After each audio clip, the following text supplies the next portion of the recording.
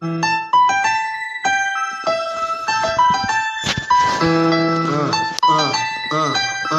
Democrats don't speak for me. Speak for me. Speak for me. Republicans can't speak for me. Speak for me. Speak for me. A bitch ass nigga can't speak for me. Speak for me. Speak for me. You coon ass niggas can't speak for me. Speak for me. Speak for me. Listen here, this is a fact of life. I be rapping like Nat Turner came back to life. Grab Donald Trump by the pussy, he ain't acting right. I never run from a conflict, I be glad to fight. It's a very cold world that we living in. Somebody please tell Elizabeth you're not an Indian. You just trying to con them people to get the benefit. Just another immigrant, stealing from the Indians. That's some punk ass shit and that's too lame. Now we finna step over to Andrew Yang. And you a sucker, you can never speak for black folks. Fake ass pandering, trying to get the black vote. The Democrats don't speak for me. Speak for me. Speak for me. Republicans can't speak for me. Speak for me. Speak for me. A bitch ass nigga can't speak for me. Speak for me. Speak for me. You coon ass niggas can't speak for me. Speak for me. Speak for me. You know your boy be high off sativa. Kamala wasn't popping, so we said bye, Felicia. She ain't had a right policy. We ain't trying to meet her. Y'all can take Biden too. Bye. We don't need her. We don't need Roland Martin or that coon Al Sharpton. Didn't need Cory Booker from the start, man. I don't fuck with police and no snitch. You know I'm coming with the heat when I spit it. The Democrats don't speak for me. Speak for me. Speak for me. Republicans can't speak for me. Speak for me. Speak for me. A bitch ass nigga can't speak for me. Speak for me. Speak for me. You coon ass niggas can't speak for me. Speak for me. Speak for me. If you ever go to court and this is your luck, try not to get fucked by Benjamin Crump. I know it's hard. You and all go is hard. But who the fuck is Amy Cloak? Put her picture up on the bullseye and start throwing darts. People cut our organs out our bodies, that's a stolen heart. They can't save us from the flood like Noah's Ark. Black lives always matter, we finna go for ours. So then we savages, we don't need to pot the piss. Mike Bloomberg can suck dick with that stop and frisk, bitch. You ain't speaking for us, we don't know you. Bernie Sanders, they get your funky ass on too. The Democrats don't speak for me. Speak for me. Speak for me. Republicans can't speak for me. Speak for me. Speak for me. A bitch ass nigga can't speak for me. Speak for me. Speak for me. You coon ass niggas can't speak for me. Speak for me. Speak for me.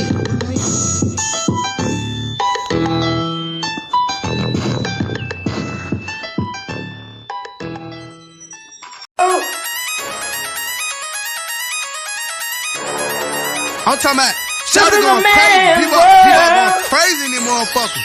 Run that shit back, man. But it means nothing. Nothing about a woman on a day.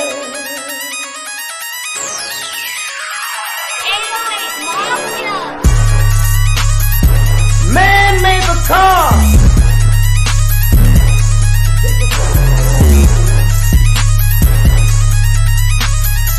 Man made the train to carry the heavy load. Man made the electrolyte to take us out of the dark. Man made the boat for the water like the 7-millimeter.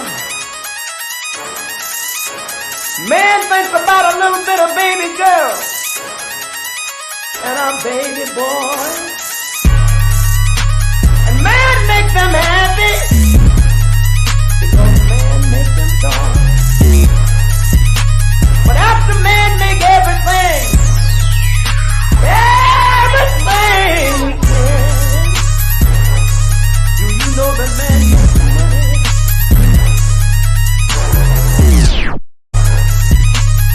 To buy from other men. This is a man's world. But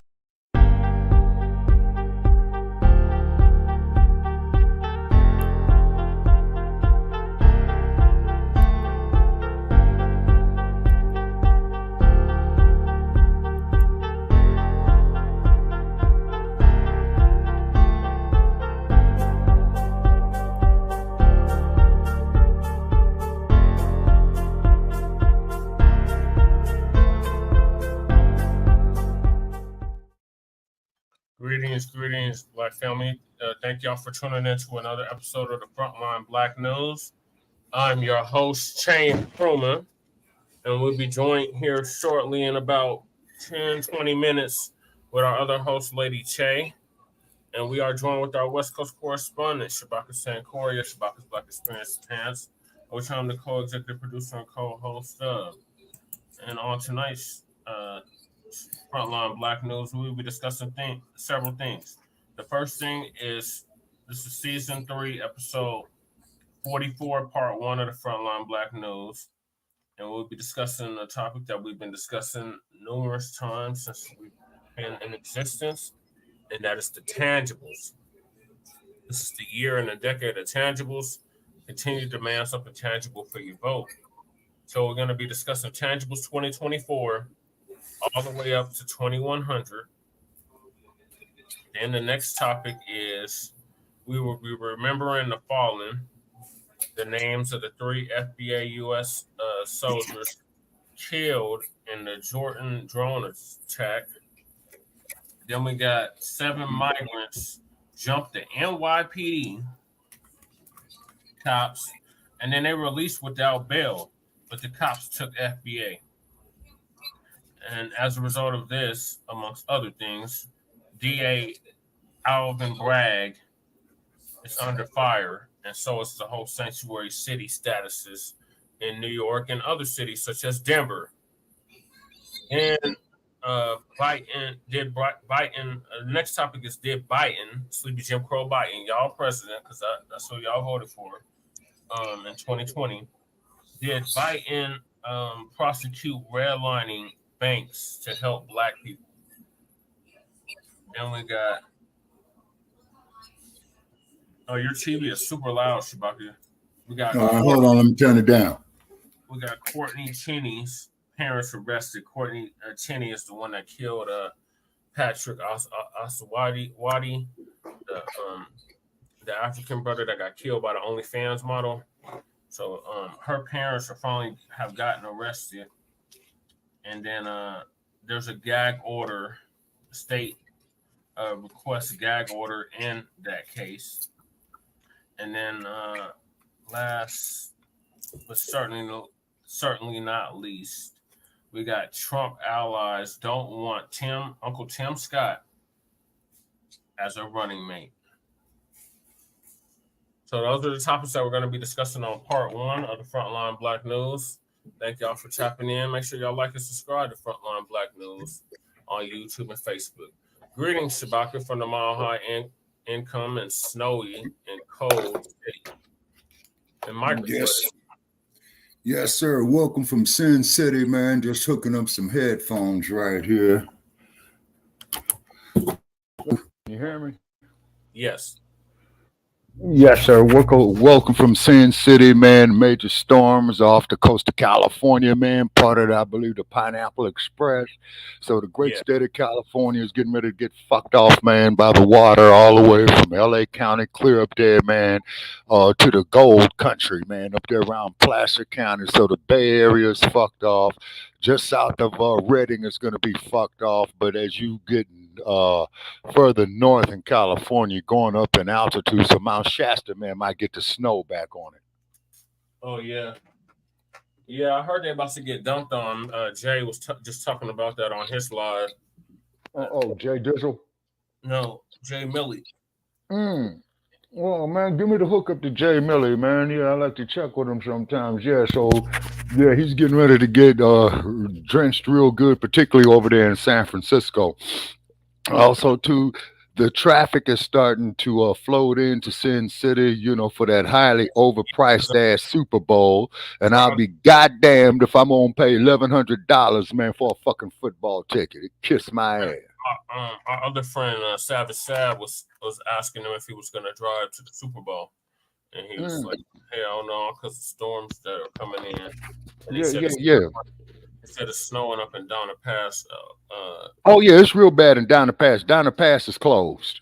Yeah. Yeah, it's closed. You know, I haven't even seen nothing on the news on it or anything, brother Jay. But I know from experience passing through that motherfucker, man, because the altitude of Donner's Pass is 7,557 feet, and I know the exact Twin height, said the man. cheapest train ticket is 2,800. Say what now? Twin said the cheapest ticket for the Super Bowl is $2,800. Yeah, man. Lord have mercy, twin. Wow, man. Wow, that's way too much, man. I could shit. I probably need to take $100, go over to this one of these casinos, man, and hopefully, man, hit $28,000 off the motherfucker. And if I did 28 grand, yeah, I go drop $2,800 on the Super Bowl because what that did mean I got 26,000. No, 25,800. Yeah. You know, and then also too, you know, the latest out of Las Vegas, Nevada, ladies and gentlemen. From what I understand, they're trying to get Taylor Swift out here to sing halftime at the Super Bowl. Then, you know, Biden, man, he's going to be campaigning out here because I think Nevada's getting ready to have his primaries or some shit. Because I think Nevada has the caucuses and the primaries, and they did the caucuses first. They had the dump out here, you know what I'm saying? Made it a point to Mrs. Orange ass, you know what I mean? Yeah. Motherfucker looks like a damn orange raccoon, man. You ever look at his eyes, man? They Yeah. real white, man. You know, they have a special drink that'll be $80 a pop. Oh my God. $80, man. Shit, if I was still smoking weed, I'd go to the damn head shop out here, man, and get some weed. Shit, if I was, but I don't smoke weed no more. And out here in the state of Nevada, for those of you, What? yeah, When did you yeah, start smoking weed? about 6 months ago when I started going to the doctor. Oh, okay. Yeah, when I started going to the doctor, and then too. Now, for those of you who have never been to Nevada before, you're good with your weed, but keep it in your trunk. And the only time that you can smoke it is when you are inside. You cannot be outside like they do in California, because in California you can smoke the shit anywhere, man, just as long as you ain't driving. You see Yeah. what I'm saying? But here in Nevada, you have to be on the inside, and if you're not, that Clark County's got a reserved spot for your ass for the next 6 months, and it will be like 6 months in a day. Yeah, it's like that And, in Denver too. They say you're not mm, supposed. They say you can't smoke it in public. People do it all the goddamn time. Uh, hmm hmm But see, I don't think Colorado, brother Jay, and Denver is as conservative oh, as as Nevada is out here, because Nevada, man, you know, you since huh? Bill Owens, Since who? Bill Owens, Bill Owens. Bill Owens' name rings a bell. Oh, ain't that the y'all's governor or former mayor? he was a former governor before Hickenlooper. Oh, okay. I remember Hickenlooper when he was the mayor of Denver, the no good motherfucker. We tried to meet with his Yeah, sorry ass, man, he was to the do governor something. when Hickenlooper was the mayor. It was Okay, and Hickenlooper, him and Romer. Well, Romer was in the yeah, I '90s. remember. Yeah, I remember Bill Romer. Yeah, because he was there in the early 2000s. And isn't Bill Yeah, Romer the one that told all the tech giants when they was building up in Silicon Valley, say, fuck California, have your headquarters in Colorado, and they'll give you tax breaks? yep, that's what he said. Mm-hmm. Mm-hmm. Yeah, you know, fuck the goddamn state of But he's out California. And then also too, from what I understand, they there. supposedly have had a little small tremor over there in California as well too. Yeah, we stay. We're not only a mile high, we are really high out here. Oh yeah, man. Shit, yeah. You guys are 5280, 5,280 feet above sea level. That is an exact mile. You know what I'm saying? Hmm. And what have you. And whatnot. And then also too, man, there was I was pulling up some information, and also too on Cartoon News Network. Abby Phillips, she gave a very, very good story, man. You know, on the Uh, history of racism. I forgot old boy and that just died, Apollo Creed.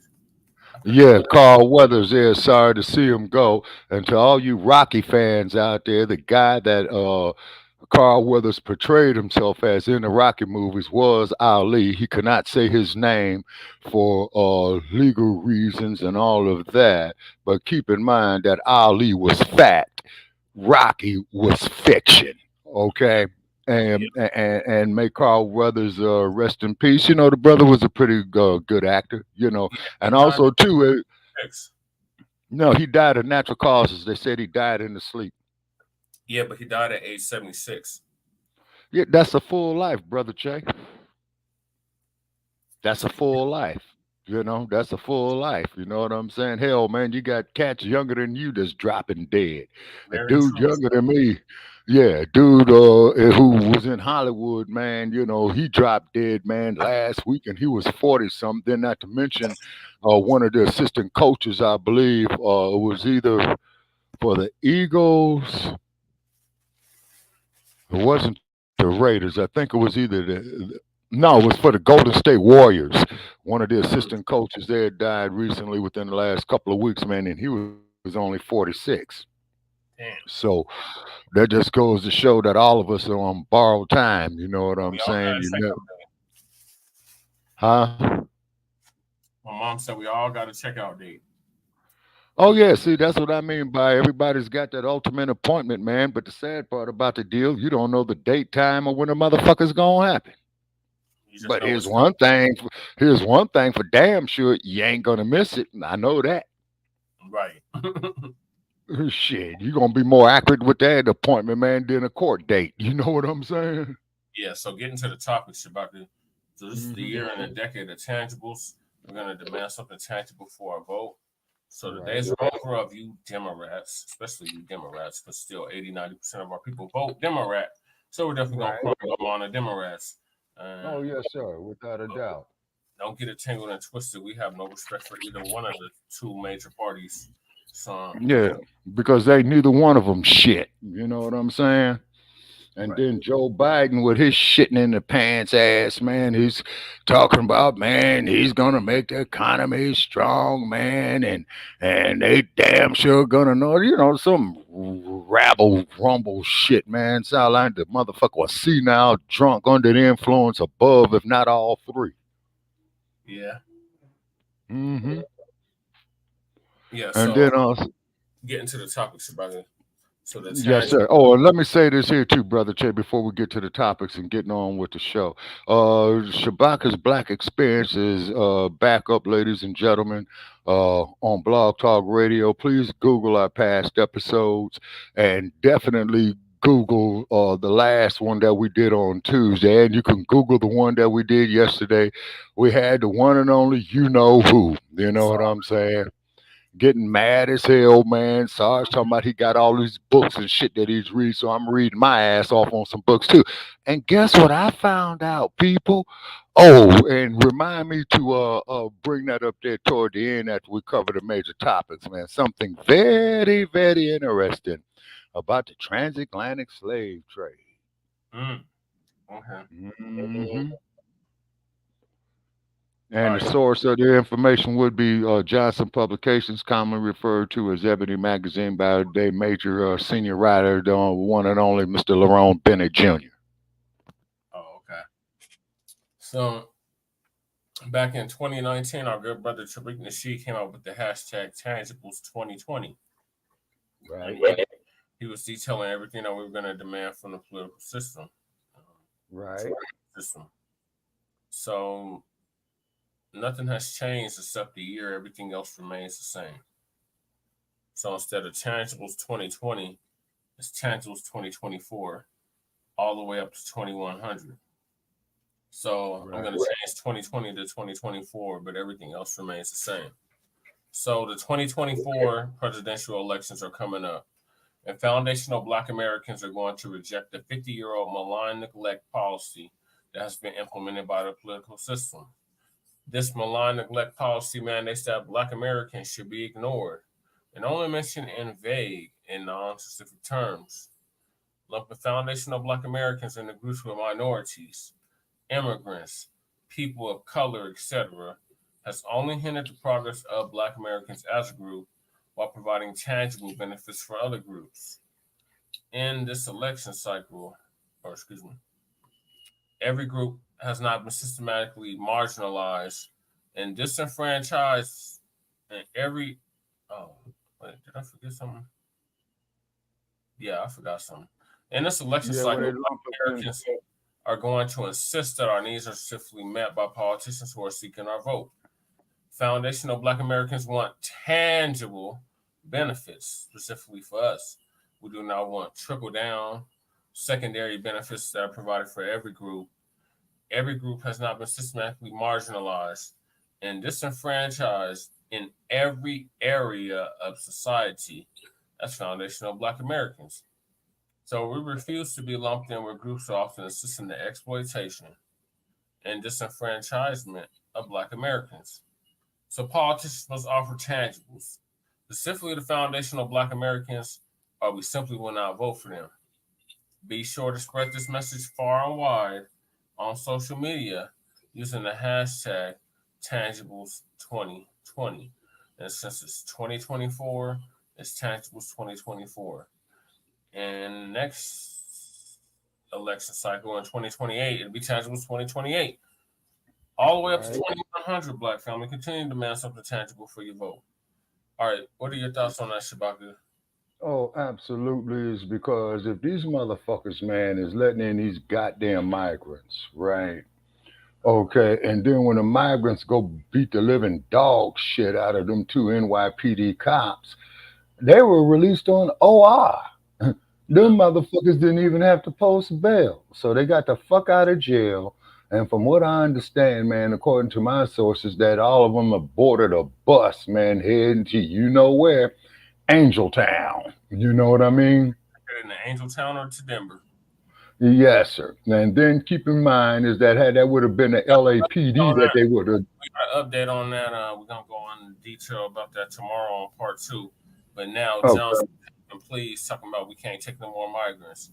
All of a sudden. Yeah, they're very interesting. You see, these damn politicians ain't shit. He says you gotta leave. You need to leave, but you ain't gotta go home. But you gotta get the hell out of here. So now all of a sudden he's realizing he made a mistake because remember when he first took office, he's talking about come on in, we'll take y'all in, just like Eric Adams, just like Brandon Johnson, and now they all copping pleas. So we can't take no more migrants. Y'all the ones that allowed this shit. That's why I said that they cause problems just to act like they got the solution to them. Yeah, exactly.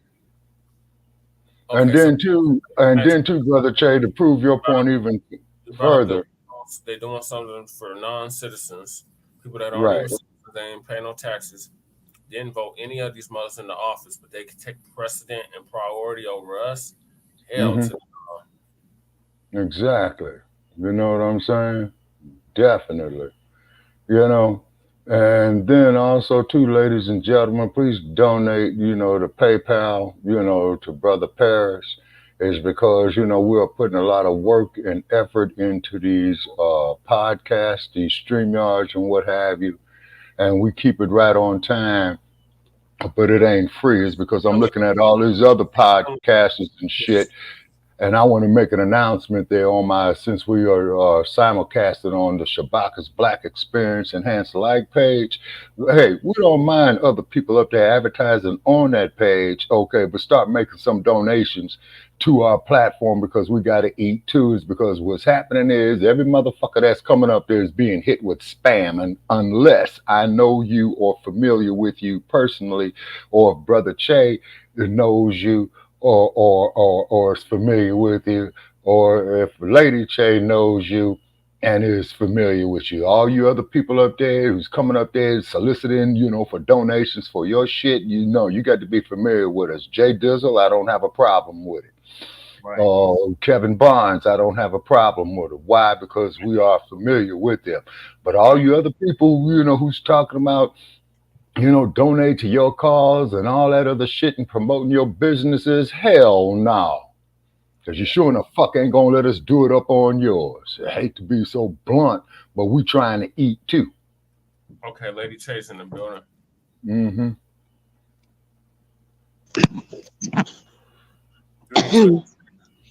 okay? I'll probably be going back to the back room in a minute. I couldn't find nowhere to hold up the tablet anyway out here. I was gonna say hold your vote like you hold your Swilla. Yeah. That's pretty much it. And yeah, anything y'all could toss this way towards um to help keep the platforms running, that'd be right. No big deal. You know, what I mean, the universe got us one way or the other.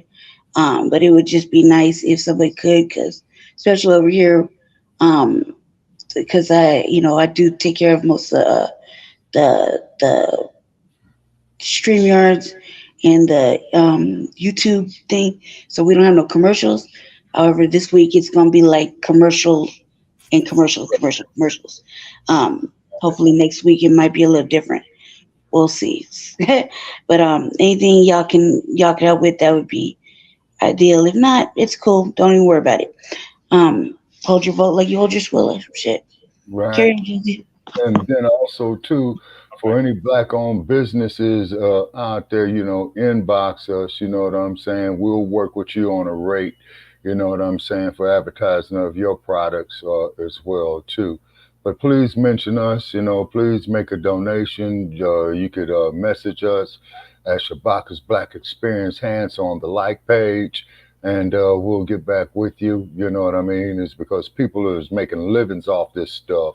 And, we got to start making us a living too, because we're going to keep bringing you the real. You see what Right. I mean? Not no prepackaged bullshit. No, we don't believe in a man shoving ketchup up his ass, talking about that he's menstruating, that there's an insult to womanhood. You see what I mean? And I'm sure a lot of the women, feel the same way, on that grown ass man talking about he a woman. Yeah, that's a definitely an insult. Um. Okay, Shabaka. So is that your final thoughts on the tangibles? No, sir, just two more sentences, okay, is because I'm seeing that they got a lot of objections to giving us reparations and all that old type of shit. But keep in mind, USA, and to the rest of the world, we built your goddamn country, and the only fucking thing that we ever got in return was some of the most brutal and inhumane treatment possible, from the Ku Klux Klan to the police department. Yeah. But they are both the same side. They both are different sides of the same coin. We also have the hashtag Resurrection of the Mental Dead.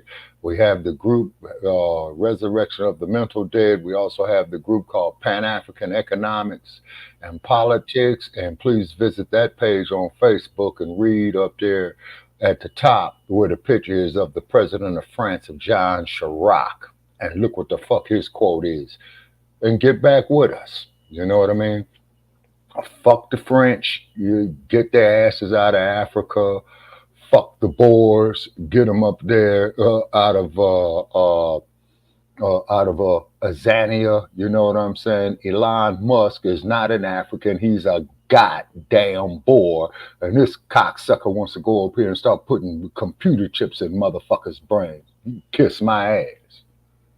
Yeah, with that Neuralink shit. That lady Yeah. take on the RBA. So make sure y'all check out the latest RBA from a week or two ago.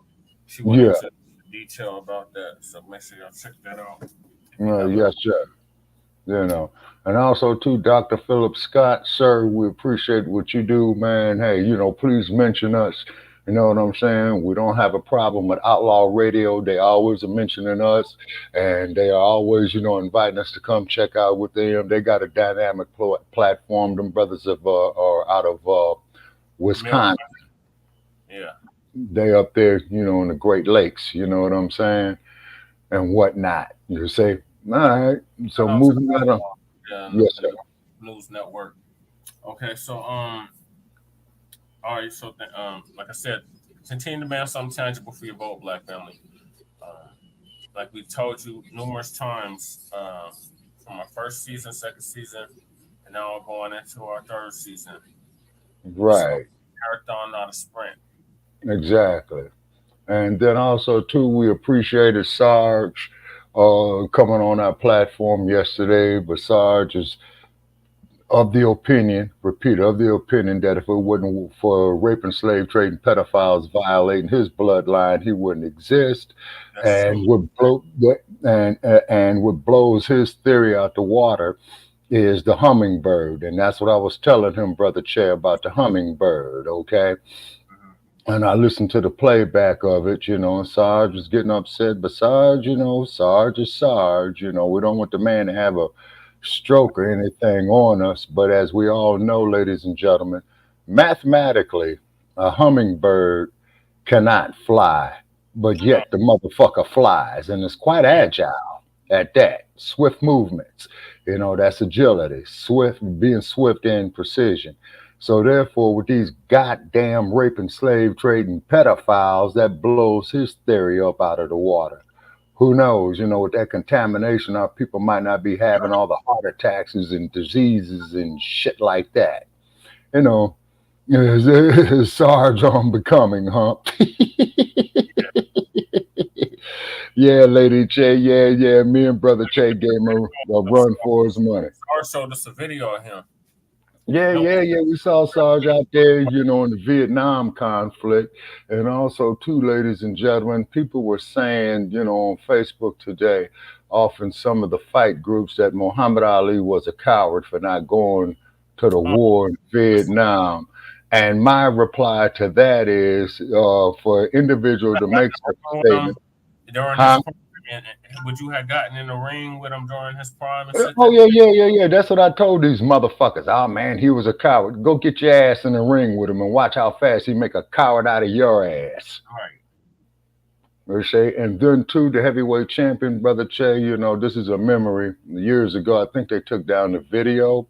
Is that there was a YouTube video of him speaking at the University of Texas, and as the heavyweight champion was approaching the stage to speak, all them white boys is calling him niggas, you dirty draft dodging bastard. And he's like, right. So after they blew a little bit of steam, the heavyweight champion of the time had stated, well, if I'm a coward and if I'm going to die, I'm prepared to die fighting one of you. Do I have any takers? You could hear a pin drop in the room. Oh yeah, Hmm. he was heavy. Yeah, he was the heavyweight champ. Of course, he was heavy. And then, of course, as we do know, no disrespect to Mr. Stallone, who created the Rocky movie, but Carl Weathers, who transitioned recently, Apollo Creed was 85% based off of Muhammad Ali, except Muhammad Ali never wore no goddamn American flag on his trunks. Talking about Sarge. Yeah. He okay, his heart like mine, all fire and grit. I'm more worried about him. He gets rowdier than me. Make me doubt my falling heart. Make me doubt my failing heart. For real. Well, on that there, Lady Che, just sit back, relax. Take your time. You still got youth on your side, okay?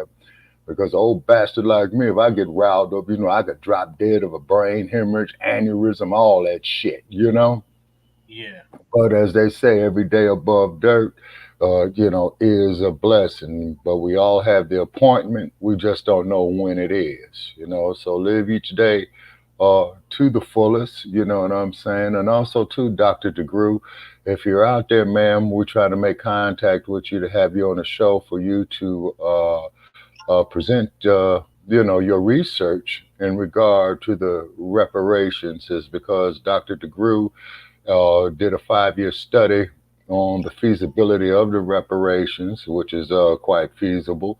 You see what I mean? And then, About and Apollo Creed, yeah, Carl Weathers. he was also too a player for the Oakland Raiders too. You know that, right? Oh my God. They said Yeah, it he was, was. but they didn't say Yeah, what yeah, team he played for. yeah. He played for the Oakland Raiders. Yes, sir, he did. He was the safety. Wow. Hmm. So I appreciate Mr. Weathers stomping a whole lot of cleat holes into them helmets of them ponies Oh my that's in a God. barn. and the Raiders are in dry dock. Brother Che, you feel bad about the ponies. I feel bad about the Raiders, man. Raiders is in dry dock. You know what I'm saying? They're out here in the desert with no water. You know what I'm saying? Lady Che says Carl Weathers was a good-looking brother. Okay, well, Lady Che, I never seen a good-looking man before in my life. All these mugs out here with these mustaches and shit is all dog-faced Joes to me. And the beauty of it is, gentlemen, I'm sure you will concur my statement. Yes. Exactly. You know, and then also, too, there were photographs of Mr. Weathers, you know, with Ali. You know what I mean? That I was reading, you know, information on him and whatnot. And believe it or not, in Los Angeles, I saw Carl Weathers one time. He was filming a movie. I don't know which one it was, but Carl Weathers was a big dude. Oh, okay. Yeah, he was 6'4" easy. Wow. And then when he was playing with the Raiders, and even still today, 6'4" is about the average height, you know, of your safeties, your cornerbacks, and what have you, you know. But them dudes they got on the line, man, them dudes is like 6'9", 6'10", 350 pounds, and all that. And then also too, that dude Tyson Fury, he got cut. And his upcoming fight that they had postponed it. You know what I mean?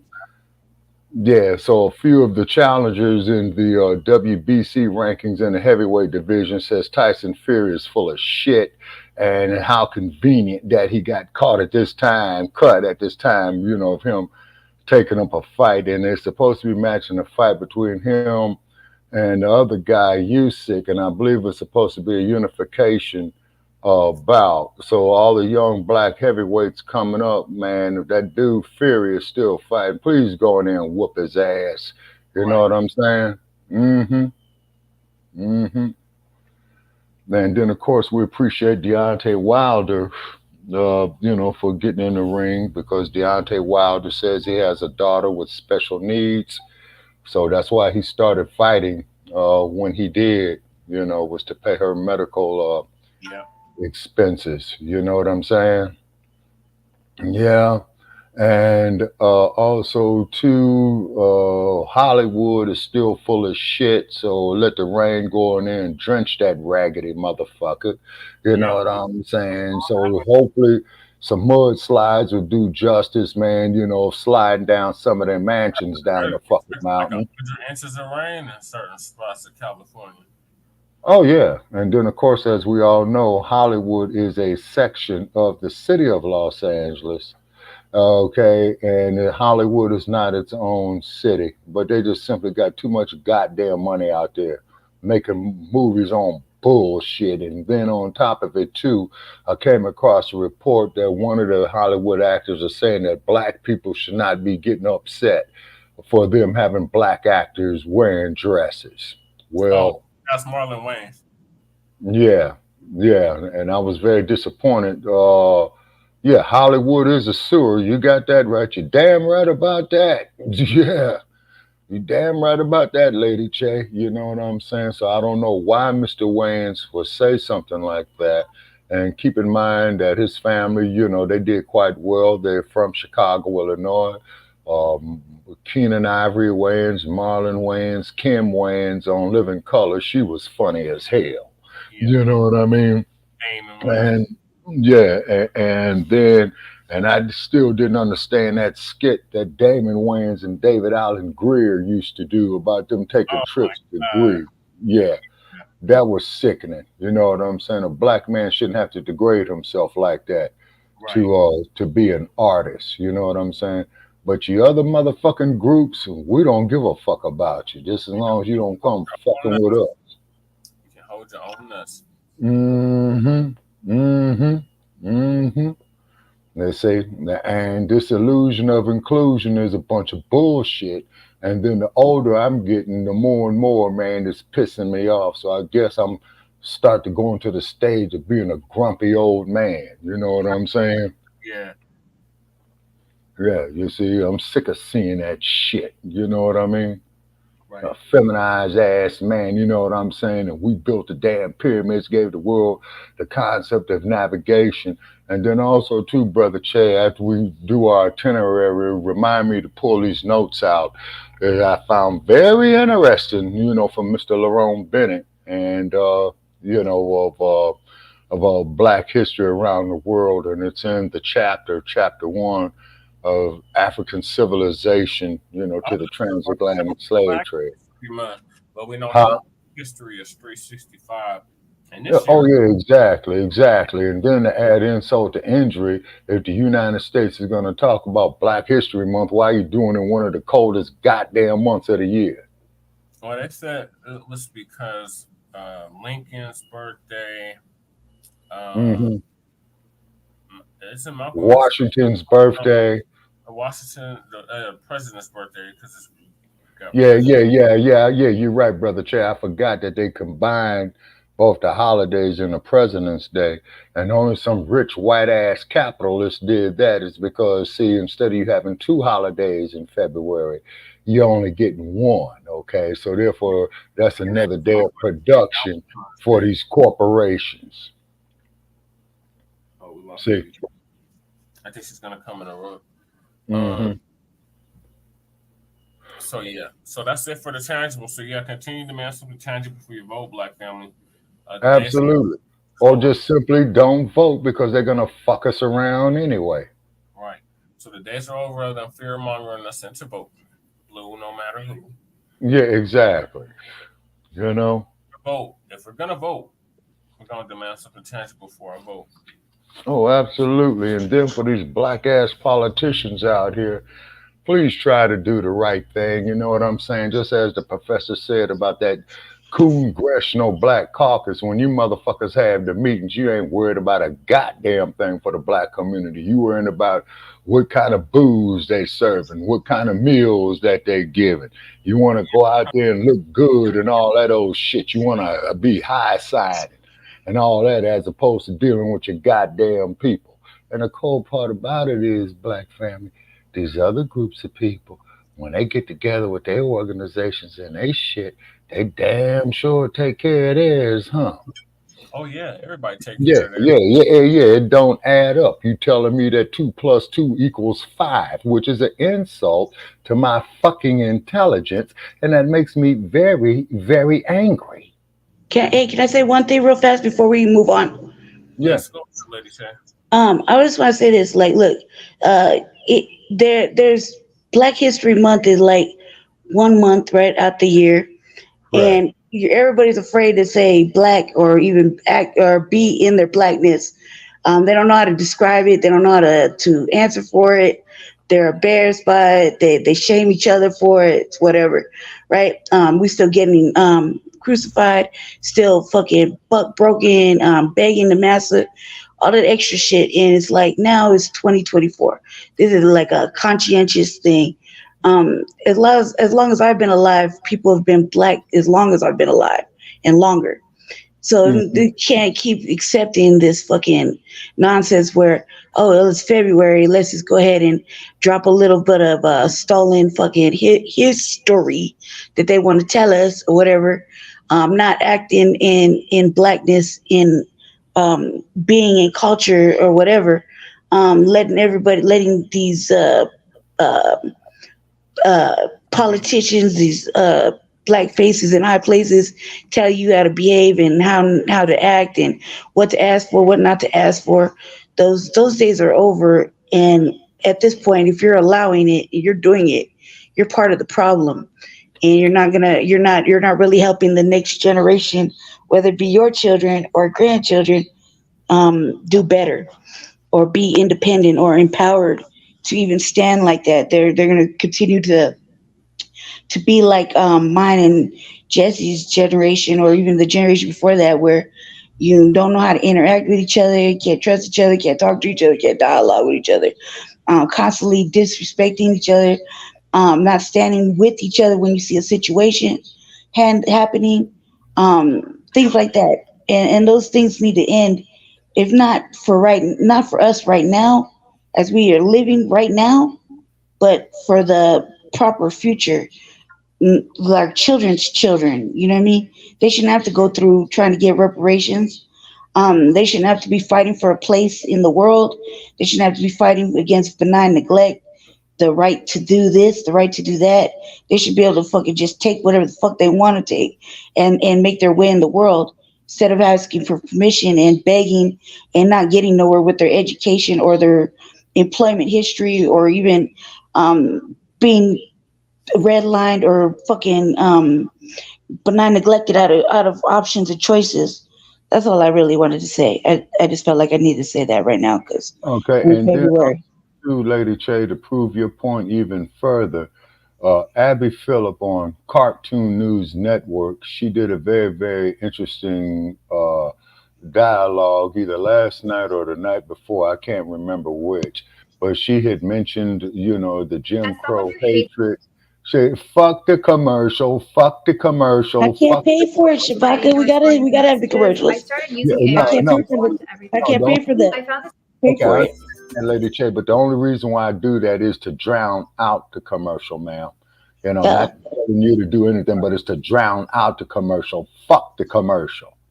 Right. mm, Advertise us. Advertise Frontline Black News. Right. And then also to a quick question before we get to the three black soldiers who were killed overseas. Yeah. Also, too, they got a case going on about the husband and the wife who's being prosecuted for manslaughter, whose son went and shot up the goddamn school and shit Ethan, like that. Nate, what's his damn name? Ethan something. Ethan Right. or some Yeah. shit. Or whatever. And this is to prove Lady Che's point even more so. Okay, when you white people go out there and say, well, we getting guns because it's the Second Amendment that we argued with Sarge about, which is inalienable, right? But the hypocrisy of the situation is when a certain group out of Oakland, California did that to protect themselves in a black community. We're not going to say their names. These individuals were labeled terrorists and they were declared public enemy number one. But the Second Amendment is supposed to be an inalienable right. And President Barack Obama, I tweeted you on Twitter, sir, and I pretty much stated, Mr. President, that you had let black people down when our people who were unarmed were getting murdered by the police. You did no intervention, but you was more concerned about a man shoving ketchup up his ass. I'm very, very disappointed in you, President Obama. I'm not. He never said he was gonna do nothing for black people. Yeah, yeah, yeah, yeah. Oh, Okay, so Lisa Cabrera. shout out to Lisa Cabrera. So we're gonna remember the fallen soldiers, the fallen name of the Right. three FBA U.S. soldiers killed in the Jordan drone attack. Yeah.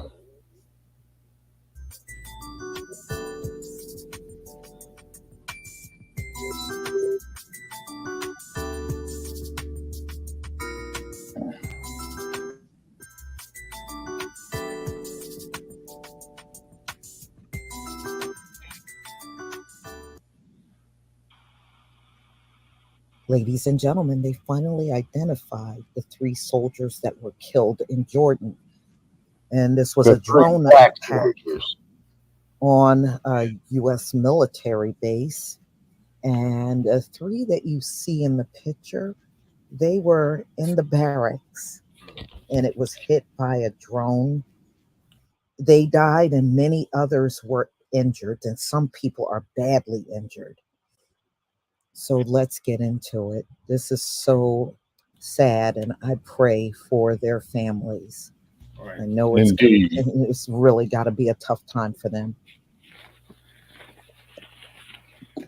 The U.S. government has released the names of 3 troops killed by an enemy drone attack in Jordan on Sunday. So we have Sergeant William Jerome Rivers, 46 years old. And then in the middle is Specialist Kennedy Landon Sanders, 24 years old. And then we have specialist Brianna Alexandria Moffett, 23 years old. They were killed when a drone hit their housing unit. The U.S. blamed an Iranian-backed group. The Pentagon said it carried the footprints of Kataib Hezbollah. The Pentagon reiterated the U.S. does not want war with Iran. We do not seek war, but we will act and respond to attacks on our forces, said a spokesperson, Sabrina Singh. CBS News, the BBC, U.S. partner, said it was told by a U.S. official that the drone used in the attack appeared to be Iranian-made. The official indicated it was the type of Shahed drone, which is a one-way attack drone Iran has been providing to Russia. Iran has denied U.S. and British accusations that it supported militant groups blamed for the strike. The Pentagon said the 3 soldiers killed on Sunday morning came from an Army Reserve unit based in Fort Monroe in the state of Georgia. So Lieutenant General Jody Daniels, Chief of Army Reserve, Commanding General, U.S. Army Reserve Command, paid tribute to the fallen soldiers. On the behalf of the Army Reserve, I share the sorrow felt by their friends, family, and loved ones.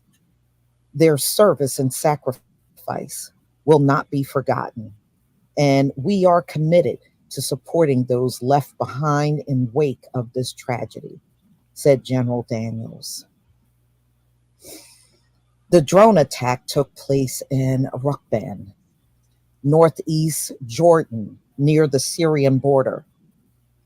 The base was later named U.S. officials as Tower 22. So I'm going to show you what that looks like. I do have an aerial shot of it. Okay, so here's an aerial shot, everybody, of Tower 22 that was attacked by a drone. So they said more than 40 military personnel were injured when the unmanned aerial system hit the container housing unit where they were this past Sunday morning. Features of the air defense system were off at Tower 22 at the time of the attack. U.S. officials told CBS News because the enemy drone arrived at the same time as the returning U.S. drone. They added the troops at the airbase were still sleeping. They were in their sleeping quarters when the drone struck, and there was no warning. Iran has denied playing a part in supporting groups suspected of being responsible for the strike. So the Iranian Foreign Ministry spokesperson said it was not involved in the decision-making of resistance groups and how they chose to use to defend Palestinians or their own countries. Iran Intelligence Minister Ismail Khatib said the regional army groups aligned. Are you sick of having issues with your webinars, wasting tons of time on troubleshooting with attendees? If so, you need StreamYard on air. Hey, it's Dana from StreamYard. I'm so excited to announce the launch of StreamYard. Advertisement. And with Iran respond to American aggressors at their own discretion. President Joe Biden said the U.S. will hold all those responsible to account at the time and in a manner of our choosing. So U.S. Defense Secretary Lloyd Austin said he and Mr. Biden would take all necessary actions following the attack on American forces. Pentagon spokeswoman Sabrina Singh said the attack was carried out by an Islamic Revolutionary Guard Corps backed militia and had the footprints of Iraq-based militant Kataib Hezbollah. All right, I have another shot that kind of maps out where the military bases are over there.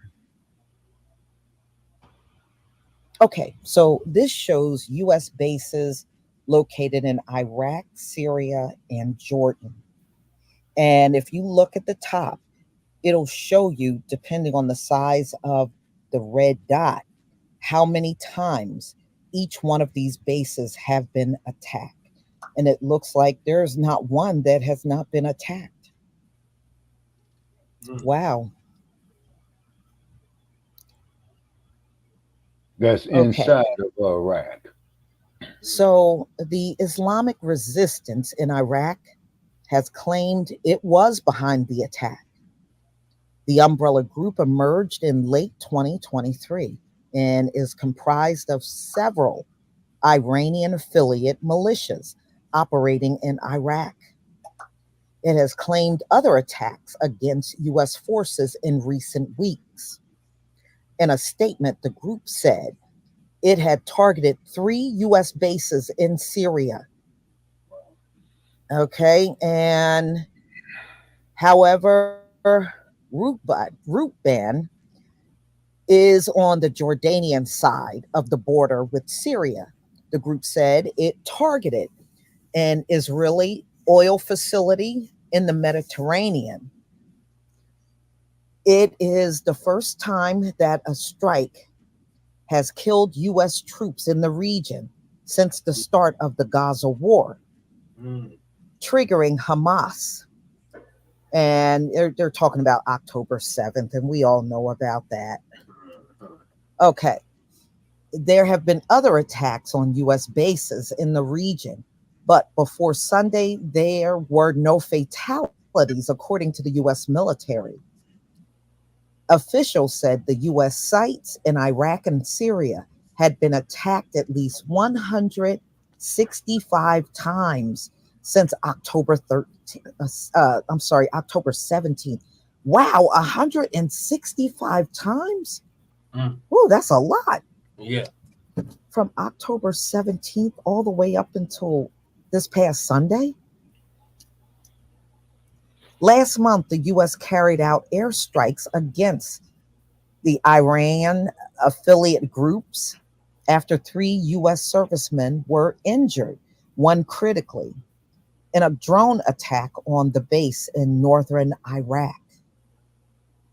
Earlier in January, one retaliatory U.S. strike in Baghdad killed a militia leader accused of being behind the attacks on U.S. personnel. That is crazy. You know, I did hear about some of the attacks, but certainly not 165. So, y'all, tell me what you think about this story.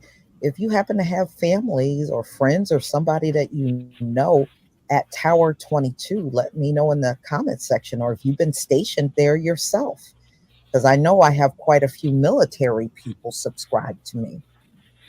This is absolutely crazy. Y'all be careful out there because it is just not safe. Please leave your comment and subscribe. Yep. Don't forget to hit on the notification bell. Subscribe to Frontline Black News. That's right. All right, Shabaka, what are your thoughts on this? Okay, my thoughts on this here, Brother Che. It is a tragedy that these 3 young people lost their lives. But it would be very, very nice if all of Pan-Africa had formed its own military to protect their interests because you got these goddamn French going in there and the Chinese going in there, taking the fucking minerals out of Niger, Zimbabwe, uh, Eastern Africa as well too. Also, too, black family on a collective basis throughout the whole world, particularly in the diaspora, we could not be fighting each other, for these caucasoids. We can't afford to do it because we're all we got. Okay, ain't not none of these motherfuckers out here gonna be worried about us. You got the goddamn migrants over here who's gonna be attacking us like they did the black girl there in Chicago, Illinois. You know what I'm saying? And then just to show you how they. Trinity I'm sorry. Washington. Huh? The girl's name was Trinity Washington. We covered that story. Yeah, about 3 months ago. Yeah, about 3 months ago. Then the goddamn city of Chicago with that punk ass Brandon mayor who ain't shit. Is going to shut down Black youth sports on the south side of Chicago where we need to make it for the migrants. Fuck them motherfuckers. Because they bringing in illegal guns. They bringing in this goddamn dope. You know what I'm saying? They got a hidden agenda. You see what I mean? And then you figure you're going to come to our people to sell your shit to. Wait a minute. So hold on, Shabaki. So you mean to tell me the dump, as in human shit, and we want to make that perfectly clear, was right? Yeah. On that one, it was. Yeah, the orange dude was right on that one. You know what I'm saying? Most definitely. All that illegal shit that comes here, they flood the black community with, man, our people don't import that shit. They do. Right. But remember he was saying that they was bringing in drugs and dope. Mm-hmm. They're like, oh, he's a racist. Mm-hmm. Yeah. Uh-huh. And the main city that gets hit with that bullshit, man, is Los Angeles because it's only 123 miles away from the border. Yep. You see what I'm saying? Then not to mention down there in Arizona. Then not to mention down there in the great state of Texas of old Governor Bud. You see? And that there's all wide open spaces because El Paso is right across the street from Mexico, just like San Diego is literally across the street from Mexico. You see what I'm saying? Yeah, exactly. Well, Tijuana, man, is like now. Let me make sure my memory serves me right. Tijuana is about 25 miles south of San Diego, but however, it is the first city that you will get to when you travel, on Interstate 5, and I guess it turns into one of the Mexican interstate highways there down what they will call Baja California, which just simply means Lower California. You see what I'm saying? Okay, and then too, they're crossing the border over there at Texas and whatnot, but it's very, very interesting as that they letting the people come in there from Venezuela, letting the people come in there from El Salvador and what have you. But look what they did to the Haitians. Now, another group of motherfuckers who's coming in there through there too are the Chinese. Yep, they letting them in too. Mm-hmm. Yeah, are the Chinese. And this goddamn artificial intelligence is getting too much motherfucking power is because I had a fucking robocall on my phone and I just simply said, fuck you, computer, fuck you, computer, fuck you, computer. And the raggedy motherfucker finally hung up, man. I don't want to hear that shit, man. You know what I'm saying? And we got to pay these goddamn cell phone bills and you going to call me up with some bullshit? It ain't happening, Captain. Right. You gotta put your number on a do not call list. Right. You know what I'm saying? Yeah, and they got a bunch of shit for you to go through with that. And then also too, ladies and gentlemen, T-Mobile, I don't think is no longer charging to call in, to Blog Talk. Well, that's good. Yeah, it's because I've called in to Blog Talk a couple of times, with the T-Mobile number. You know what I'm saying? Okay, so getting back to the topics about here. Yes, sir. But that's your final thoughts on this topic? Yes, sir. And then, of course, our hearts go out there, to the families of the 3 black soldiers, they lost their loved ones. But also, too, Brother Che, this here brought back a memory. Okay, when the dump, as in human shit, and we want to make this perfectly clear. When he was in office, I recall, man, that there were some U.S. soldiers that were ambushed in a country called Niger.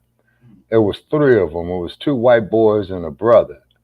But the black soldier, he was carried off away about a mile from where they killed the other 2 soldiers. Okay, do you think there's any significance in that, Brother Che?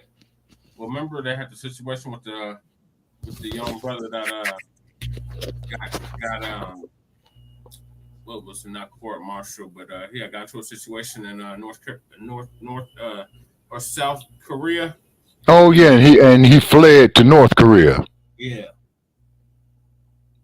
Interesting. Very, very interesting. Okay. Yeah, So saying that and then noticed that they were going to strike that barrack. yeah, and then keep in mind though too, Brother Che, when the black soldier was brought back to Delaware, I believe his remains was brought back. The dump, yeah, had got up there and said, well, he knew what he was signing up for. Well, Biden called himself trying to pay his respects. Let me play that video real quick. Yeah, is he shitting on himself again? He probably did. Yeah.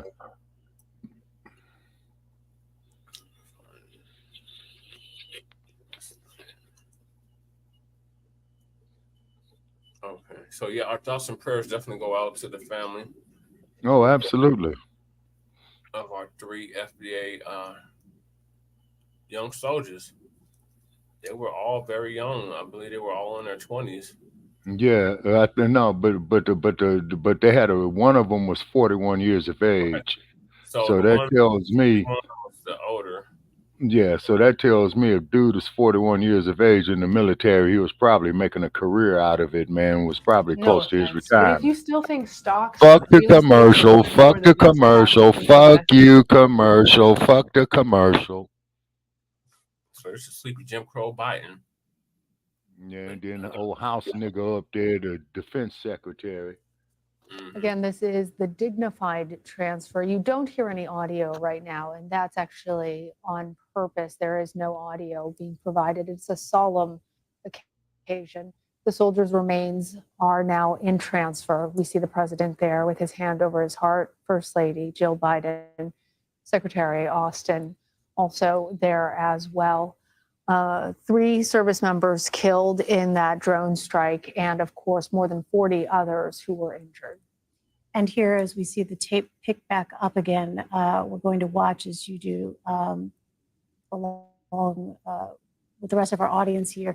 This is a solemn event that we have seen many times before unfolding at Dover Air Force Base. And what we know about this is that the Air Force has specific teams that help the families of the fallen from the time of their arrival into the area there to the time that they leave.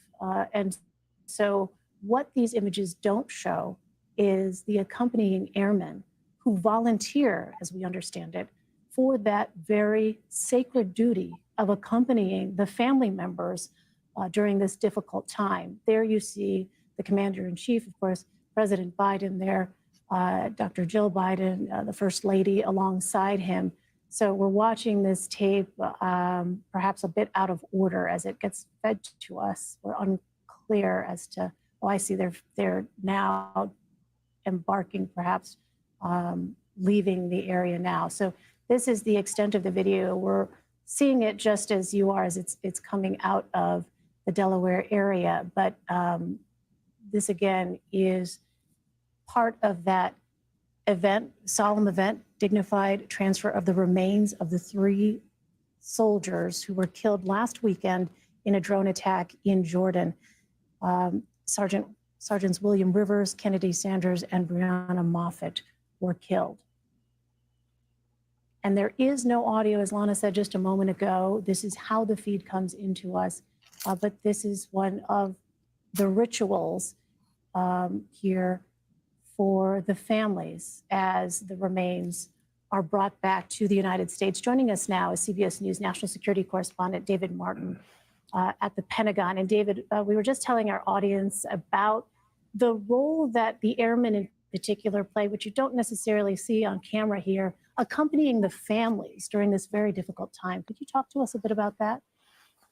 Well, each family is assigned what's called a casualty assistance officer, and it's usually someone who knew the fallen soldier, and they try to help the family through all of the nightmarish logistical difficulties that you face when something like this happens. Among other things, these families lived in Georgia. They have to get from Georgia on a plane up here in time to meet the president, and they've got all this surreal stuff going on for them. They've had the knock on the door, they've had the phone call from the president, and they're, as you might expect, have a hard time functioning.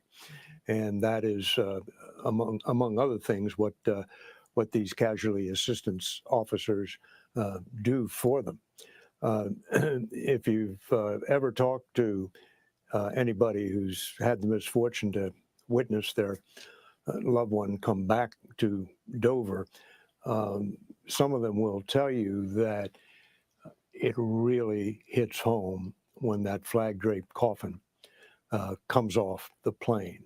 Up until then, it's been a surreal existence, things happening too fast to take all in. But then all of a sudden, you're standing there on the tarmac, and the flag-draped casket comes off the plane, and that is the moment when many families realize that this is for real and it is forever. David, talk to us about the next steps now that these 3 soldiers have been returned home. Well, there's a lengthy mortuary procedure that has to be gone through here. Among other things, they have to use DNA to absolutely 100% confirm the identities of the dead, even though there's no real doubt about that. And then the bodies have to be prepared for burial, and then the families choose where they want the soldier to be buried.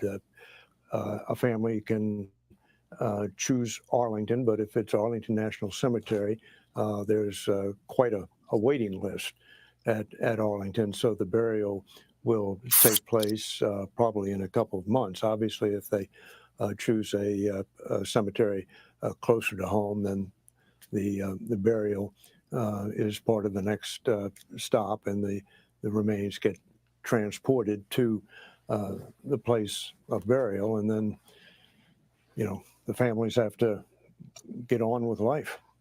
David, if you'll stay with us just a moment, I believe we have our Nancy Cordes. Actually, let's go ahead and watch these images of the dignified transfer. There you see, as David was mentioning, the flag. The moment, as David recounted, for many families becomes very real at that time, seeing the American flag on those transfer cases. I was going to bring in our Nancy Cordes. Nancy, if you're with us, our Chief White House correspondent, can you talk to us a bit about what we have heard from the president in the wake of the deaths of these soldiers? Well, we know, Elaine, first of all, that the president reached out to the family members of the 3 soldiers that were killed, 3 members of the U.S. Army Reserve, 2 of whom were promoted posthumously to the rank of sergeant. And this is one of the most solemn duties that a president has, is to call family members of fallen U.S. soldiers or airmen. And we actually got a glimpse into one of those conversations because the family of one of the service members actually shared the video of them taking that phone call with the Atlantic Journal-Constitution. And, you know, this is something that the president speaks to often with these family members in a very personal way, having lost several of his own immediate family members, including his first wife, his daughter in an accident, and then, of course, his son, Beau, who had served in the military himself. And so you could clearly hear the anguish in the voices, not just of the parents of one of those service members, but also the president himself, as he said, I know what you're going through. They're on the tarmac right now. Obviously, we see the president and the first lady. We also see the Secretary of Defense, Lloyd Austin, who has not been seen all that much over the past month because, as you know, he was recovering from a stint in the hospital. But he is there today to pay his respects, as is the chairman of the Joint Chiefs of Staff. And I saw one of Delaware's U.S. Senators, Chris Coons, standing there as well, all there to pay tribute to the victims as they come home en route to their final resting place. Now, Nancy, this has become relatively uncommon in recent years because the U.S. has withdrawn from conflicts overseas. I'm wondering what more we have learned from the White House, what they are saying about today's ritual, how the president is feeling. It looks like a very emotional moment. Right. It truly does. I'm sure the president is thinking of his own son at a time like this, who he lost only a few years ago. And this is an experience that Mr. Biden has had as president only once before. Back in 2021, just about 7 months after he took office, when 13 service members were killed, as you'll recall, in a suicide bombing at Kabul airport during the final chaotic days of the U.S. withdrawal from Afghanistan. So much controversy surrounding that pullout, whether it could have been better prepared. In that instance, some of the family members were more interested than others in meeting with him. So it was a very delicate situation, but he did go to Dover to pay tribute to those fallen service members as well.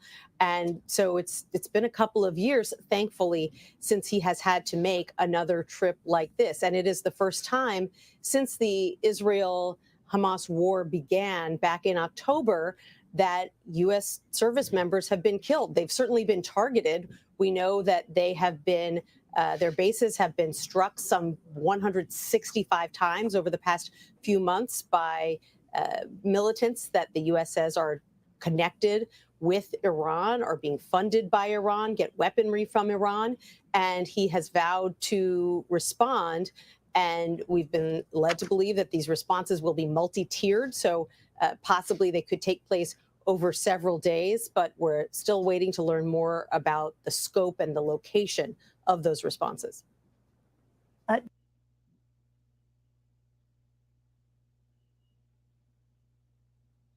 right, so I'm gonna stop it there. Right. I wanted to play the Blacc response to this. You see how Biden's here, it's political season. So he's basically pandering, trying to show he give a damn. Right. We all know goddamn well he don't give a damn. Sorry, that's fun.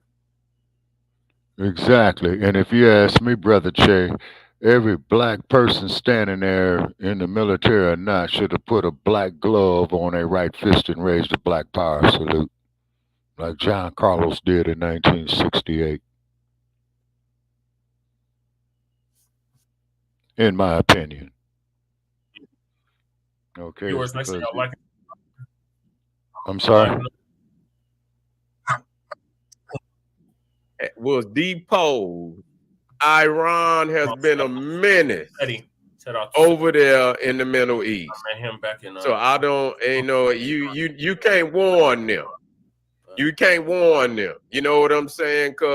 And see, the thing is, and these motherfuckers been talking about death to America, death, and like I say, and death to Israel, and so on. Man, they was saying that bullshit, man, in the early 1990s and the late 80s.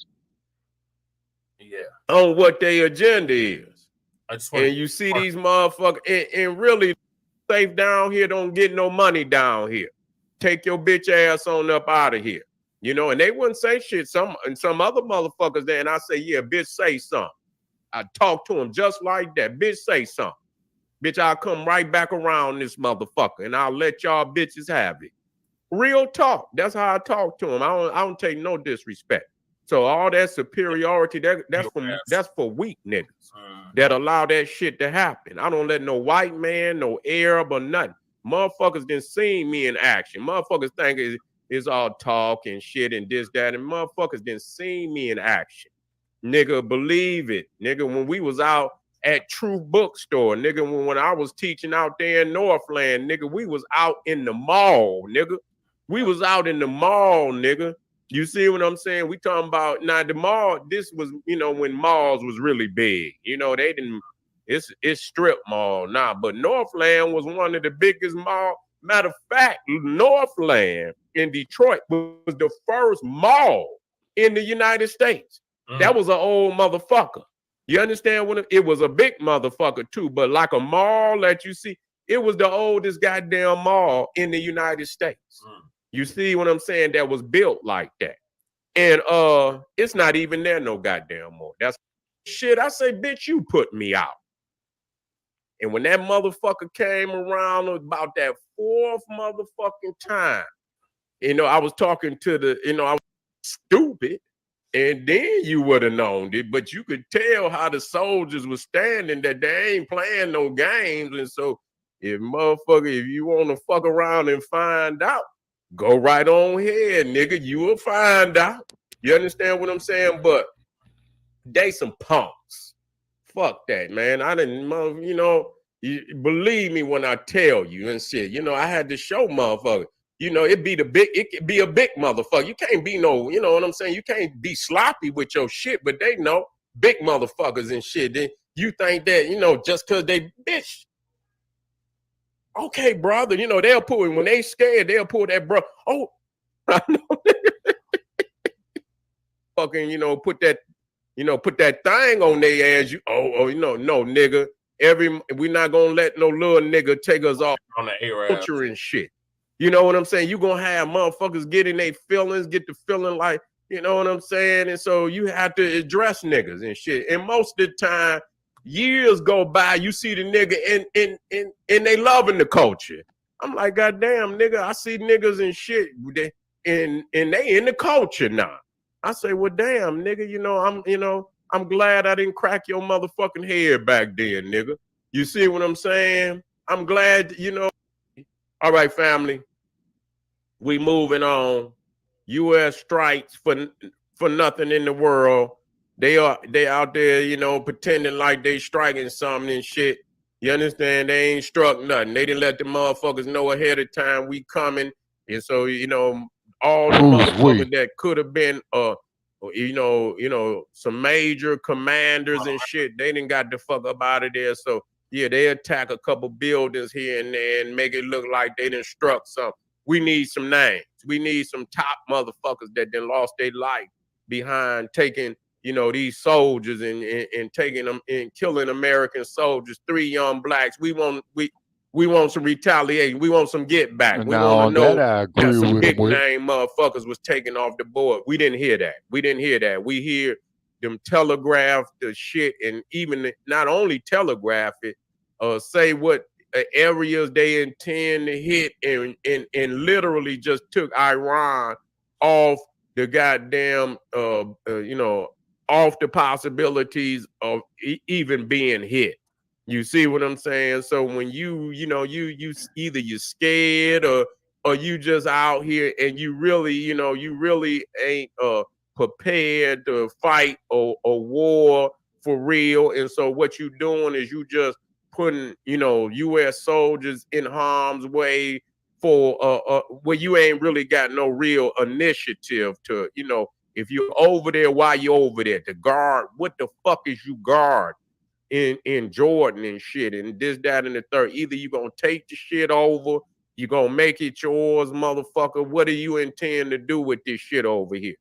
And eventually, at some point in time, I don't know, it's already 165 fucking, I heard the brother Carl, what's his name? Carl Weather had passed, the brother that played Apollo. Yeah, he passed, you know what I'm saying? And Yeah, you know, R.I.P. Yep. You know, but all right, family, we're gonna move on from here.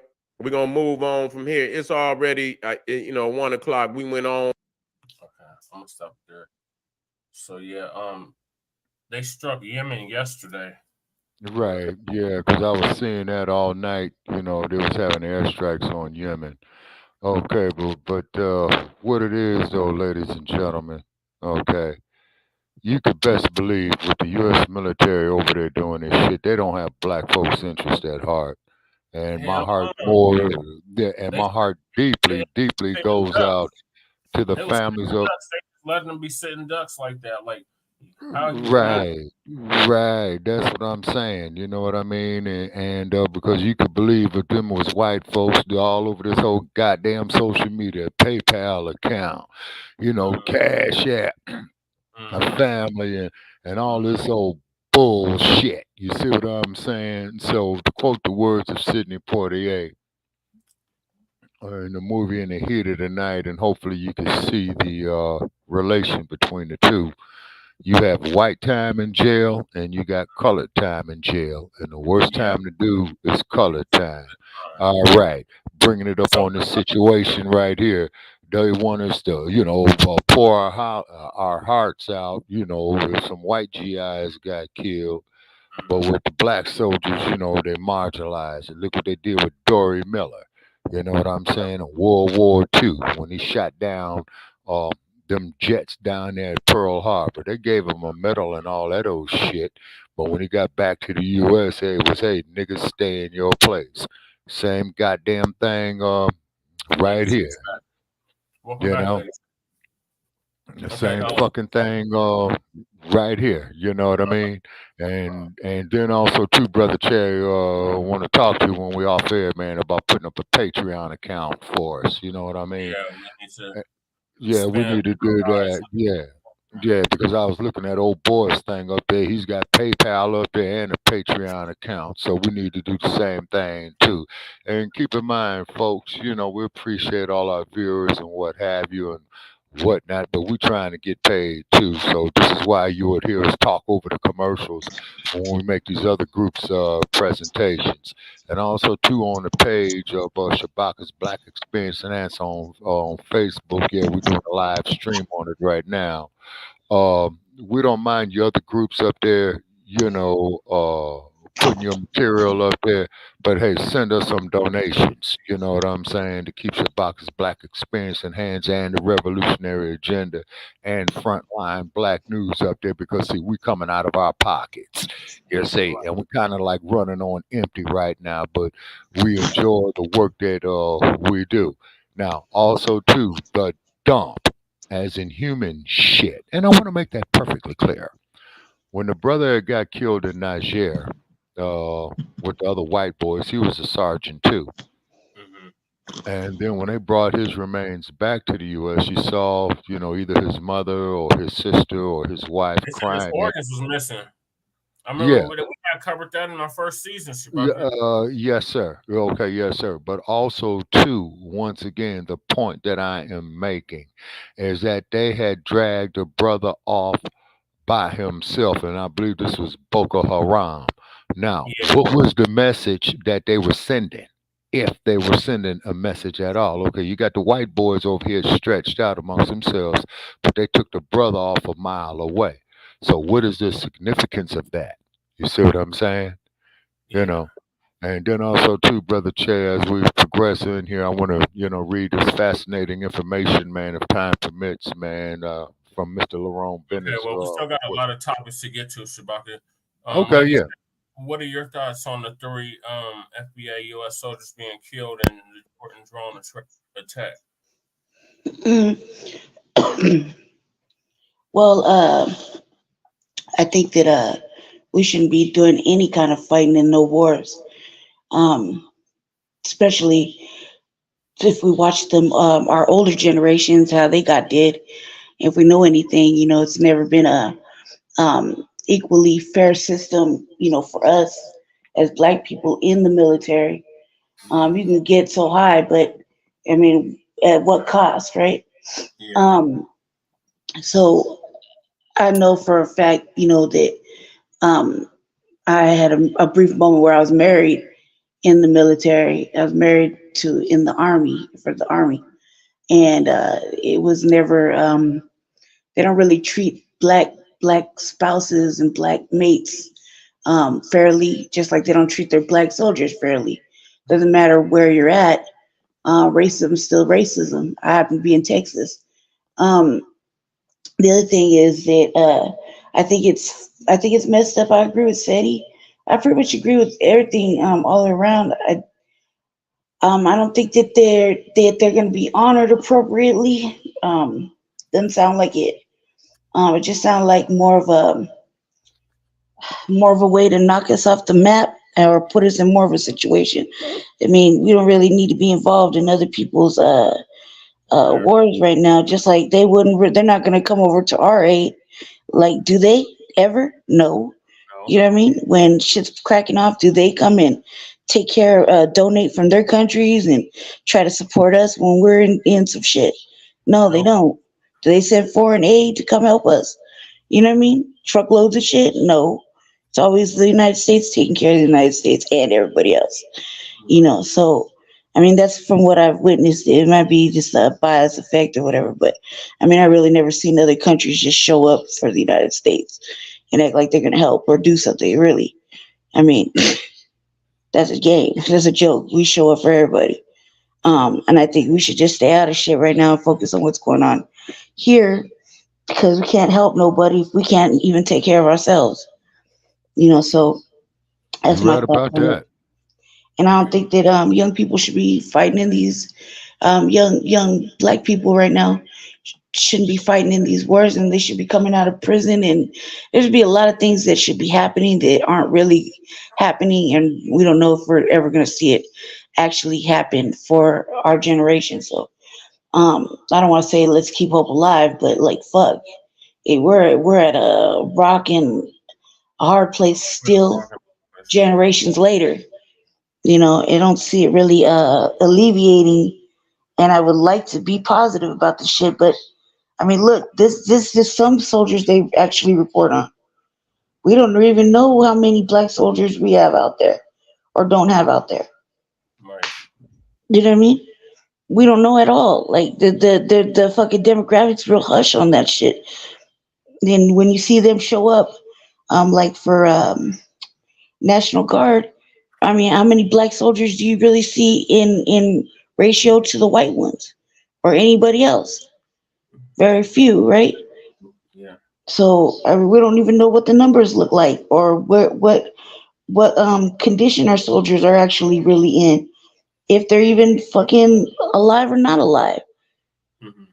The numbers are fucked up just like the census is fucked up, just like every fucking number is fucked up when it comes to black people. So we don't know if they're getting treated fairly or not getting treated fairly. They could be being treated like fucking inmates in prison right now. We would really know. Sometimes it happens like that, Lady Che, because I've spoken to some soldiers there as well, too. And to prove your point even further, oh, shit, this must have been about 15, 16 years ago, folks, is that there was a black female soldier who was stationed. She was in the field, okay, and they had raped her. And what they did was after they had raped her, they had put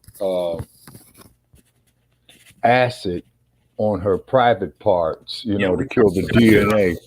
Yeah, we covered that in our first or second season of Frontline Black News. So go Yeah. Yes, ma'am. Yes, sir. Yes, sir. Absolutely. Yeah, we did that. And then keep in mind, to quote the words of Sidney Poitier in the movie In the Heat of the Night, you got white time in prison, you got colored time in prison, and a fucking military is still that way to this day, in my The real opinion. question is when is black people gonna stop serving colored time everywhere? Well, see, that's just it, You know what I'm though, saying? Lady Che. You're right, and this is why we created the hashtag resurrection of the mental dead. Okay, so which means is that due to slavery, due to the brutalization that we've been through, due to Jim Crowism, due to systematic police homicides and what have you, you see what I'm saying? That there's a way of this society in America of quote unquote keeping us in our place. This is why they keep us so divided amongst ourselves. You see what I'm saying? You know, in all the inner cities, Chicago, Denver, Los Angeles, New York City, Oakland, California, San Francisco, Cincinnati, Cleveland, Ohio, Buffalo, New York, you know what I mean? Richmond, Virginia, down there in New Orleans, Louisiana, Jackson, Mississippi, you know what I'm saying? Montgomery, Alabama.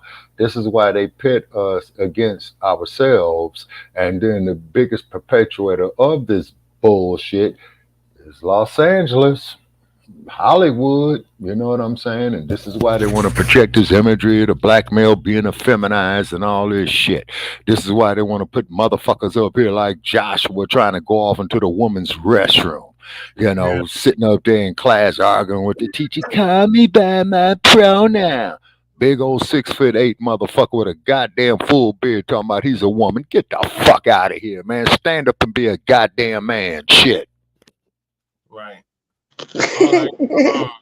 So, do y'all have anything else to say on this topic? No, sir.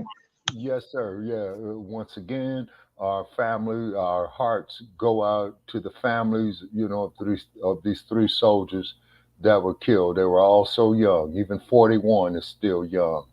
Right. And may they rest in power. And then hopefully, you know, on this reparations movement that we're trying to do with other organizations and other black folks. We are doing it, and they shook. We got this mother shook. But we're not trying to do it. We are doing it. And we got yes, sir. Yes, sir. And then we have our haters out there as well too, and stuff like that, the Joe Gibsons, what have you, and whatnot. And this is why we appreciate the black man who reads aloud. He's on Facebook, very intelligent brother, and he's down for his. And we really did appreciate him shutting down Illusion, Inclusion, Solution, or whatever what that motherfucker's name is. You know what I'm saying? He's not going to come up here screaming and hollering on our goddamn podcast because at Frontline Black News don't nobody run shit except us. And we're happy to have you. And we appreciate all the black other podcasters out there, you know, who have profited, you know what I'm saying, and prospered. More power to them. But hey, please remember us. It's because we put a whole lot of work into this. 10 years we put off into this, you know, with the combined efforts. You see what I mean? And what have you, you know, and you don't always have to agree with us people, but keep in mind, black man and woman, we are all we got. We are all we got. Yeah, 11 years. Yeah, 11, 12 years. Yeah, combined years. Yes, sir. Yes, sir. You know what I'm saying? I'm going to move us along because we still got a lot of topics to get to. Yes, sir. So, yeah, like you said, our thoughts and prayers go out to the friends and family of the lost soldiers. Yeah. Somebody got something playing. No, I turned it down. I'm looking at it here on my cell phone, man. Yeah, that we are on Frontline News is live right now on the like page of Shabaka's Black Experience Enhanced. You know, please follow us, okay, and what have you. Okay, so we got Dr. Phil coming up here. Yeah. So as we've been covering this migrant invasion. The United States is under full invasion, and these migrants, these illegal immigrants, are now attacking the police. I mean, oh yeah, yeah. You know what I'm saying? New York City. Yeah. What's the house nigga there? Eric Adams. The same one I was saying, come on in, we'll take you. And then he went to Columbia and said, no, stop coming. Don't come to New York City. And yeah. The Democrats try to, you know, what is the word? Not haze him, but they neglected his needs. Because New York City is a sanctuary city, they refused to give him any kind of federal funding or federal relief to deal with the situation. So now New York is under siege, and the migrants are attacking the NYPD. And fuck the NYPD. No love for the NYPD, just like any other PD. But this is the result of you Democrats, and then you damn shills, and you black folk that keep going voting blue no matter who. This is what you get. So migrants jump NYPD cops. They are released without bail. Right. And cops took FBA lives for less in NYC. I didn't get the whole time. Not only NYC, Denver, Colorado, Chicago, Illinois, Los Angeles, California, Panthertown, Sacramento, Seattle, Washington, Portland, Oregon. You see what I mean? So I really don't know what's up with these Yasa bosses, man, because this goddamn syndrome, man, is bad, man. This is why we created the hashtag resurrection of the mental dead. You know, just like Diamond Reynolds said, where the fuck are you men at? They are assassinating us. Yep. You're right about that, Shabaka. So I'm gonna let Uncle Phil give us the rundown, about 20 minutes. No, let's see what Uncle Phil is talking about. It's always a pleasure to hear from him. But Uncle Phil, man, you know, you got to mention us too, homie.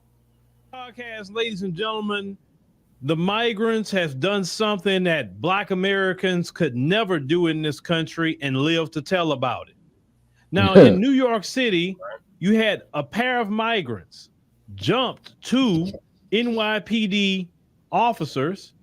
Why did they jump them? Because they told them to kind of move around in Times Square. Now let's get into, you know, everything that's being said and go down this, you know, information, because when Black folks don't even put their hands on police officers, we lose our lives or we put in jail. Yep. Now, as they say, a pair of NYPD cops were attacked by several migrants near Times Square over the weekend, with the suspects later being released without bail, following their arrest. So they had jumped police officers. That's the part that fucks me up. When I went to find the video on YouTube, they put age restrictions and all that on it. So I'm not going to even go there. But if you're watching this on the app, then I'll put in the video right here. The video in itself is messed up, but let's continue. So it says surveillance footage released by the NYPD shows that an officer, and a lieutenant, telling the migrants to move along around 8:30 p.m. Saturday. On West 42nd Street, in Manhattan. The New York Post had reported. A scuffle ensued as the officers are seen apparently trying to subdue someone on the ground. The criminal migrants are then seen kicking the officers before running off, before being arrested a short time later. The NYPD identified the suspects as Darwin Andres Gomez Esquiel, 19 years old, Kelvin Servant Orocha, 19, Wilson Juarez, 21, Johan Boda, 22, and Yorman Reverend, 24. Once again, all young military-age males running around New York causing problems. These problems should not even be in New York because they don't really belong in this country like that, because they came illegally. They were all charged with assault and released without bail. That's the part. Now, Black folks like Khalif Browder, let's talk about him. Yeah, rest in power. Khalif Browder was accused of stealing a backpack, not taking someone's life, not being part of a jumping on a NYPD officer, stealing a backpack, an accusation. He stayed in Rikers Island 3 years with no charges. Khalif Browder was beaten. All kind of other filthy things happened to him in that Rikers Island prison. It affected him so much when he got out that he ended up taking his own life. Remember, he was accused of stealing a backpack. And Khalif Browder stayed 3 years in Rikers Island. These criminal migrants attacked two cops. And, you know, I'm not one to be defending the police, but I got to go there about our people. They attack police, get put in jail, and get right back out and had to pay no bail, no nothing. Yeah. Now, this doggone Biden administration, man, come on now. Right. Come on. Black people, and this is the administration that's running around telling us to go vote for them. This is what we're going to go vote for. You go vote for Biden in 2024, that's what you're voting for right there. They can commit crimes in this country and nothing happened to them. But a black young man that's accused of stealing a backpack, accused of stealing a backpack, he say 3 years in Rikers Island, get out. Oh, well, no evidence after 3 doggone years. False imprisonment.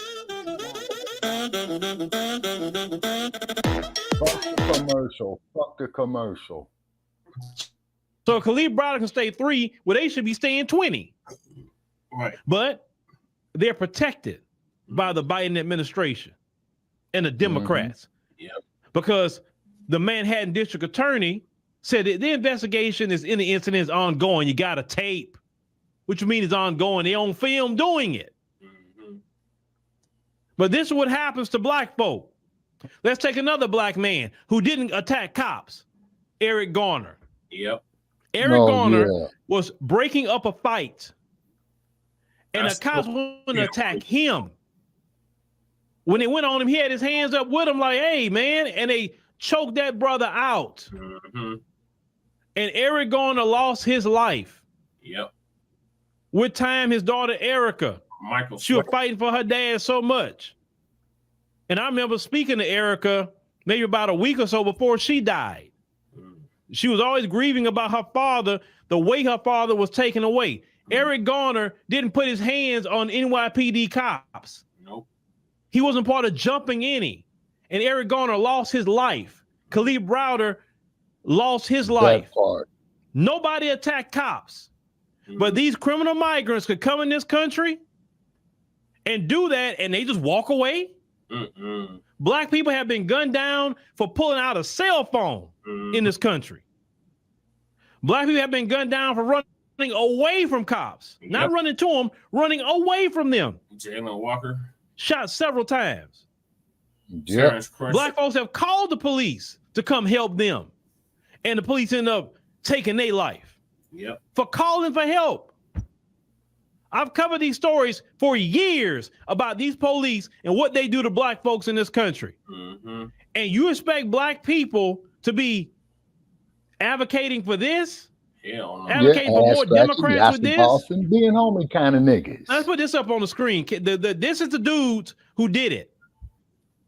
Now, the reason why Governor Kathy Hochul is there, well, the Republicans in New York are upset, and they're like, hey, man, they need to be deported out of here. Right. And then she had to agree and like, yeah, that's something that should be on the table. It's on the table. They shouldn't be here. Right. But see, this is what you Democrats get by pushing open borders. This is what you get. Now, to my detractors out there, why don't you actually go look at what's happening on the border and saying like Democrats don't have an open border policy? BS. They want to cut the razor wire to let them in here. What do you mean it's not an open border policy? And I sat at the table with a Border Patrol agent, and I'm looking him in his face, and he's telling me what they're doing. I'm watching video from his phone of how they're coming in here. It is an open border. They do their best to stop them, but it's literally an open border. I was told by that same Border Patrol agent that when Trump was in, it was better for the Border Patrol because that Remain in Mexico policy kept them over there. They weren't overwhelming the Border Patrol. The Border Patrol is so overwhelmed right now. And they can't say much because they don't let them interview. They don't let them do nothing. If they got to interview, they got to do it on the sneak. The Border Patrol is sick and tired right now of what's going on. These migrants will come in here, take resources, a bunch of military-age males with no job. They're attacking the police with black folks. We even look at the police funny. We getting beat down. That's the issue I have with this. I ain't protecting no police. I'm talking about how we're treated by the police in this country. Right. How many black folks have went through it in New York? Central Park 5. Amadou Diallo and what happened to him by the police. So many different stories by the NYPD what they've done to black folks for not much of nothing, but they could be on camera jumping 2 of them. Notice they didn't say they was afraid of their life. Nobody pulled a gun. You notice that? Nobody pulled tasers. Nobody pulled anything. No. They just took that beating. But when it come to us, we would have got every bit of new technology. They'd have pulled out the robot dogs. They'd have pulled out all their new weapons on us, and we would have did it. Yep. That's what I'm talking about with this situation. These people are allowed to break our laws and commit crimes even against police that we can't even think about committing. Yep. And I'm not saying I want black people to commit no crime. No. What I'm saying is black folks' life has been taken for not attacking cops and for doing a whole lot less. Right. But we supposed to go out there and vote for Biden, no, in 2024. Hell no. Phil, what you got against the Democrats? This story right here. Right. This story right here. Now they continue to say we now have additional video surveillance that was not available at the time of arraignment and are continuing to speak to witnesses in order to determine the specific role of each defendant, according to the DA's office. They say the unidentified officers sustained minor injuries and were treated at the scene. They say one officer sustained cuts to the face while the other had bruising to the body, according to sources. Reverend was one of the migrants, had 2 pending cases in Manhattan for assault and robbery.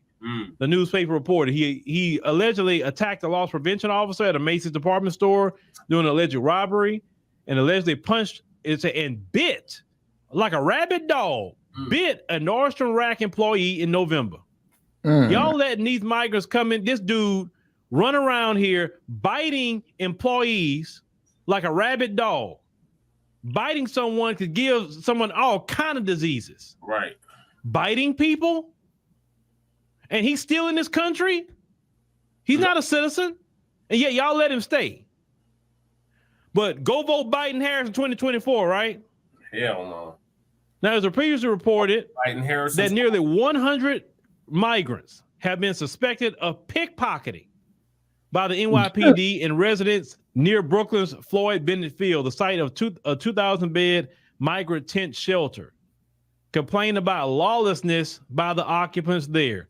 Now, we're talking about allowing the criminal element. Y'all don't understand. The Biden administration has literally allowed the criminal element of these countries to come in here. Yep. Once again, they're not about law and order on them, but when it comes to black people, it's talking about law and order. Why are you not enacting that law and order on these migrants? Biden has a hands-off approach when it comes to them. They come in here, do whatever they want. They take our resources. They get mad when we say something about it. Even some of these shields who run around here talking about they progressive. And let me address because I seen a video, and let me go ahead and address this situation. What's this? What's the guy's last name? Lord Jesus, I'm blank. I just know. This mistake is costing Amazon Prime shoppers. Are you still using Prime? Fuck the commercial. Fuck the commercial. Buck, are you still there? Yes, sir. Tim, what's his last name? Y'all know what I'm talking about. I don't care if you got an opinion about what I'm saying. That's cool. Yes. Get your right. But don't lie, because I'm a firm believer of you can have an opinion about me, but just don't lie on me. See, the thing is in America, the biggest problem that a lot of Americans have is reading comprehension and also listening comprehension as well. They don't do too good listening, right? He took an issue and lied about I support Candace Owens. So let me go and reiterate what I said, sir. Let me reiterate what I said. Candace Owens could be right about twice a day, okay? Like a broken clock. I said, I wish Candace Owens would come to this side. What is this side? This side is focusing on Black empowerment.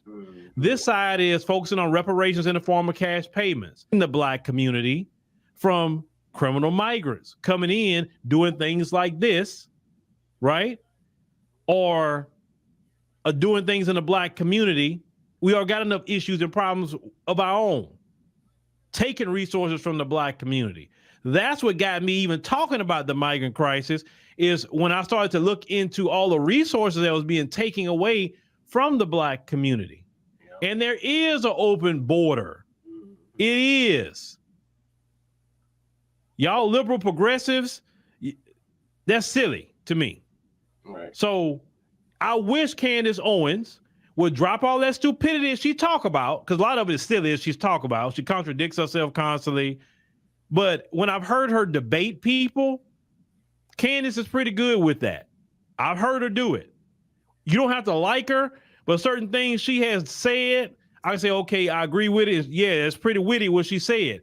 Yes, I would want people to walk away from that stupidity and come to this side and use those gifts and talents for her people the right way. Yeah, I would like that. I told y'all, I like redemption stories. I like it.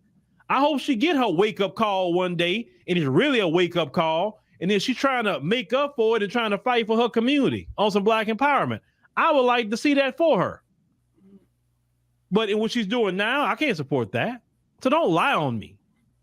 Don't lie. And defending my community against criminal migrants coming in, doing things like this or worse, biting employees, pickpocketing, that's Republican talking points? No, that's common sense. Taxes? Yes, I agree with Republicans all day about taxes. I do. People should be able to keep their money in their pocket. Yes, I believe I'm pro-business. You doggone right I'm pro-business because my community was pro-business. My community couldn't even work for the folks like that. Right. They had to create their own stores, schools, hospitals. Look into the history of America.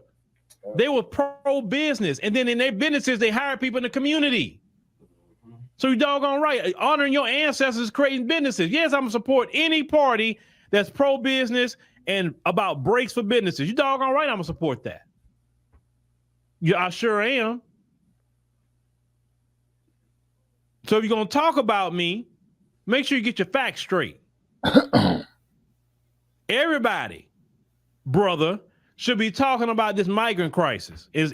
See, the migrant crisis haven't hit where you at. You know what? Because you say you was in D.C.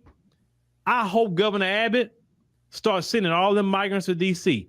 Your tone gonna change real quick. You start coming to D.C. See, go ask some brothers and sisters in Chicago how they feel about that. Yep. Or in New York. Or Denver. See, he needs to start sending all the migrants to D.C. and dropping them off over there. I was hoping he would start sending them to the Supreme Court building and say, hey, go over there. Since they want y'all in here, we'll send you over there. Mm. I guarantee you about a good 3 months of that, you'll be talking about open borders too. Because see, at one point in time, these sanctuary cities, they was all, oh, the migrants, it's not no big deal. They just making that up. Until they start getting some new neighbors. Mm-hmm. Now they don't want it no more.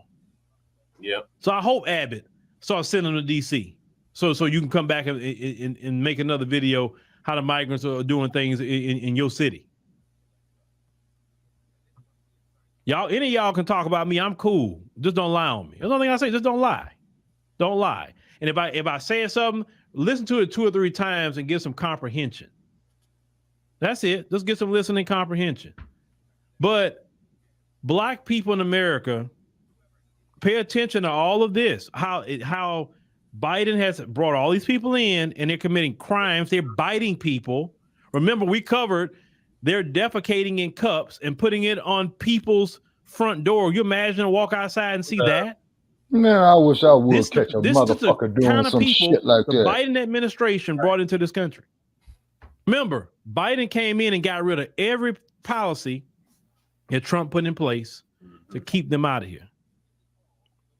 It was Biden did that. So now he want to act innocent. Well, this been a problem. No. When you came in, they didn't have this kind of problem. Right. We cannot sit up here and go give 4 years to a Democrat. And I say it again for people who has a listening comprehension problem. If you vote for the couch, or if you choose to vote for Trump, either one is good with me. As long as you don't give your vote to that Democrat. Right. That's what I said. And I'll say it multiple times. Rewind it.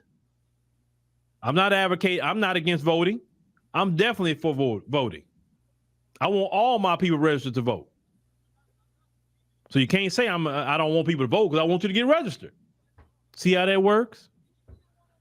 But ladies and gentlemen, this migrant situation, so, it's not nothing divisive. You got to take a stand, and your stand should be no. It's not right to let a bunch of criminals in. We got enough of that here on our own. Mm-hmm. You letting them jump the line, people that try to do it. You don't have a country, you don't have laws. You can't let people jump the line. Right. And that's what Biden is doing, letting them jump the line and rewarding them with free stuff. We don't supposed to say nothing about that, but we don't have reparations to black people.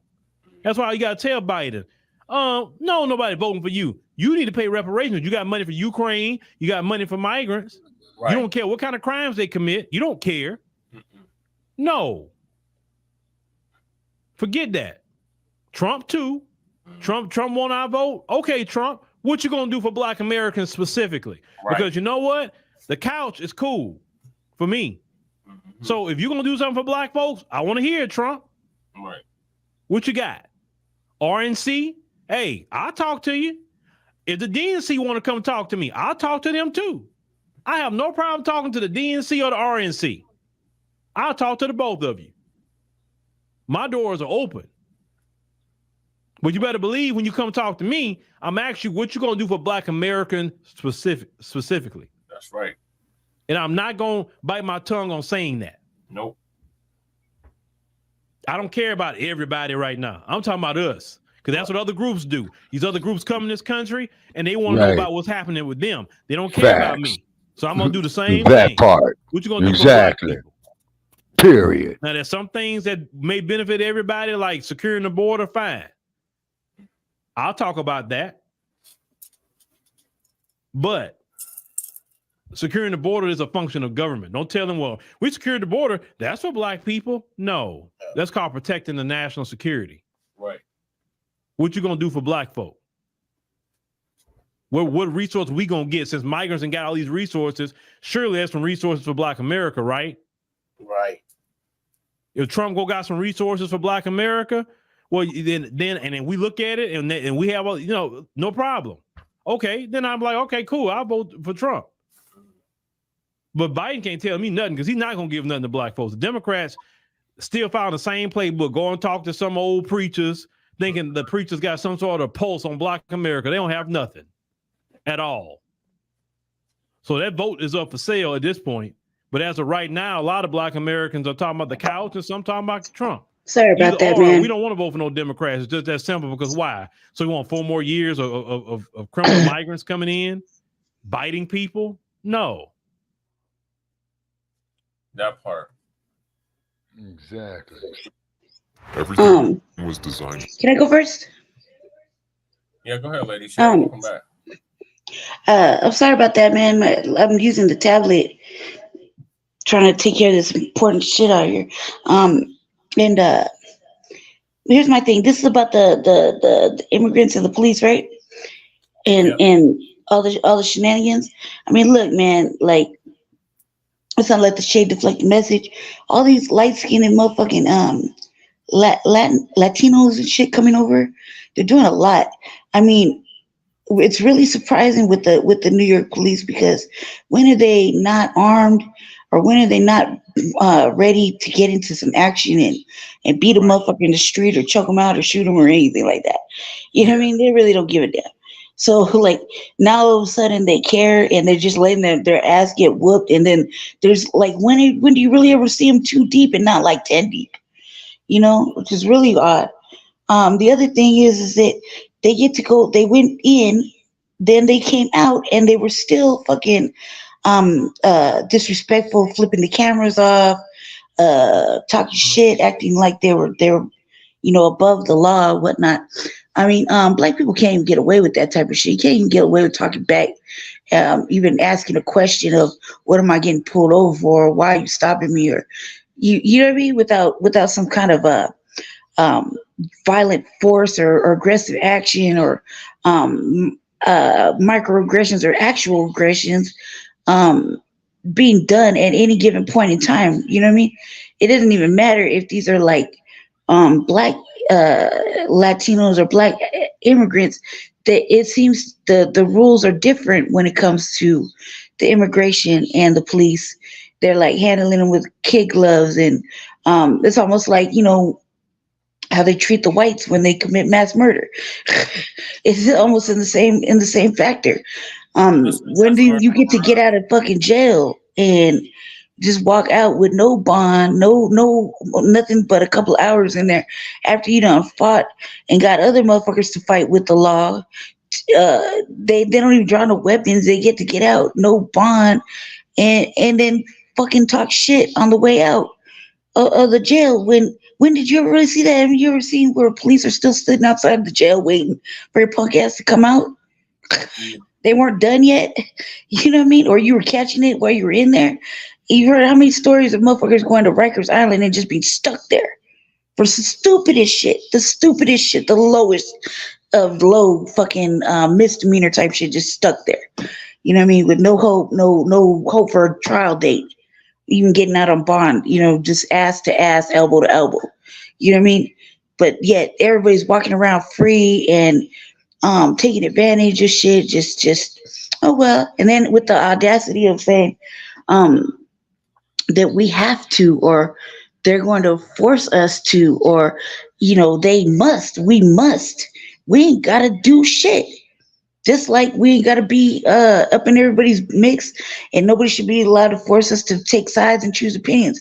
Right now, especially when you live here as a foundational Black American, you're looking at this shit, and so now we're just supposed to be like accepting of one and look past the other, have opinions. No, fuck that, man. It's good for the goose, it's good for the gander. They need to go to jail too, just like everybody else. You know what I mean? You wanted to come over here so badly. Well, you suffer this motherfucking race and white supremacy just like we do. You know what I mean? You want to disrespect so badly. I saw the shit at the shelter where since when is cutting in line ever been acceptable? Even when you was a kid at school. Never. Get that motherfucker out the line. You go to the back like everybody else. You can't just sneak in and do cutsies whenever you want to and then get an attitude because the security put his hands on you and then you want to jump back and put your hands on the security. What? You're not even a guest. You're an unwanted individual in our country. You should be treated differently. You know what I mean? Asylum, what's that? You know what I mean?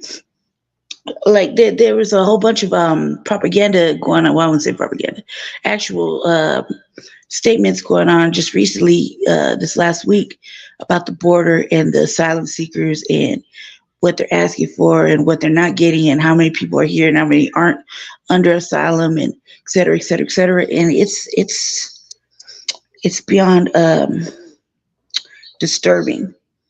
You know, if we thought we were one paycheck or one meal away from being homeless and hungry, it's just like that.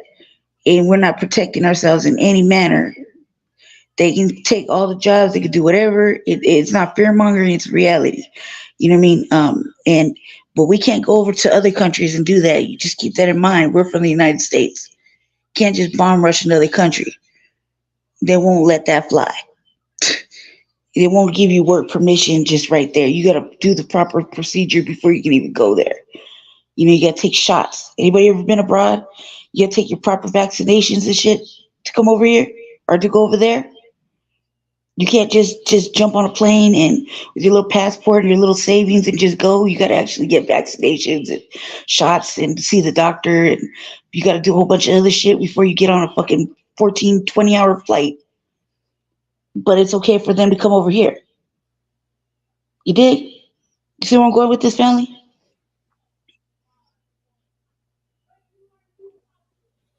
Yeah, it's a bunch of bullshit, lady. It's called hypocrisy of what you're speaking of. You know what I mean? And then the sad part about it is, then these motherfuckers go get on the damn Greyhound bus heading out here to the West Coast. Go ahead, Jesse. Yeah. All right. So, I'm sorry, I lost my whole train of thought. Okay, so, this is the Democrats' fault. You brought this on yourselves. I don't want to hear nothing from any of these Democrats supporters in any of these sanctuary cities, such as Chicago, New York, Denver, Colorado, Los Angeles, California, Sacramento, a sanctuary city. Yeah, Sacramento too. Yeah, what's cracking? We just ended a few minutes ago charging my phone up. Okay, Jay Militant, get with us, man. We're having a good show.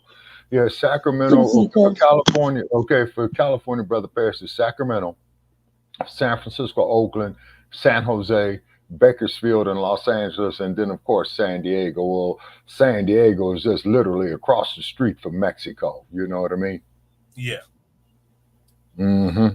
So with this happening, the DA of New York, Alvin Bragg, is under fire, and rightfully so. The same bastard that allowed the killer of Jordan Neely, R.I.P. to basically walk. Yeah, and exactly. we had to apply pressure to him to even get him to charge Daniel Penny in the murder of Jordan Neely. And didn't they release that trick on bond? Yeah. For murder. He wasn't going to try him at all. He wasn't even going to charge him with anything. Okay, then the motherfucker who belongs in jail on that one, man, is the goddamn district attorney, man. Failure to give failure to give that man's family equal protection under the law. Right. So this same bastard is he wants to charge the migrants now, but Kathy Hochul like, oh, there's nothing to see here. Oh, they're free to go. Oh, let them go. Yeah, motherfucker beat the shit out the police, and they walk. Now they got an OR. Ain't that a bitch? Okay, Jay Militant is saying here that the whole state of California is a sanctuary state. Yeah, it's a sanctuary state. They got sanctuary cities and sanctuary states. And California is one of them. Yeah. Okay, so I'm gonna play what TBA was talking about earlier, just a little bit of it. Right. In regards to Alvin Bragg. Thank y'all for staying out late with us. Appreciate Sab and Jay Millie coming over. They were live earlier. Let's see. Where is it? Texas is a war zone. Yeah, Jay Militant, and next time you guys come on live, man, please shoot us the link, man. Yeah. You got the link to Jay Militant, Brother Che? Yeah, it's What's Cracking TV with Jay Militant. Oh, okay. I'm gonna set up, do a show every Saturday about 6 o'clock our time, Mountain time. Oh, okay. So that's 5 o'clock here. Okay, in the Pacific time zone. Okay. Okay. Oh, okay. So I'm gonna play the news clip first.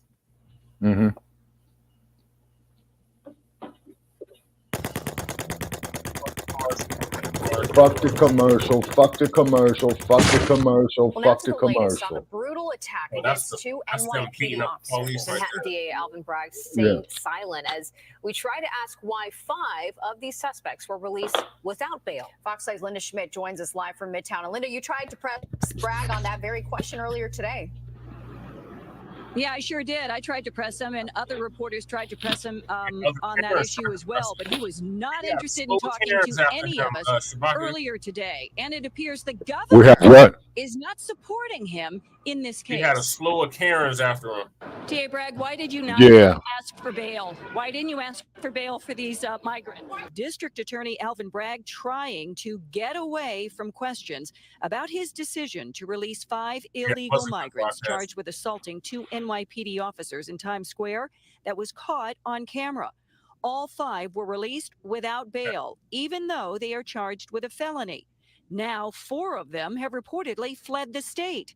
State Attorney General Letitia James weighing in. Despite the fact that they have allegedly have fled to Florida, the long arm of the law will find these individuals. They will be arrested. What do you have to say to the people of New York?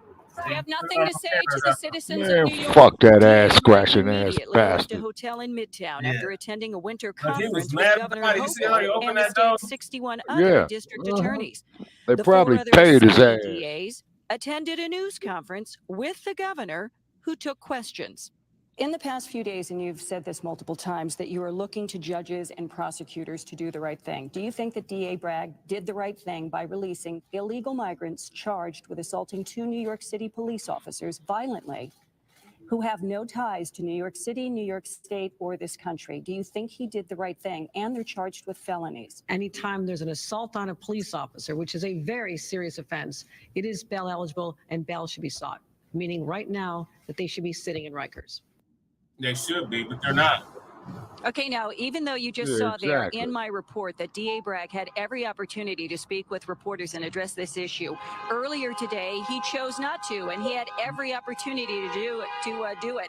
Instead, what he ended up doing was calling a late news conference. That happened about an hour ago. Now, at that news conference, he said they don't have any proof at this point that 4 of the illegal migrants have fled the state. However, they are continuing to investigate that.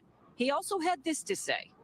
Now, I got a question after this. Tolerate people assaulting police officers, but in a court of law, and our profound obligation is to make sure we have the right people charged with the right crimes. Got them on camera. And by the way, this And investigation plus is that, why ongoing. didn't the Police police are saying dump there on could them? be They as would many damn as sure would have done that to 14 black people folk. who were involved in that And then would have said, we fear for our lives. assault Yeah, on the those 2 coward New York pussy police ass officers last motherfuckers. Saturday. Right. Back inside to you. Wow, Linda, thank you so much. Yeah, so that's what. So he's under fire now, and rightfully so. Right. And then also, too, his ass should be arrested for violating his oath. Okay, Alex, thank since they you. want to We talk are that shit about Fannie Willis. You know what I'm saying? Where's that clip from earlier? 2BA did. Yeah, so just continue talking, Shabaka. What are your thoughts on Alvin Bragg thus far? Okay, man, book that motherfucker. Book that motherfucker. Book his stinking nasty asses. Because had them suspects would have been black men, they'd still be walking a goddamn concrete. Fuck him. Yeah, I agree, Shabaka. Lady Che, what are your thoughts?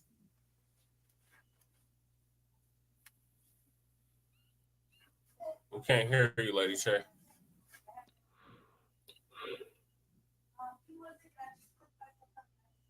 Okay. Oh, she'll be back. Okay. Jay said he looked like he got bullied in school. Yeah.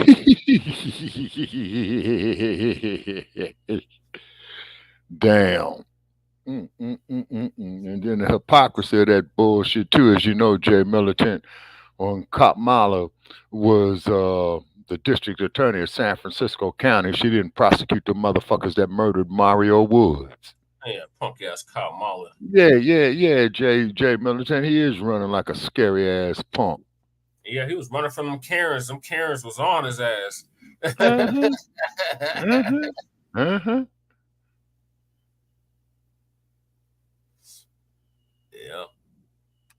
Yeah, you know what I'm saying? You know. You open that door so hard, you think the door was gonna break. Yeah, he ain't never cared before. Yeah, you right about that, Lady Che. Fuck that motherfucker. Why them Karens? You know, they fucked up in the head. Racist white supremacy once again. But this stupid motherfucker right here, it had them cats would have been black or of African descent, he would have put him in jail. See, that's the part that pisses me off with this bullshit. You see what I'm saying?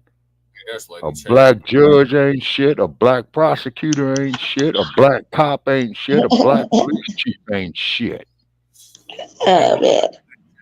Yeah, I'm back. I'm sorry, man. I'm on the tablet with the streamer because the banner. I just yeah, and I'm looking. I saw a little mousy. I thought I saw a little mousy friend, and I had the flashlight on, and my own shadow scared the shit out of me right now. I accidentally clicked out the StreamYard. What was I gonna say? First of all, like, why the fuck were all them Karens chasing him in the first place? That's the part I didn't really understand. When he handled that door, I'm surprised the glass is still on it. Okay, I'm willing to bet dollars to donuts, Lady Che, that them Karens is probably related to them 2 police officers that got their asses whooped. Nah, man, they look Asian or that. I didn't really even know if they was brothers. I think they was white or Asian or some shit. It doesn't even matter. Fact is, they were fucking like my shade. It was fucking acting stupid. Past the Hispanics and the Asians. And the way they came out the jail was like flipping them off, acting like they were celebrities. I'm gonna play the video because TBA got that whole video, so I'm TVA covered it pretty good. I was like, they since when did they care if they got the right person? Everybody's a suspect. Remember, everybody fit the description. All of a sudden, now they care that they want to make sure they got the right person. Did you care when you let them in the fucking country? Right. That part. You know what I mean? Has anybody cared when they was over at the shelter? Like, check this out, man. I remember when I was going to the rescue mission real fast. The first time I ever been in the rescue mission, because I just thought it was nothing for men, right? Yeah, and they moved me from the ladies' place, the Samaritan house. They had to physically do it because I wouldn't just leave, and I wasn't in there. And the first time I ever been in there, the facial recognition. I've never been in there ever in my lifetime, never. The facial recognition picked up my face, knew my name, birth date, and everything. My government name and birth date, address to where my parents, had a house at, et cetera, et cetera, et cetera. Right? Full status, like religion, everything you fill out when or you sign up or everything you say when you go to jail. Right. Like your religious preference, your race, your ethnicity, et cetera, et cetera. They had it right there. They told me what it was and gave me a card. I was like, what? Because I'd never been in there. I never went and used their services. Yeah. And I thought it was the first time I was going in there, I was going to get a little ID card so I come in and out the door and, abide by the rules or whatever. I was just like mind blown because like the facial recognition was like everywhere, right? We got Halo cams in Denver, we got all kinds of shit, right? Now keep this in mind, family. I get hit 2 fucking times in one motherfucking summer in the same fucking area as this shit is, right? And and somebody hit me. 2 white people hit me, okay? Almost killed me. And they said it was my fault, right? But the cameras is right there. The Halo cams is right there. All the bullshit they did to me the whole time I was homeless with the police arresting me on and off, back and forth. Right there, right? But they can't define who the fuck these people are. Yeah, it's bullshit. That's how you know it's bullshit. You see what I'm saying? And I'm a nice milky mulatto shade, right? But I'm from the soil. Help me understand how I can be treated like a motherfucking criminal when I'm asking for services or getting ran over by fucking trucks and cars with white people trying to knock me off the planet. But they can go and commit crimes, blame it on black folk, not go to jail, you know what I mean? Not suffer any kind of penalties. It would have been on a full tour or would have got ghosted. Just keep in mind, they ghosted like a fucking 1,000 fucking homeless people. 1,500. Yep, we covered that on the. See what I'm saying? Well, go back to our second season. We covered all. Yes, that's what I'm saying though. That's all I'm saying is that my point is that they can do all this to us in America, and they can the cameras can mysteriously work whenever the fuck they want to. Like when I got hit, they didn't work all of a sudden. Right? Right? But when it comes to this type of shit, there's no accountability, no recourse, nobody's suffering no consequences. And how the fuck you lose people when you let them out of jail? Like even when you go to a drunk bar, the drunk tank, you got some sort of accountability. Right. You feel it? You got point of contacts everywhere. I mean, ain't nobody doing no jobs, and they're getting paid a lot of money. So I'm just curious, what's really happening? It's called bullshit. I think major audits need to happen, like, and not from the actual legislation, because they're getting paid. There's money being exchanged for this kind of nonsense, and it's not going in black hands. And we can't keep pretending that it is. You know what I mean? That's all I had to say. Well, like Professor Black Truth always tells us, white supremacy always breaks its tools. Alvin Bragg was a tool for white supremacy, and now they're breaking them. So I'm going to let this clip play from TBA. Shout out to Jason Blacc, the Black Authority. Tonight on the Blacc Channel. Is a dangerous place being in the spotlight. It tells everyone where to look when they want to applaud. It also tells everyone where to look when they're looking for the person to blame. The Blacc Channel is live.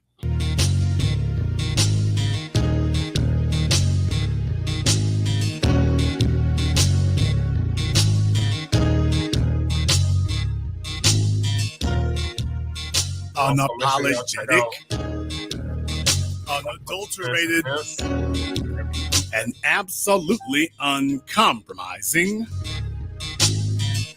Greetings, brothers and sisters from around the world, and welcome back to the home, the haven, the stronghold, and the everlasting super fortress of intelligent black thought. We are the Blacc Media, and this is the Blacc Channel. And I am your host, your brother, your humble servant, the voice of Black America, the Black Authority, broadcasting to you live from the only historically Black college university of higher education and learning in the cosmos. Of course, you are welcome to join us. And join us you shall, because on tonight's program here, you know, folks, we can spend all the time we want to warning you as much as we please. We can tell you as much as we'd like to here, but if you are just not going to believe it, then you're just not going to believe it. And it's as simple as that. We can warn you what's coming. First, there was Fani Willis, and we're going to come to her tonight. Rest assured we will. Fani Willis has found herself in the crosshairs, but there's also been a bunch of other would-be do-boys. We're talking about all these black district attorneys who are going to be do-boys for the Democratic Party and whatnot. And one in particular was Alvin Bragg, who hasn't done anything for black people whatsoever. And apparently, all of this emboldened him. And he felt like, well, what do you know? We are ready to go from here now, didn't he? Maybe he was thinking he was eyeing higher office. Some of these sycophants think to themselves they will be. There you go. That isn't what happened for him, because you see, that's the con job that they play. That's the con job that they play. They go ahead and they tell you, oh, you doing great, black boy magic, and this, that, and the other. Yeah, and you'll be telling yourself that you've got some special in or some special permission, some special leeway. And then you find out that actually you don't have anything. Now, something happened in New York earlier this week. And now the spotlight is on D.A. Bragg in a way in which he wished it weren't. In the midst of his official duties. We're going to go here to Pix 11 for the details. Right, Lady Che. Is speaking out about his controversial decision to release some of the suspects from custody without bail. He says his decision was the right one, despite his office receiving outrage and backlash from many, including the governor. Growing criticism from the governor and the New York Attorney General, both reacting to Manhattan District Attorney Alvin Bragg's decision to release all but one of the 6 suspects arrested in connection with the Times Square officer beatdown. Right now, that they should be sitting in Rikers. Bail should have been set on those individuals. It was a serious felony, and bail should have been set. Why it was not set, I do not know. D.A. Bragg is defending himself. His office saying the suspects were released without bail because prosecutors have to comb through a lot of evidence and build a case before filing charges in court. How much more evidence do you need? To hold the right people accountable for the right conduct. This is a bedrock principle of our justice system. NYPD sources tell us 4 of the suspects have already left the city, reportedly grabbing a bus heading out west to California ahead of their next court date in March. They walk out the door, and then they literally give us the middle finger to our city. The incident has led to a bigger discussion about bail and whether these asylum-seeking men should be deported. The governor making her feelings about how the case was handled by the DA clear. She and the district attorney, both Democrats, have supported bail reform laws in the past, but are now split on the case. That is also something I want to have a conversation with the district attorney about his options here. The governor ended up meeting the DA. Well, that's something I want to have a conversation with the district attorney about. Well, sounds like her talking down to him. I'm going to have a conversation with him about that. Now, there are a couple of things I want to help put into their proper context where this is concerned. I don't want it to get away from you. I want to put this in its proper context. Let's go back over this for just a moment here. The city reportedly grabbing a bus heading out west to California ahead of their next court date in March. They walk out the door, and then they literally give us the middle finger to our city. The incident led to a bigger discussion See? about They don't do that. This is New York. This raises a bigger conversation about bail and whether these asylum seekers, yeah, they're seeking asylum out here now, aren't they? Absolutely. Folks, if you'll remember, we're the ones, are them officers we Asian are the or ones white in or Black something? society who started this whole conversation about bail reform in the wake of George Floyd, but even before then. We were the ones who were talking about that.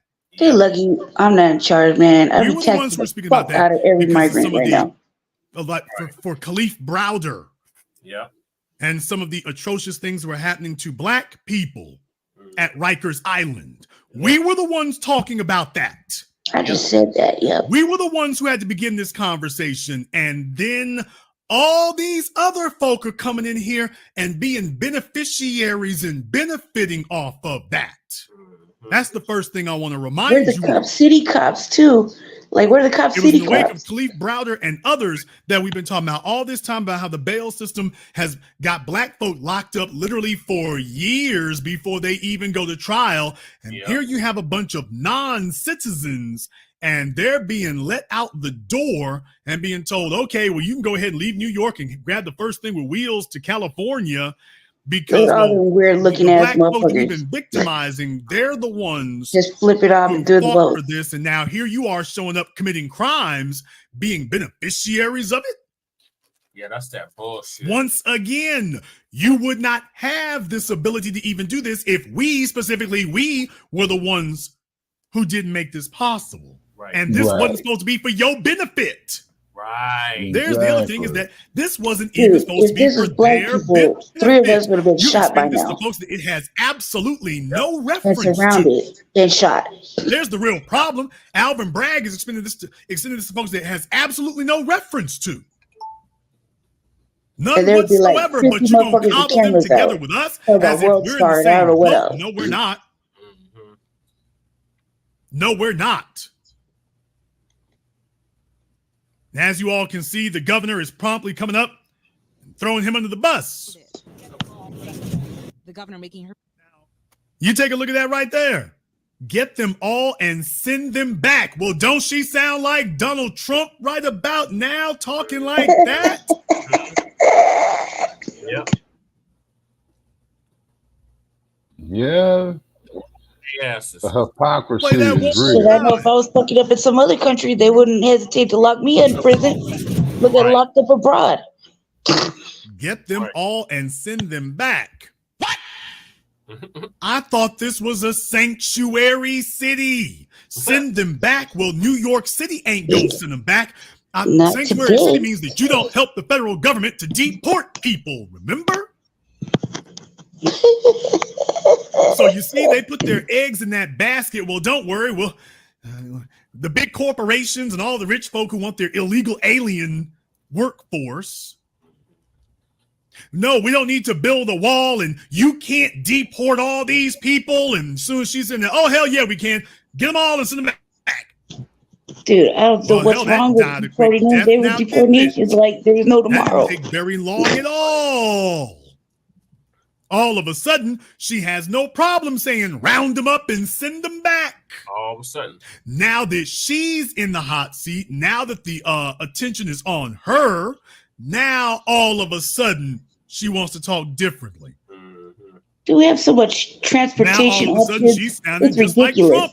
All of a sudden, boy, that's got to be a weird place to be in. There's so many transportation options to get people back If you home. all agree that these are things extended to us, they didn't have no problem. If you all agree that Alvin Bragg and the rest of these folks are abusing things that we built, that we campaigned for, and now you're giving the folks it doesn't belong to, give me the thumbs up emoji in the chat room and hit the likes button for me. It's over 2,500 people here live in just the first 9 minutes. Black News.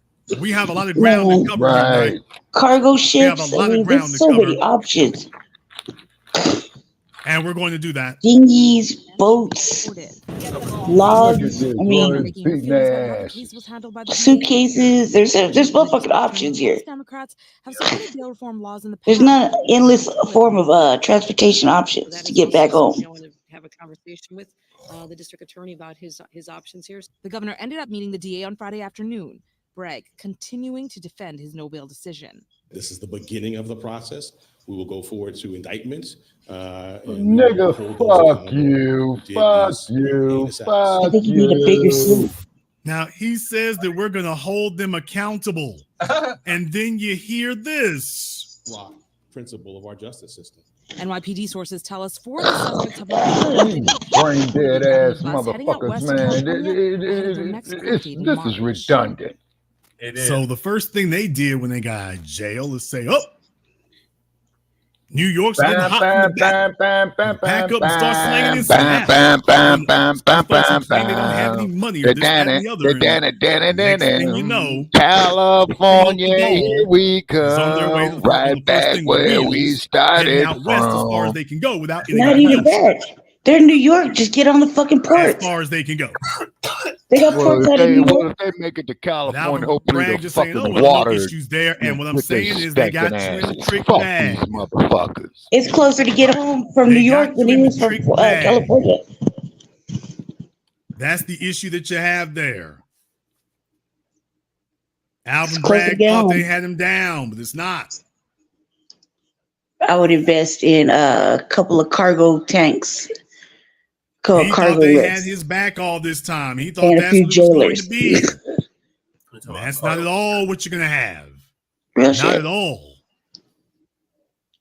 You know, like tiny homes is drill some windows. Back up a little bit more here to show you that, by the way, he's got real problems coming here. Bam, send him back. Media, just like Fannie Willis, the media is jumping on it. See the president. Yeah, the media is jumping a whole on bunch it. Of different shit I do. They are hopping on it. Boy, them motherfuckers is probably. Jason, why do you say that? By now. Because these folks are sitting up here saying, "Man, look here." Let me back up. I want you all to hear what the cop said here. They walk out the door, and then they literally give us the middle finger. He said they walk out the door and literally give the middle finger. He let it happen. Not He wouldn't have let it happen if they were black. Just in from Fox News. New video is sparking even more outrage. That ugly ass motherfucker. Let's 1, 2, 3. That's what you're looking at on the left hand of your screen. Those 3, guys were 4. freed without 1, bail. 2, 3. So now look at this. Here's one suspect flipping the bird to the cameras. Could care less. Another blows kisses as he smiles and laughs. Yeah, you know. The other suspect next to him also putting up the middle fingers. And that's a really stereotypical bad things to say. I'm just gonna be quiet over here. You got a damn Lakers shirt on at that. Yeah, he's heading to LA, all right. Literally. Hey, I thought it was cold. Where's the coats? Because I thought it was cold. Where's the coats? Right. Eric Adams, Alvin Bragg. They are going to make those two the face of this. Yep.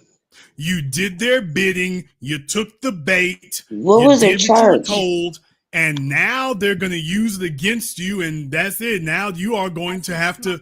You're going to have to sit up here and handle that. Police officer. That's what they charge. You got to handle this. A peace officer.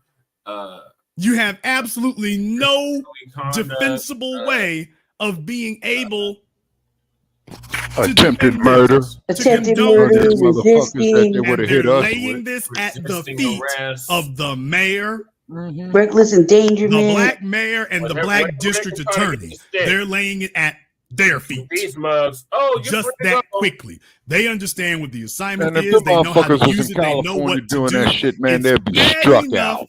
that these illegals were sitting up there and they're sitting up here dancing the Millie Rock on top of the police. Bad enough you got that on camera. Dude, on general That's principle, I'm bad sure we enough. can find Now like you got 6 one who's scenes like, where they're yeah, black and they just damn go all like that. y'all. This is the kind of thing that takes over an election. This is the kind of thing that takes over a political discourse. This is the kind of thing that overrides everything else. Speaking of, This is the ain't kind of nobody thing that asked makes them who folks they want to vote forget for. about literally everything else that's going on. They voted for Biden on his Biden And they're Express laying it or at their Trump. feet. They can't vote. What is Alvin I know, but Bragg nobody's going asked to them. run Nobody's on asked them. for re-election? Vote for me. I'm keeping the streets safe out here. Don't worry, we're doing great things here. When I go outside, I'm gonna Needless find to out. say, the I NYPD was doing some journalism. clearly is not going to be supporting him during the next election. That's going to be tough. Imagine being a district attorney having to run against the New York Police Department. Imagine that one. Imagine being a district attorney who has to run against the New York Police Department. That's where they got Bragg at now. Oh, trust me, this is not going to go away. This is not going to go away. They are going to hammer this. This is going to be his middle name. That's the end of that. Yep. That's the end of that. And all these other folks are trying to distance themselves as much as they can. Over here on Fox 5, Alvin Bragg is finding out that he's a man with no friends anywhere. Well, now to the latest on the brutal attack against 2 NYPD officers. Manhattan DA Alvin Bragg staying silent as we try to ask why 5 of these suspects were released without bail. Fox 5's Linda Schmidt joins us live from Midtown. And Linda, you tried to press Bragg on that very question earlier today. Yeah, I sure did. I tried to press him, and other reporters tried to press him on that issue as well. But he was not interested in talking to any of us earlier today. And it appears the governor is not supporting him in this case. T.A. Bragg, why did you not ask for bail? Why didn't you ask for bail for these migrants? Boy, y'all see how Bragg, y'all see how that big light-skinned Roland Martin built dude came barreling off that elevator? T.A. Bragg, why did you not ask for bail? Why didn't you? Oh, he is displeased. He's coming off the elevator. He sees her. He's like, oh, you ever seen a politician who didn't want to, saw a TV camera they didn't like? Oh, it's tough to be him, ain't it? In this case. He came off the elevator. He's like, he's looking right at her. He's like, oh, wait a minute now. It's okay. You asking questions I don't want to discuss. Ask for bail. Look at his mad little bulldog face. Yes, sir. He's like, man, let me go to the light-skinned barbershop. Let me go there. Let me go see if I can find me a light-skinned Waffle House to be at.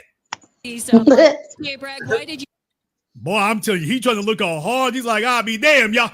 I just came down from my office. Y'all been sitting in the lobby this damn long? He's like, what? Y'all been sitting in the lobby this damn long? Y'all just been waiting on me. Yes, Did sir. he look like he was about to turn around and get He's like, back? I'll be damned. You see, he's looking straight at her. He's like, look here, if I could arrest you, you want to hear about somebody getting arrested with no bail? He's like, okay, can I arrest you in that microphone? I want to arrest him in that suit. Why did you not ask for bail? That suit is asking for help. These migrants. District Attorney Alvin Bragg trying to get away from questions about his decision to release 5 illegal migrants charged with assaulting 2 NYPD Look, hey, like, officers in yeah, Times that suit is definitely asking for help. all 5 were released without bail, even though they are charged with a felony. Dude. Now 4 of them have reportedly fled the state. Yep. State Attorney General Letitia James weighing in. Despite Look, the fact that they have bam, allegedly get off my fled to friend. Florida, Look. the long arm of the law. I think you do try to crip walk right there. Did you see him? What do you have to say to the people of New York? Everybody just, all these women, they just look so mammy-ish. It's just, oh boy, that was a bad shot right there, as a matter of fact. Yeah. Look at It was her. a bad shot. She looks like the brown-skinned Hulk. So Yeah, man, stuck it in her teeth like that. That's horrible. Long arm of the law. No, this stupid motherfucker should have did right here, saying she ain't got no comment that she hold a press conference to get her bullshit story Do better y'all see together. the group of folk following him? Oh my goodness! This a whole squad of white folk following him. Jason, did you say white Kens folk? and I sure Karens. did. Deal with it, nigga. He's got a whole squad of Karens following him across the street. They got all that cameras behind her. This is worse than a Me Too thing. And Yeah, look at seafoam this green bullshit. and hot pink. I'm following him clean across the street. There's a saying, lot of cockazoids right there, cuz. don't you understand he is in trouble? Yep. You gotta know what you got to This say. is a bad thing for him. The whole squad of Karens is after him. Find these individuals, they will be arrested. What do you have to say to the people of New York? Lady, piss on my head and tell me it's rain. We'll find these They're white niggas that people. arrested. You should have arrested the motherfuckers right then. And the state's 61 other Give me a district break with this attorneys. bullshit. 4 other city This DAs is an insult to my attended a news goddamn conference intelligence. with the governor. You see the brother in front of him ain't even trying to help him. Few days, and you've said this multiple times that you are looking to judges. Boy, they are messing him up bad. So you saying all the other district attorneys showed up with the governor except Blagg? Oh, don't you know he's going to be the fall guy. Yep. They're making it very clear. Oh, we don't. Cuz signed up for that. He knew what he was getting involved with. He took that position. I'm leaving. Dump as a human shit talk them. And so they're pointing out, all the other district attorneys are there Yeah, with the he knew governor. what he was getting involved Like, with. Blagg. Kiss that ass, Bragg. Oh man, folks, don't you see he fell for the bait? That's it. The 4 other Yeah. city DAs attended a news Stupid conference with the motherfucker. governor who took questions. In the past few days, and you've said this multiple times, that you are looking to judges and prosecutors to do the right thing. Do you think that DA Blagg did the right thing by releasing illegal migrants charged with assaulting 2 New York City police officers violently who have no ties to New York City, New York State, or this country? Do you think he did the right thing? And they're charged with felonies. Anytime there's an assault on a police officer, which is a very serious offense, it is bail eligible and bail should be sought, meaning right now that they should be sitting in Rikers. But they're not. So she saved her own ass. Yeah. Do y'all see how quickly she laid that down? She's like, oh, hell no. I'm saving my own ass. In the fall. That is a crime that is eligible for bail, and they should be sitting in Rikers Island. Rikers Island is going to be decommissioned. Well, if She's that's like, the case, talk about everybody's that till complicit. till we figure out what we're going to do with Rikers. But in the meantime, oh no, they should be in Rikers Island. Whole down system is guilty. Oh, she's hanging his big round Oh, light man. ass out to dry. What's That is Bragg gonna it. do? I'm calling it now. She is hanging Bragg's his gonna big take it in marshmallow the built ass. stuff out to dry. Start throwing dude. everybody That under is the it. bus All with the him. Karens got together and said, "That's your ass." Yep. I'd be like, they didn't do it. They didn't do it. They didn't do it. They didn't do it. The judge held out. DA Blagg had every opportunity to speak with Freeland the came president fucking of this issue. protocol. Earlier today, he chose not to, and he had every opportunity Look, to that's do definitely New York it. traffic. You hear all that Instead, honking? what he ended up doing. Got rolled. Brief aside, New York City. If you want to know why the rest of us hate y'all, what you just heard right there. Walt, where's the damn microphones that are supposed to be fining people for honking, by the way? So Right. New York City is a crazy place, but anyway. Thing was calling a late news conference. That happened about an hour What the fuck were they honking at? that news conference, he said, Oh, that they one don't turn. have any proof at this point that 4 of the illegal migrants have fled the state. However, they are continuing to investigate that. He also had this to say. We do not tolerate people assaulting. I'll be holding pretrial fucking Apparently you do if they're accountable, illegal man. aliens. Can't put that on my head. Man, I guess everybody got to go down. Shit roll downhill. Charged with the right crime. He definitely gonna take the fall, and Adam's gonna take the fall right along. And by the way, this investigation You is go ongoing. pop that pussy open and just take it, huh? As many as 14 people who Nope, were it involved couldn't in be that me. I'm assault. like, nope. Check it out. There's a list of motherfuckers you gotta go down to. All right, folks. So here's my real thing right here. I got to tell y'all, I would be remiss in my duties if I didn't point this out. I would be remiss in my duties if I didn't point this out. What do you have to say to the people of New York? You have nothing to. The last time that I saw this many middle-aged white women chasing a black man down the street was when Bill Cosby was being sued. That's the last time I saw this many middle-aged white women outraged chasing a black man down the street, asking him all kinds of crazy questions. That's the last time I remember it. Now, if there's been anything else in between, it slipped my mind. But that's the last time I saw something like this. O.J. Simpson didn't have this many Karens running around for him. I don't even think R. Kelly did. And she was at a news conference. It wasn't like they got together in a group and were following him down the street. It wasn't like that was happening. Right. Nobody. Alvin Bragg, don't you know you in trouble? Don't you know you are in trouble? He is fucked. That's the last time y'all ever saw anything like that.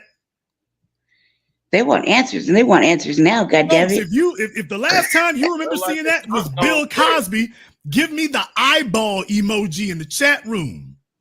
It's where white women cry. They demand answers right now. The last time you remember seeing that was Bill Cosby. That's the last time we've seen this many past middle-aged white women chasing a black man down the street, asking him interrogatory questions.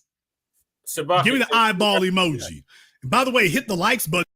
It's at 46% the dump. It's a sleepy Jim Crow bite and 44%. Yeah, they trying to make a match out of it, man, but it's still too early to tell. Okay, so we're in the process of producing this episode for Tuesday night on Shabaka's Black Experience Enhanced on Blog Talk Radio. The call-in number is 516-418-5996, and the title of the episode is Hypocrisy, and we will be talking about the same fucking shit right here. This is redundant. And they got the house nigga up there who they getting ready to hang out to dry.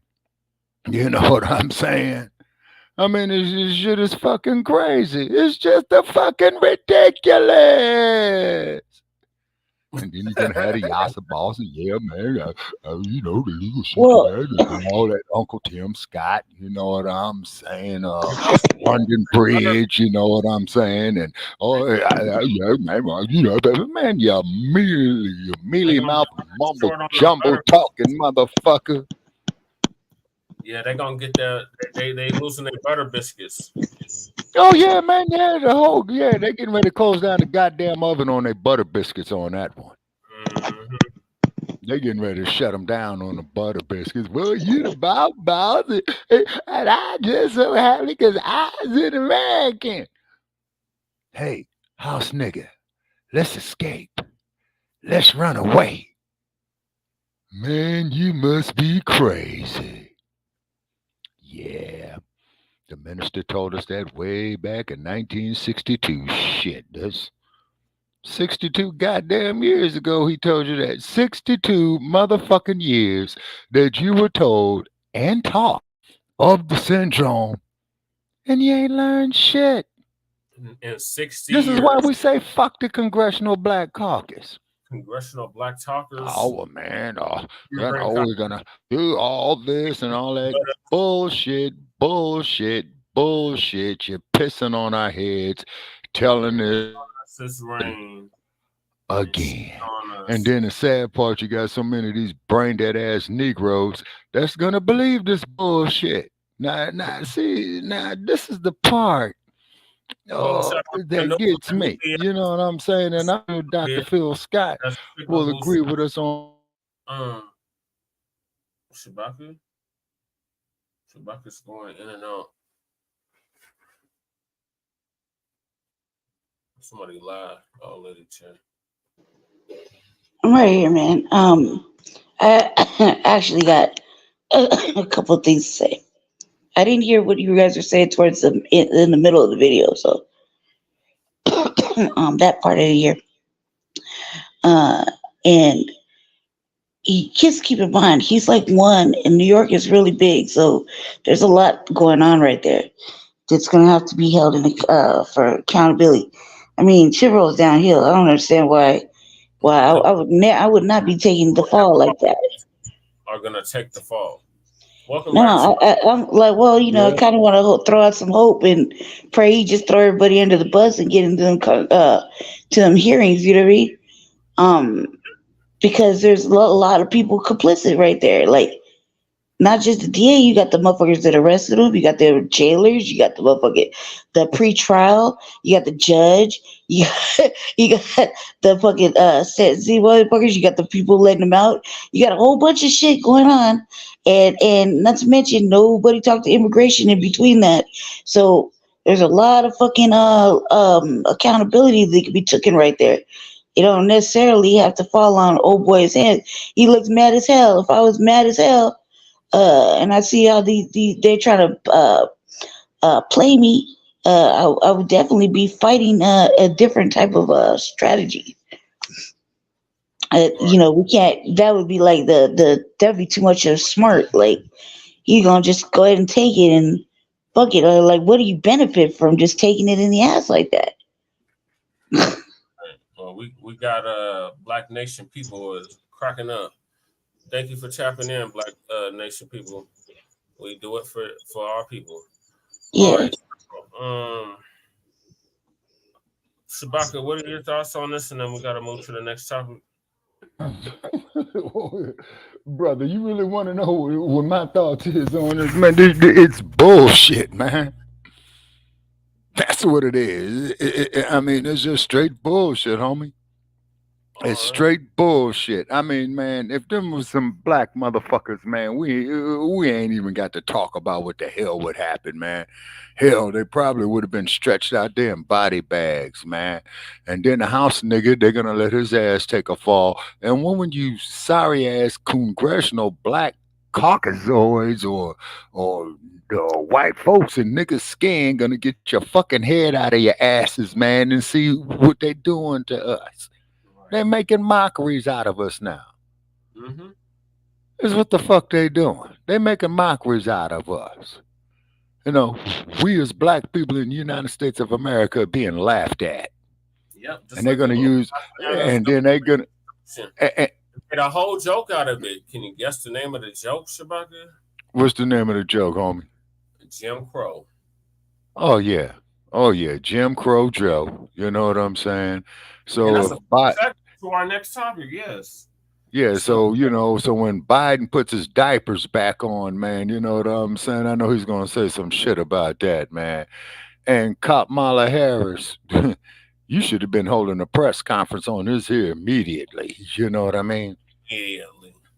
Yeah, I mean, and of course, if these was black men, of course, we would have known what would have happened. Ain't she supposed to be the border czar or something? Who? Kamala? Yeah. I believe yeah, so, man, yeah. she just kind of abandoned the border czar altogether and been doing just mediocre fucking activities. Abortion tour. That's right. She's on the abortion. Yeah, I mean, this is just mediocre activities, not even remotely. You can't even ask her about the border. Ain't nobody really asked her about the border. Well, it's been a long time since anybody asked her about the border. You know, just like the X-Man says, the black community has the most police in it. It has the most crime in it, right? And is the most heavily police community. So you got to know that the cops are in cahoots with the criminals. Yeah, and you know when that started, Shabaka? When's that? In the 1960s. Yeah, As a matter of fact, the immediately after the 1964 Civil Rights Act was passed. But Malcolm gave a speech in 1962, just a year before the March on Washington. So you had 2 years, Black family. You were warned 2 years. Back then, 2 years. Information didn't travel like it travel now. So, Okay, so the hashtags that I'm putting in for the show is CBS News, NBC News, Cartoon News Network, Fox News, you know what I'm saying? And hopefully they'll pick it up because they're going to love this one. Denver Post, Denver's done. Los Angeles Times. Yeah, Denver Post. That's the only one we got now. We used to have the Rocky Mountain News. Okay, New York Times. We damn sure got to tag the New York Times in this one. Oh, the New York Slimes. Yeah, they definitely. yeah, most definitely. So therefore, Brother Jay, you'll see it up on the wall, man. Okay, the episodes are being created, man. You know, if you want to add to it, brother, or sharpen it up, you know, feel free to do it. You know what I'm saying? Because I had to.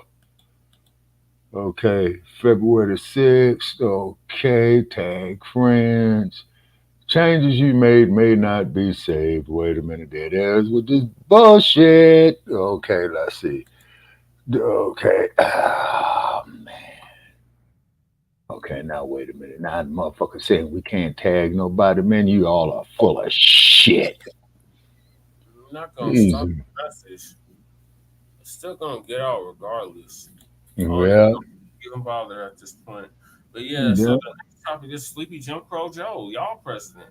Is y'all Yeah, y'all voted for that trick, you know. So yeah. Did Hyden Sleepy Jim Crow Biden do anything specifically for black people? No, sir, he didn't. 3 years of office. Hell to no. Exactly. So did Biden prosecute redlining banks to help black people? Right. So the good professor, shout out to Professor Blagg Truth. Always. Is going to give us the rundown on that. And we could tell you here at Frontline Black News Frontline Campaign, the revolutionary agenda, he has not kept any of his promises. In fact, he has reneged on 90% of them at least. And we told y'all, we're still waiting for y'all, Biden supporters, you Biden sexuals, to call to Black Experience Enhanced and tell us this Tuesday. And the number administration. It's been 3 years or 3 years, and we have not gotten nothing tangible. Everybody, including illegal immigrants. Right. You know what I'm saying? Have taken precedence of us. Yeah. But they're ignoring that elephant in the room, and that elephant in the room is lineage-based reparations, cash reparations first. Yes, sir. Rolling out the land, but it's cash first. If it's not cash, it's not reparations. And we got to do an update on what's happening in California, Shabaka, U.S. West Coast correspondent,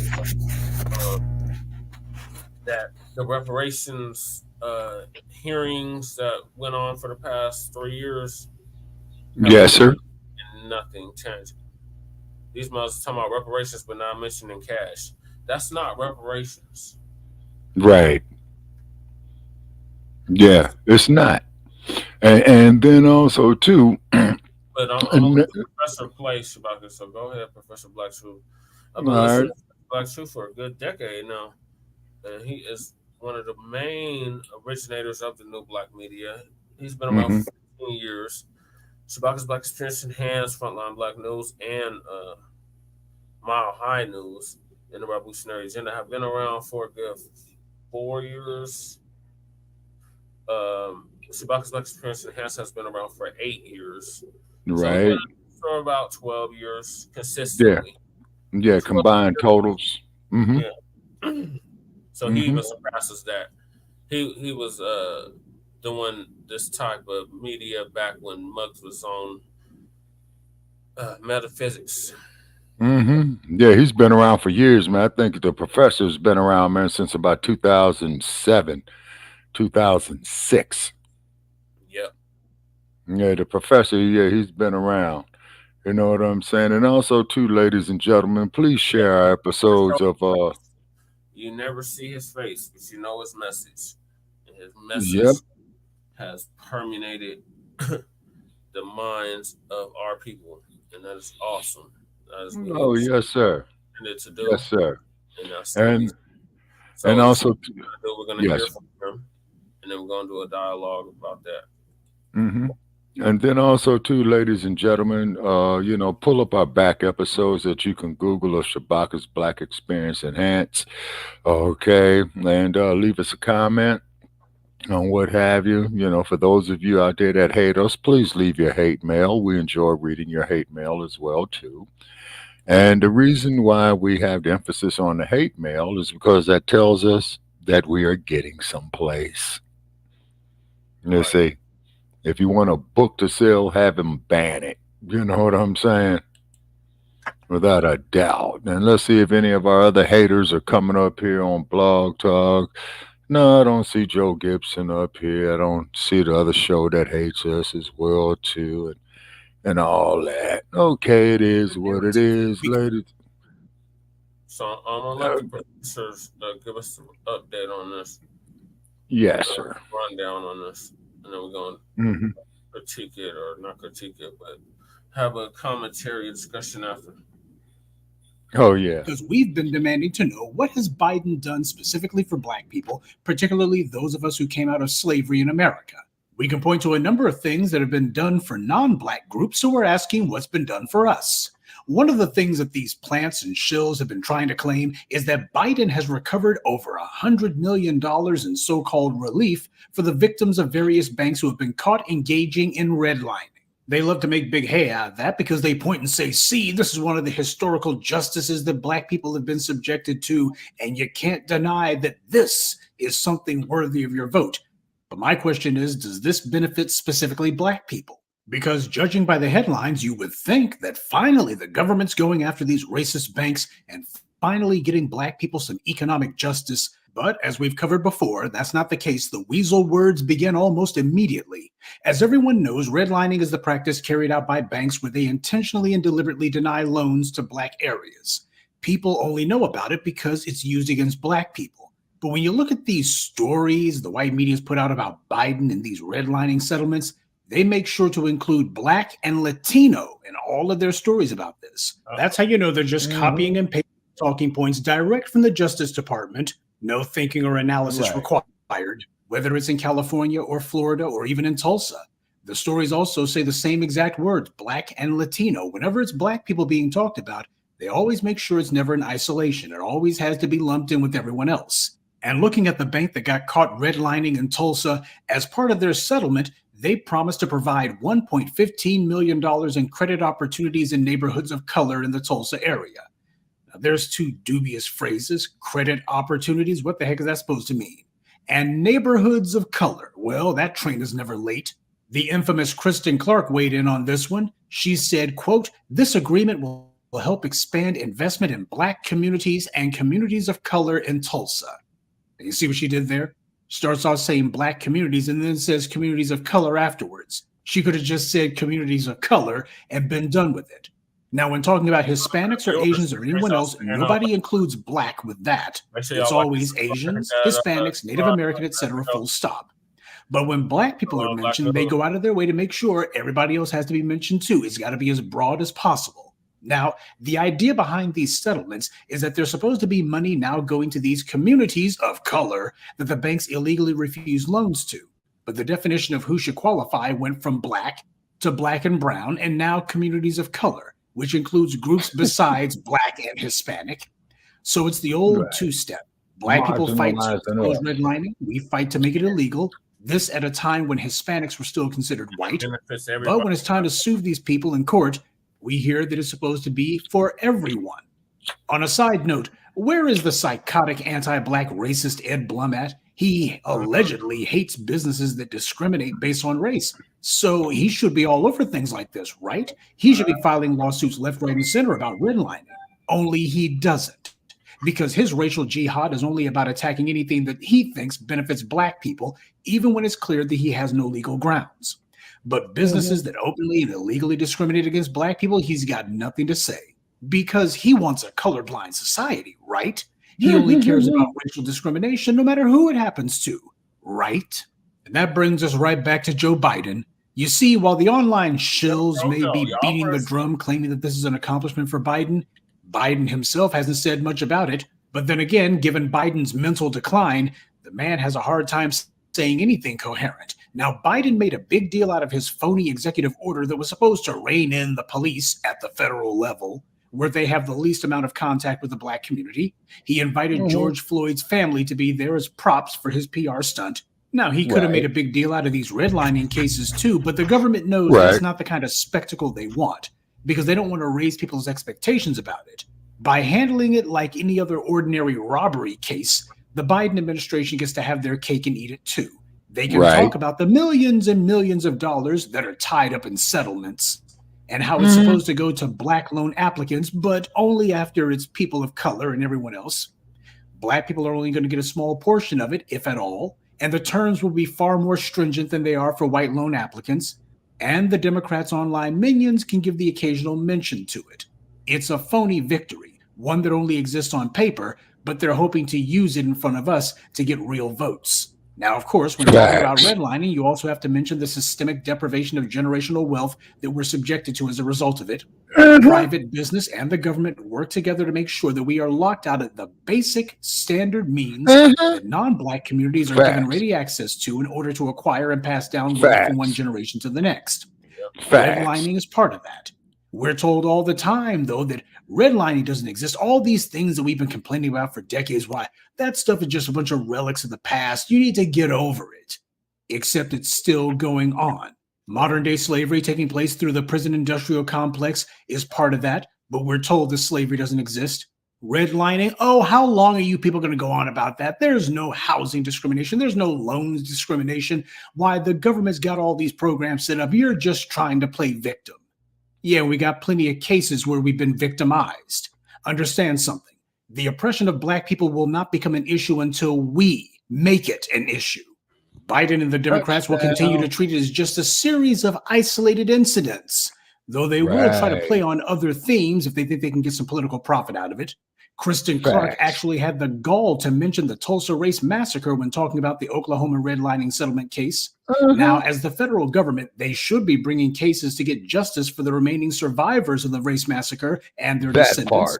And the federal government can start with itself, because the governor of Oklahoma at that time called out the National Guard not to protect the Black residents who were being murdered, but instead to act as backup for the white mob carrying out the murders. It is obscene to mention the Tulsa Race Massacre without also mentioning that the victims of that massacre have been denied justice. Denied it by the very same Department of Justice that wants to strut like a peacock and beat us just like Tarzan, telling us how much they've done for us. The government said that the bank in Tulsa will also host what they call consumer financial education seminars. And they've also announced that they're going to have translation and interpretation services for these seminars conducted in Spanish. So this will make sure that people who just came to the U.S. and don't even speak the language will be given easy access to these funds, and it will be done regardless of their immigration status, whether it's legal or not. So people who only showed up very recently and who have not actually been subjected to redlining, certainly haven't suffered any sort of historical racism like we have, they're going to be able to have access to these funds as if they were. And it's to be expected that the immigrant Kristen Clark name drops the Tulsa Race Massacre as if this empty gesture for this settlement somehow makes up for the government's complicity with that massacre. This is meant to score points with Black people who are so desperate to see the government even acknowledge our existence that we'll settle for empty words because we've been conditioned to expect just that. We can't allow ourselves to be politically punked. It's like the husband who buys his wife a bowling ball for her birthday when he knows she doesn't even like to bowl. He bought the gift for himself, but he tries to trick her into thinking he was doing it for her so she won't complain when he takes her gift and uses it himself. The government gets the benefits of these settlements. They're going to be getting at least part of that money, but the Democrats will wag their fingers in our faces and claim they did this for us. So which of the Black people who were denied loans are going to be getting a dime from this? There'll be no follow-up on that. Getting you to thank them for doing nothing for you is a form of manipulation. It conditions you to be afraid that they will withdraw something when in reality, they have nothing to withdraw because they did nothing for you. There's nothing wrong with going after redlining, to be sure, but there is something deeply wrong with not giving the money to the people who made redlining illegal. Something wrong with exploiting the Tulsa Race Massacre as a soundbite for cheap political points, and something wrong with not linking this ongoing racist practice to slavery and the historical racism that we have faced every day ever since. These are not isolated incidents. It's part of a never-ending continuum of anti-Black racist policies and practices specifically targeting us. In the coming months, you're going to hear plenty more propaganda from these plants and shills telling you all these things that Biden has allegedly done for us. And in every case, you'll find that there's people of color, communities of color, etc. It wasn't done for Black people at all. Just more of the same old rising tide lifts all boats. It doesn't matter that Black people's boats has a bunch of holes shot in it by the very people pretending to be doing things for us. When talking about the Supreme Court ruling that gave Native Americans legal rights over most of the state of Oklahoma, that didn't mention Black people at all, even though there were and continue to be plenty of Black Indians. Didn't matter where you lived either. It was simply Native American, and that was it. The Asian hate crime law was for Asians only. Nothing about Black people either. So when we start talking about things that are specifically for Black people, they're not going to come to us empty-handed. While the government does everything it can to give specific benefits and protections to other groups, we are well within our rights to demand and require the same for ourselves. And the Democrats had better get used to this reality, or come election day, we'll be the ones drawing a red line around the ballot box. That's right, Professor. Good day and be one. Yes, be one. Well, once again, Professor Black Truth, if you hear us out there, man, please get with us. We'd love to have you here on Frontline Black News as a guest. We would like to be a guest. He don't do that there. He don't do that there. Oh, he don't? Doing a guest appearance. I think the only time he did that was when he did a show. He came on Tariq's show, but that was pre-COVID. Oh, okay. Yeah. And then also, too, just another footnote, ladies and gentlemen, they talking about they expect this COVID shit to hit again. So show up your bank accounts, or better yet, go get your goddamn money out the fucking banks, because that's the next thing that they're going to try to do, in my opinion. And that They're doing it. They're moving to the blockchain. We got to do a show on that. The blockchain. Oh, yes, sir. And also, too, ladies and gentlemen, me and Brother Che and the staff here at Frontline Black News, we're going to be talking about setting up a Patreon account. So therefore, it might be easier for y'all to make donations through Patreon, but we'll keep you posted, Yeah, so once again, if hot and sleepy Jim Crow Biden did anything to prosecute redlining banks to help Black people, right, or anything for that matter, they do anything the past 3 years in office. Oh, yes, sir. You know what I'm saying? And then also, too, I just pulled something up here on Fannie Willis. Want to read here what they're talking about, old Fannie Willis in the news. Okay. Is that... Lady Che, I think Lady Che got something to say. Go ahead, Lady Che. What are your thoughts on this? Fuck, man, I forgot what the fuck I was gonna say. Sorry. Did you see my hair? How wild it was. I was just gonna say that Professor Black Truth doesn't. He's not like he doesn't have a point. They're gonna be trying to talk to us, and they're not really talking to us. They're talking at us and trying to highlight the benefits. You're gonna see fucking more Clyburn and more Obama and more fucking whoever else, highlighting President Biden's, work, I guess, if that's what you want to call it. It's good. It's a real sad state of affairs. I mean, you can't be wooed into, you could be whatever you want at this point. You could choose to listen and go along with that program, but I didn't mean to say, but however, I wouldn't suggest it, because it's very clear that this is right blatantly in our face on a day-to-day basis, has been in our face. The treatment from not just the Trump era, but also the Biden era before Trump and after Trump. So I would just keep that in mind. When we're getting all excited, be like, oh, and just keep in mind that also too during certain Black events, you got other ethnicities, nationalities, religions, whatever, coming in between foundational Black Americans, reparations claim. They're protesting for whatever we're protesting about, mostly reparations. That they're there pushing their shit. They're pushing pro this, pro that, stop the ceasefire there, stop this, that. 4 more years. I couldn't believe earlier last month we heard that 4 more years. 4 more years of what? Why would you want 4 more days? You feel me? A belligerent and malevolent neglect. Yeah, it is very, very much in your face. Not to mention, there's no real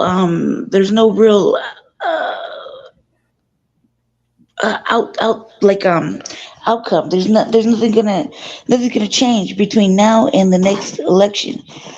No matter what happens, like it's either gonna get one or two things gonna happen. It's gonna get really, really fucking bad, or it's gonna get really fucking bad. You see what I'm saying? So my only suggestion is just to keep that in mind as you're researching who you want to vote for. I'm even rethinking my earlier thoughts. Just for the simple fact that I'm not satisfied either.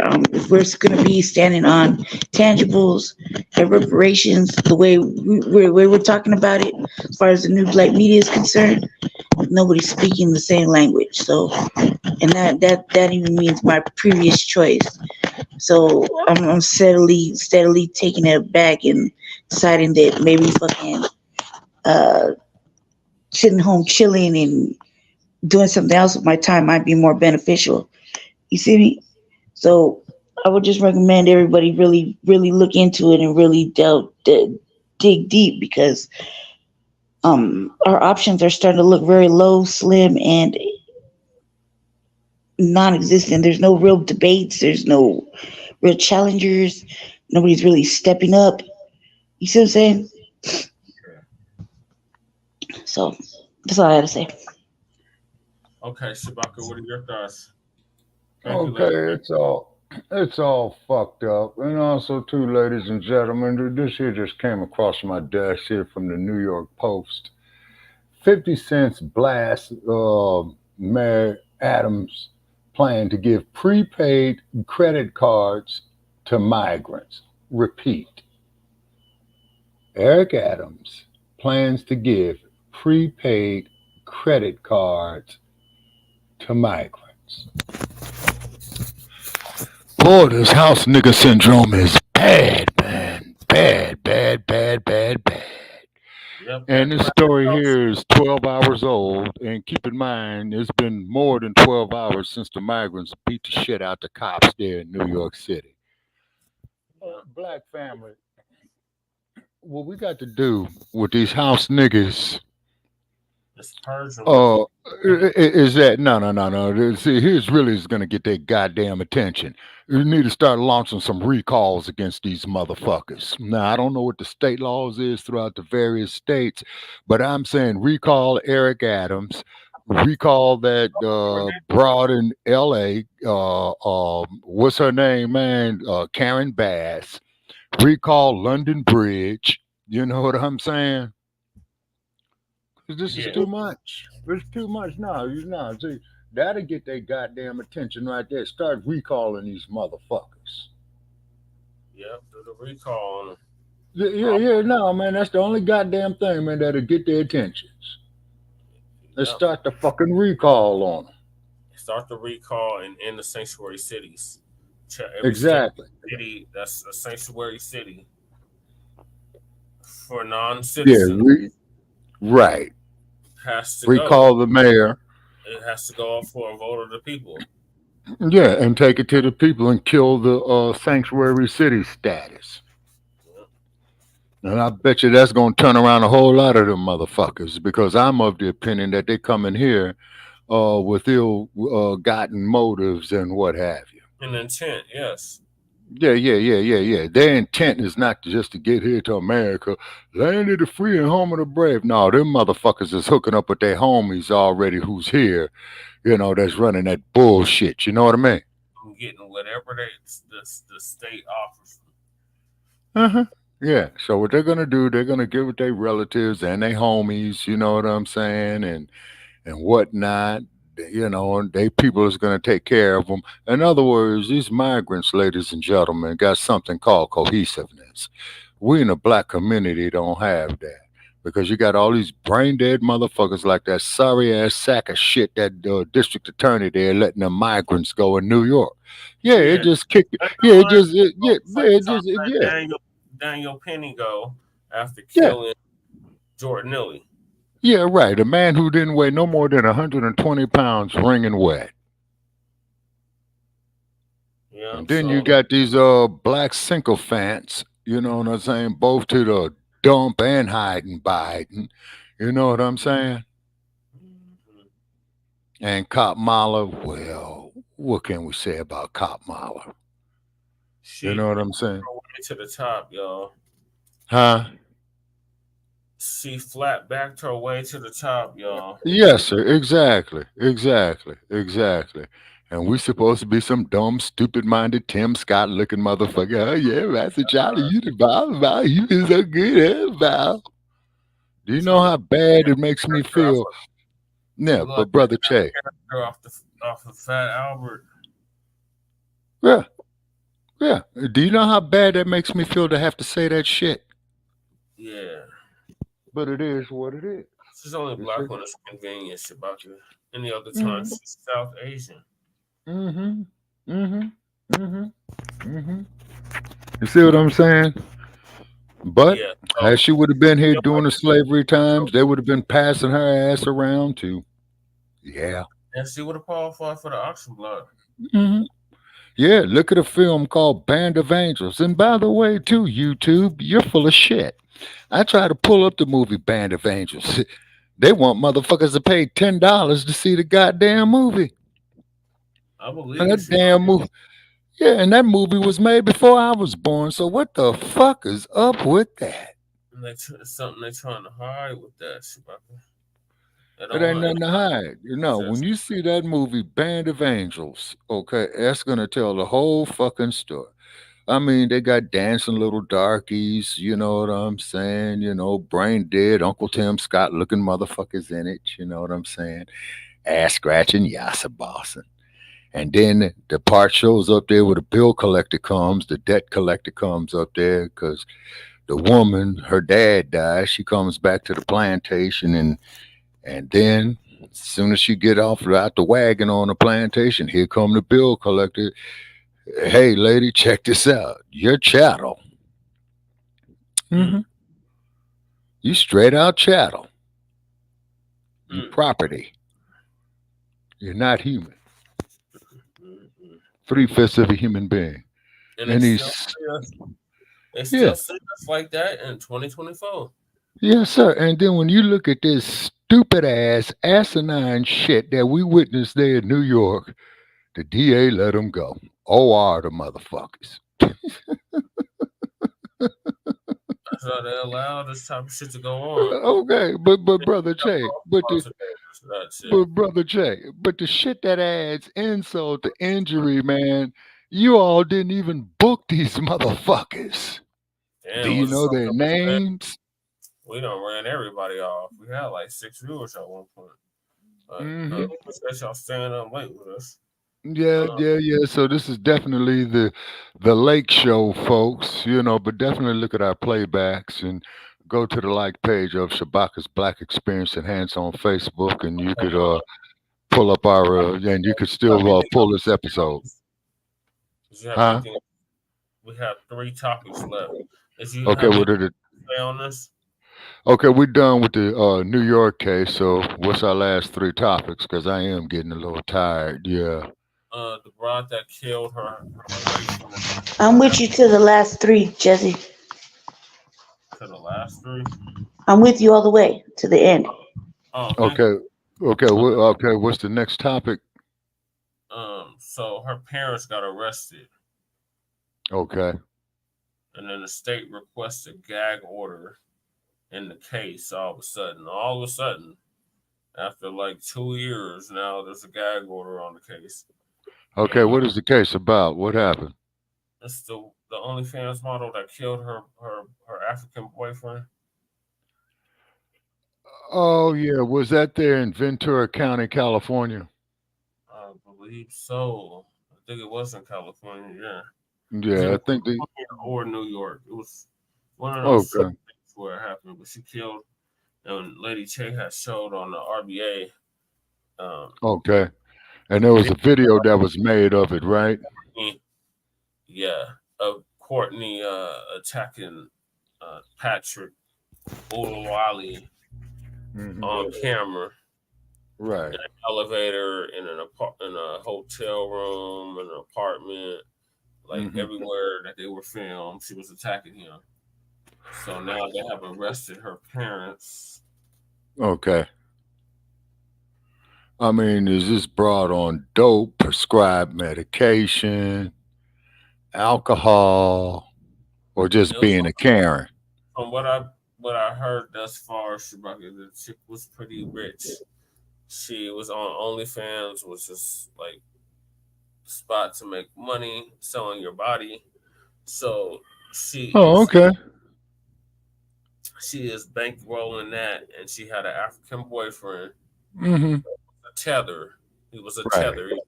He was not a writer for FBA or Black Americans. He was a tether.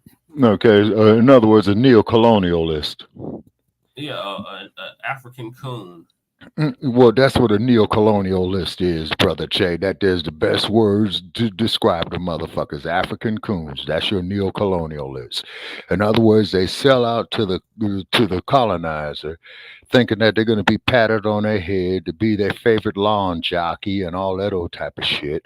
And and the only thing they do is they fuck over a man and just got him up there as a puppet.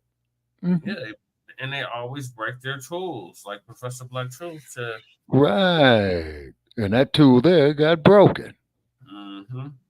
You see? Yeah, they always break their tools. Yeah. So it was my understanding that he had a lot of bad things to say about FBA before he was killed by his girlfriend. And then to find out that his black ass here in the United States has been thrown in the same category as us. So his girlfriend was making like $1 million a month. OnlyFans. And then too, Brother Che, my closing, man, then I'm gonna hang it up, man, is the prosecution of Fani Willis. And no disrespect to you, Ms. Willis, or disrespect to your boyfriend. Okay, you guys are lawyers, you all got money, and if they want to go over there and fuck each other's brains out, man, that's between two consenting adults. I was hoping you were going to be able to stay up for. Yeah, no, I'll stay up for it. Okay, it's because, let me see, I was pulling some information up on here, man, because I got our show produced on Shabaka's Black Experience, for Tuesday. Okay, here we go, ladies and gentlemen. Fani Willis impeachment progresses, but the district attorney will not recuse herself from the dump case. Okay. All righty. Okay, here's a picture of Ms. Willis. Fani Willis impeachment progresses, but the district attorney will not recuse herself from the dump case. Okay, Fulton County DA Fani Willis is closer to being impeached, but according... The whole time, twin? That's what's up. Okay, who is that? Jay Millicent? Twin. Oh, Twin Pyramid. Oh, okay. Greetings to you there, Twin. Okay, I'm reading this here. Fulton County DA Fani Willis is closer to being impeached, but according to the Cartoon Nazi Network sources, she has no intention of refusing herself. The Georgia Senate created a special committee with subpoena power to investigate Ms. Willis following allegations brought on by one of the dump's co-defendants. Okay, now if Fannie Willis and this dude want to go fuck each other's brains out. Them is two consenting adults, whatever marital problems or whatever, man, that is between them and their spouses. Okay, I ain't mad at them, just as long as they bring down the damn dump. Okay. And then also too, they're gonna try to fuck her around, you know what I'm saying, because she's black. Okay. And then Oh, it's about your boy Tim Scott. what about the raggedy motherfucker? Trump's allies don't want Tim Scott as his running mate. Brother Che. Brother. You an intelligent man, you an educated man. Is that a surprise? No. Shit, I should have went over to the goddamn casino, man, and took this last $20. I bet, man, and said that they was gonna drop that trick. Son of a bitch. Damn, man. Could have made me $20. You're the greatest, Trump. I love Oh, you. I just love you. Shit. I mean, man, that was disgusting, man. And then getting on the real, man. When black women see black men do this type of shit, they're wondering why the black women are going off being bed wenches and ghetto gaggers. You know what I'm saying? And I hate to put it like that, man, but that's the only way I can do it to keep it simple. You know what I'm saying? Unless we get some goddamn cohesiveness, man, amongst ourselves, man, in our black family unit, within controlling economics in our communities, man, we're going to have this problem. And let's look at the memories of Malcolm and Dr. King and Medgar Evers and all the civil rights workers, man, who had transitioned, you know what I'm saying, hit with fire hoses and whatnot. Those there in the black empowerment era, man, that made the ultimate sacrifice. What in the hell do you think that they would say that I died for this shit for a motherfucking dude to go shove ketchup up his ass and saying that he is menstruating? Tomato paste about it. Yeah. Either way, it's some sick shit. Oh, extremely sick shit, brother Che. It's not a common cold, man. It's a major metamorphosis of a disease, man. You know what I mean? Yeah, it's all part of an agenda that's been in effect Big since time. 1973. Yes, sir. That is true, brother Che. You know what I'm saying? Yes, sir. You're all right for the last 51 years. And as the good Dr. Francis Course Wilson has said, is that it's going to come on us and we're not even going to know that it's coming on us. And then the cold part about it is we're going to perpetuate the bullshit, right? Not knowing that we are perpetuating, something this diabolical. And this goes all the way back to Tricky Dick, him and Kissinger. You know what I'm saying? With that Monahan report. Yeah, man. Yeah. But they get these shit. Don't offer them nothing.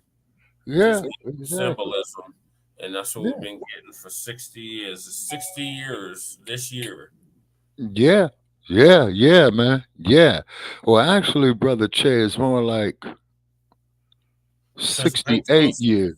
Okay, well, you look at, because I think the official 1960. Okay, not only 1960, but I think you would have to go back to 1955 with the bus boycott.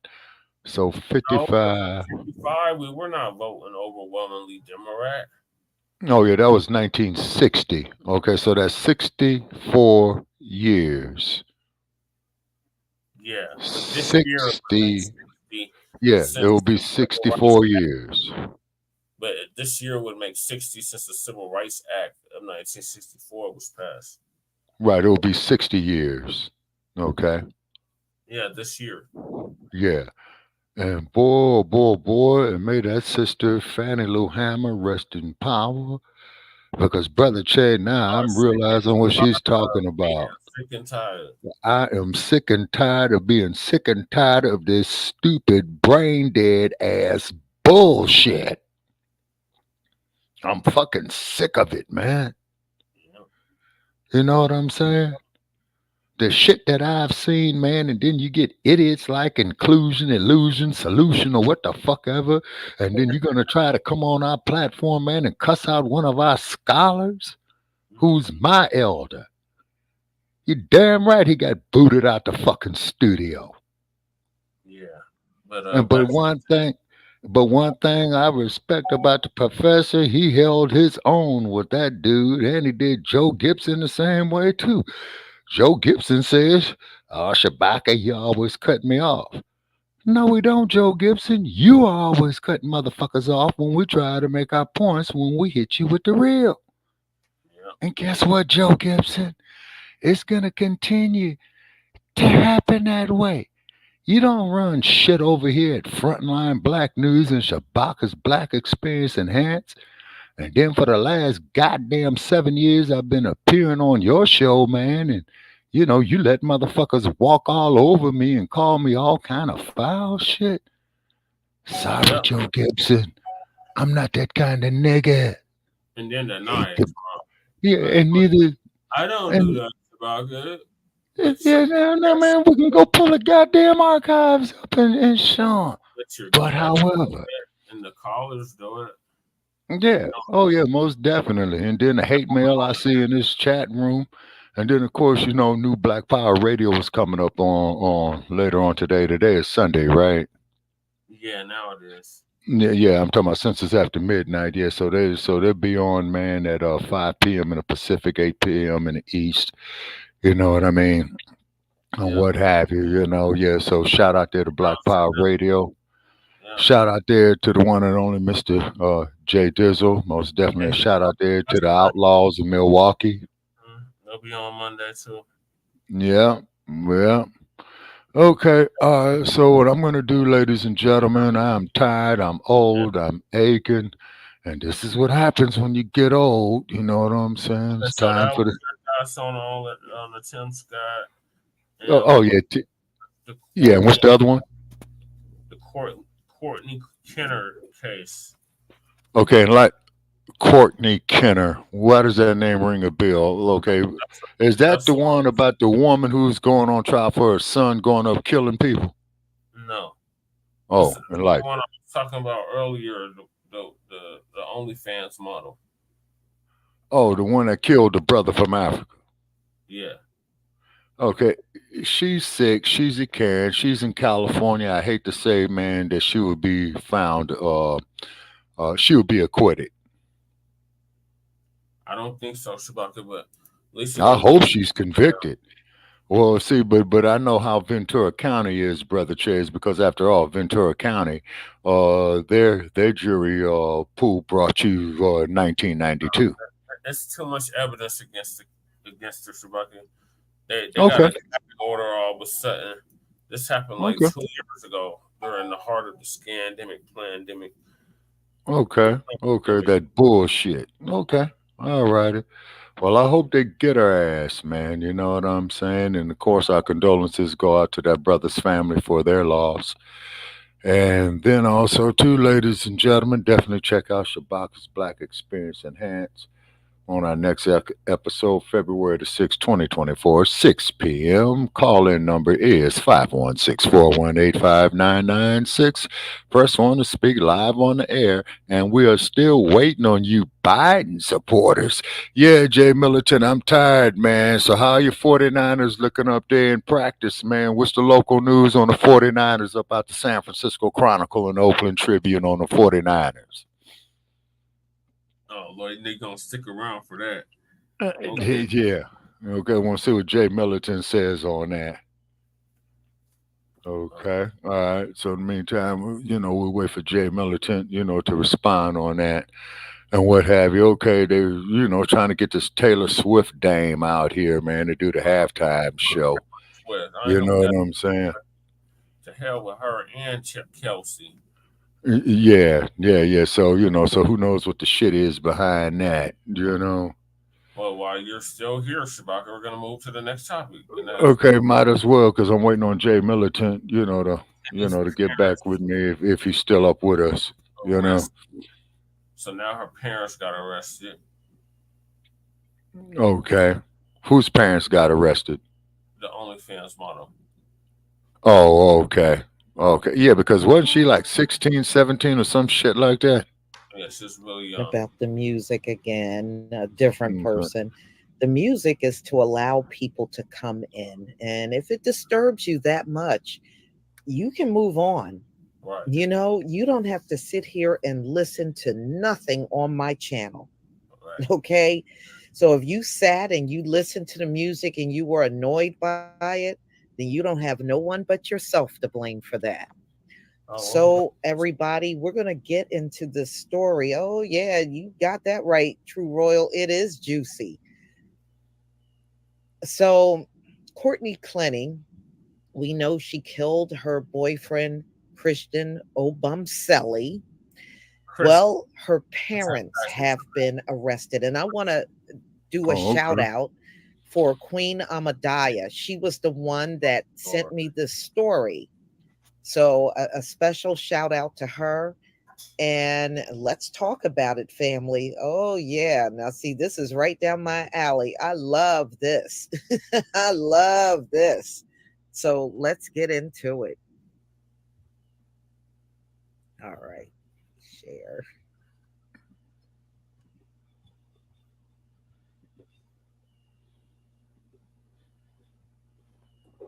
So this news came out this morning, ladies and gentlemen, and it looked like Courtney Clenney's parents are in trouble here. Just when you thought you had all of the information on this trial, and she's been screaming self-defense all this time, which we know that wasn't self-defense. This girl has anger issues. Right. And her anger issues poor are little physical, rich kid. because she definitely physically attacked him on multiple occasions. Multiple. So what did her parents do? Parents of OnlyFans model accused of murdering boyfriend arrested over attempt to conceal evidence. Wow. So the parents were helping her hide evidence. Ain't that something? Conspiracy. It took them forever to even arrest her. Conspiring. She was out of jail for several months. You know, they wouldn't even take her in and jail her for several months. So the parents of the OnlyFans model accused of, you know, she took out Christian Obumseli in their Miami apartment in April of 2022, have been arrested for allegedly tampering with evidence. Oh, Now, okay, her this is in mother's Florida. name is Deborah.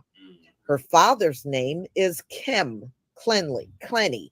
So her mother is 57 years old, father 60 years old.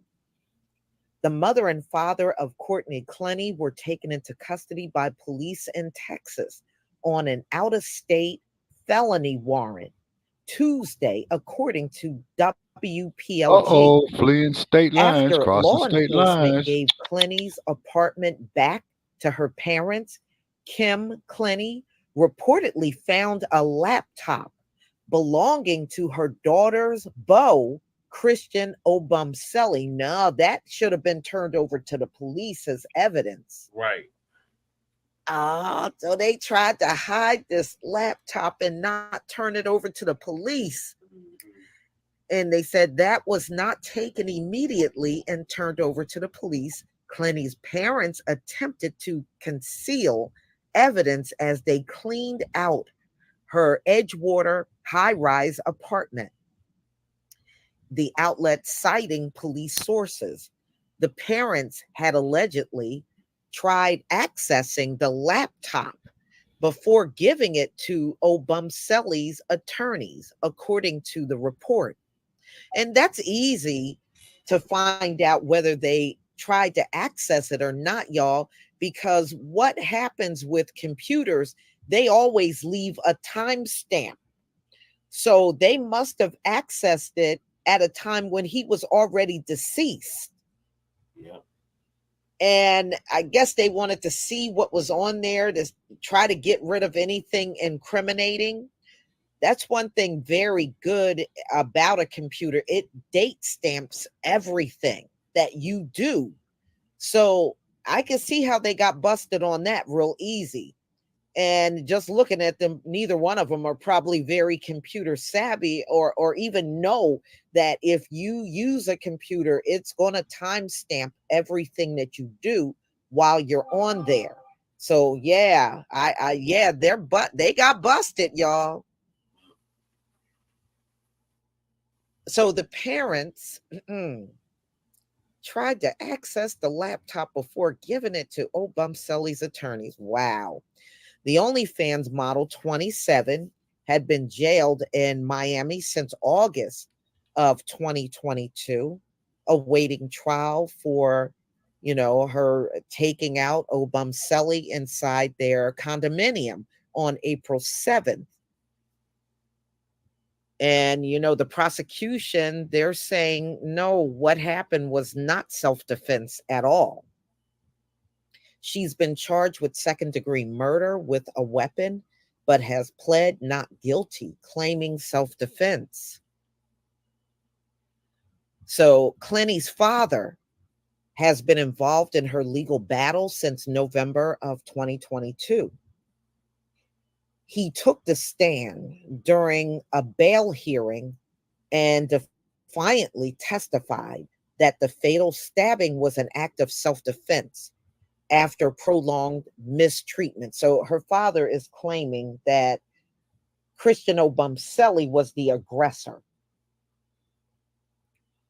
It was very toxic. Kim Clenney, that's her father, said in the time his daughter was with Obumseli, I knew from the beginning that he wasn't treating her correctly. There were many things that the father who loves his daughter very deeply should have put up with. Kim and Deborah Clenney were picked up by the police in Texas and booked into Travis County Jail just after 2 p.m. on a hold for another agency, according to jail records viewed recently.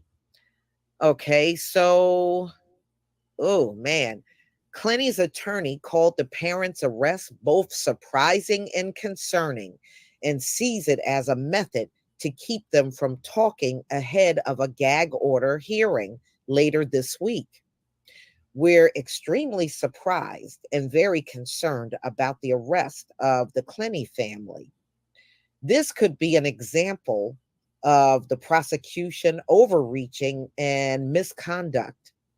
No, what it does, it puts her attorney in a really bad position. Now, in defending her, it just looks bad all the way around now that her parents got arrested. He's going to have an uphill battle defending her.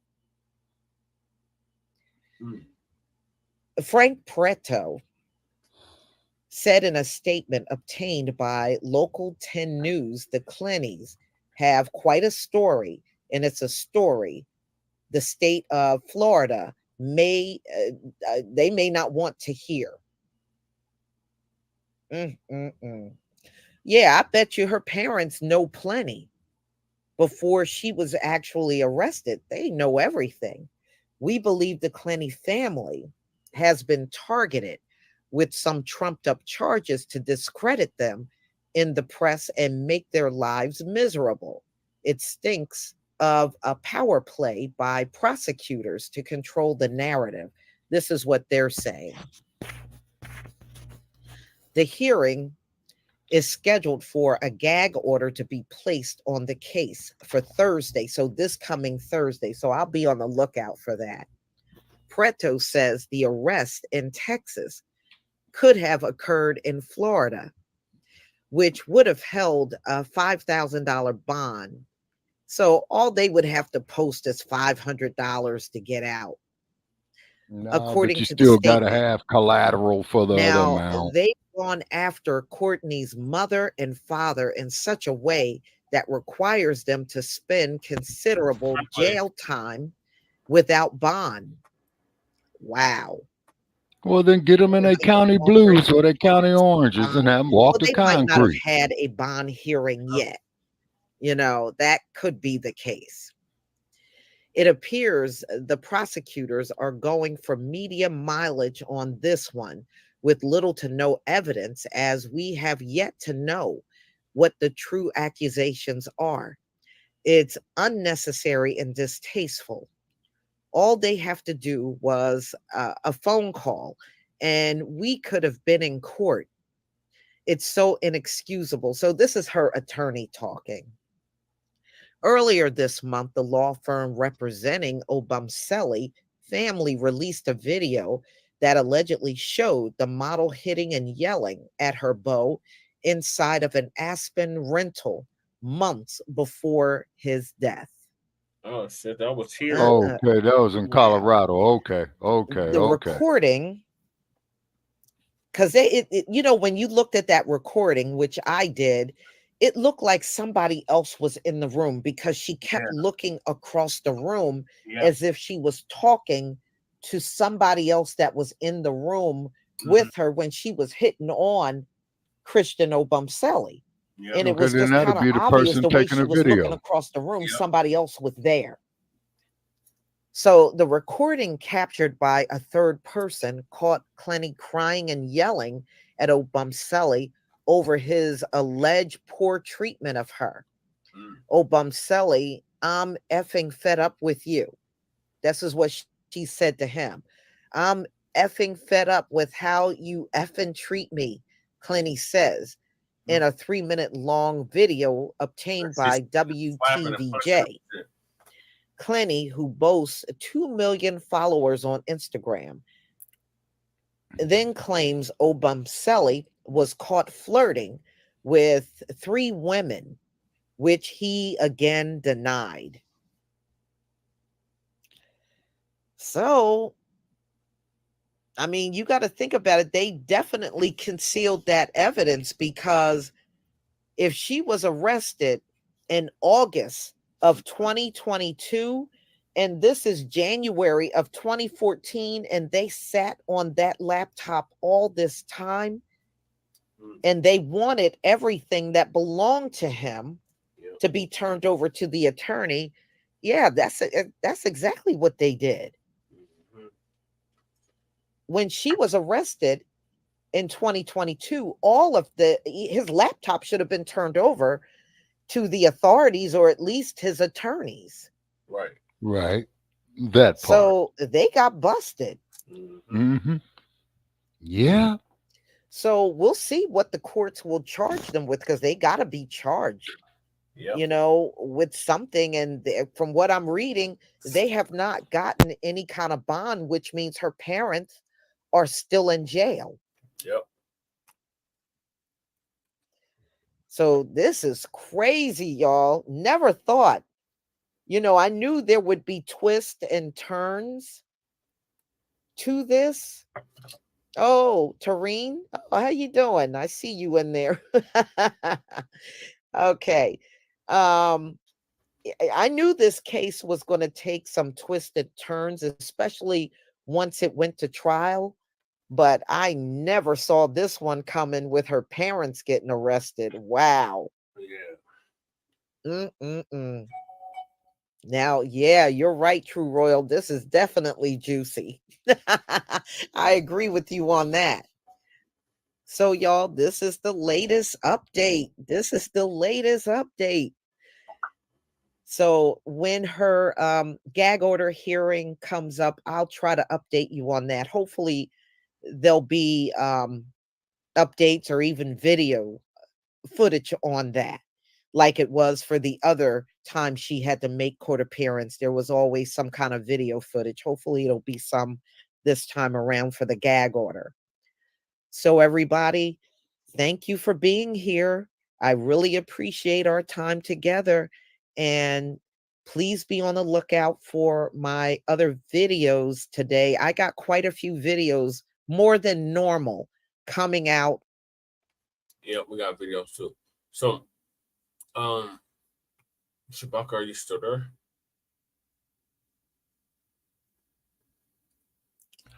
Yes, sir. I'm still here. Yeah, I had to go to the restroom. Okay, I had a call. I'm back. I went back. I have an answer for Shabaka about the Niners. Okay, Jay Militant, what's up with the Niners, man? Okay, so while Jay Militant, gives us the answer on the What are your thoughts yeah. on her parents being arrested? Okay, I think they should arrest their asses. They should arrest that stinking ass broad, for killing that man. It's a Karen syndrome, you know what I'm saying? White privilege, the whole 9 yards. They figure that they're above the law, you know what I mean?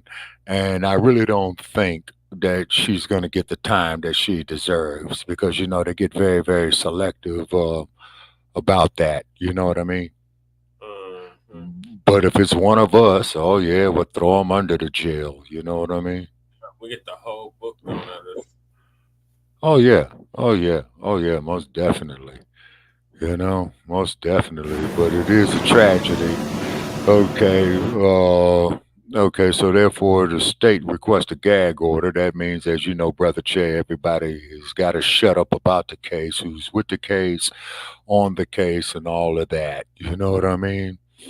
And then if you violate the gag order, that there's a separate crime, from what I understand, and what have you. But I do recognize that each state, is different and what have you. And then, let Jay Militant know if I go off before he comes back on that Las Vegas is definitely gearing up Oh, he for got the the Super. answer. Huh? Yes. Okay, he says we're ready to go to the team. Had their final practice at home. Now it's on the road to Vegas later on today. Yeah, yeah, that's what I'm figuring. Yeah, Jay Militant, that's what I'm saying. All the teams are coming in, man. The press people are coming in.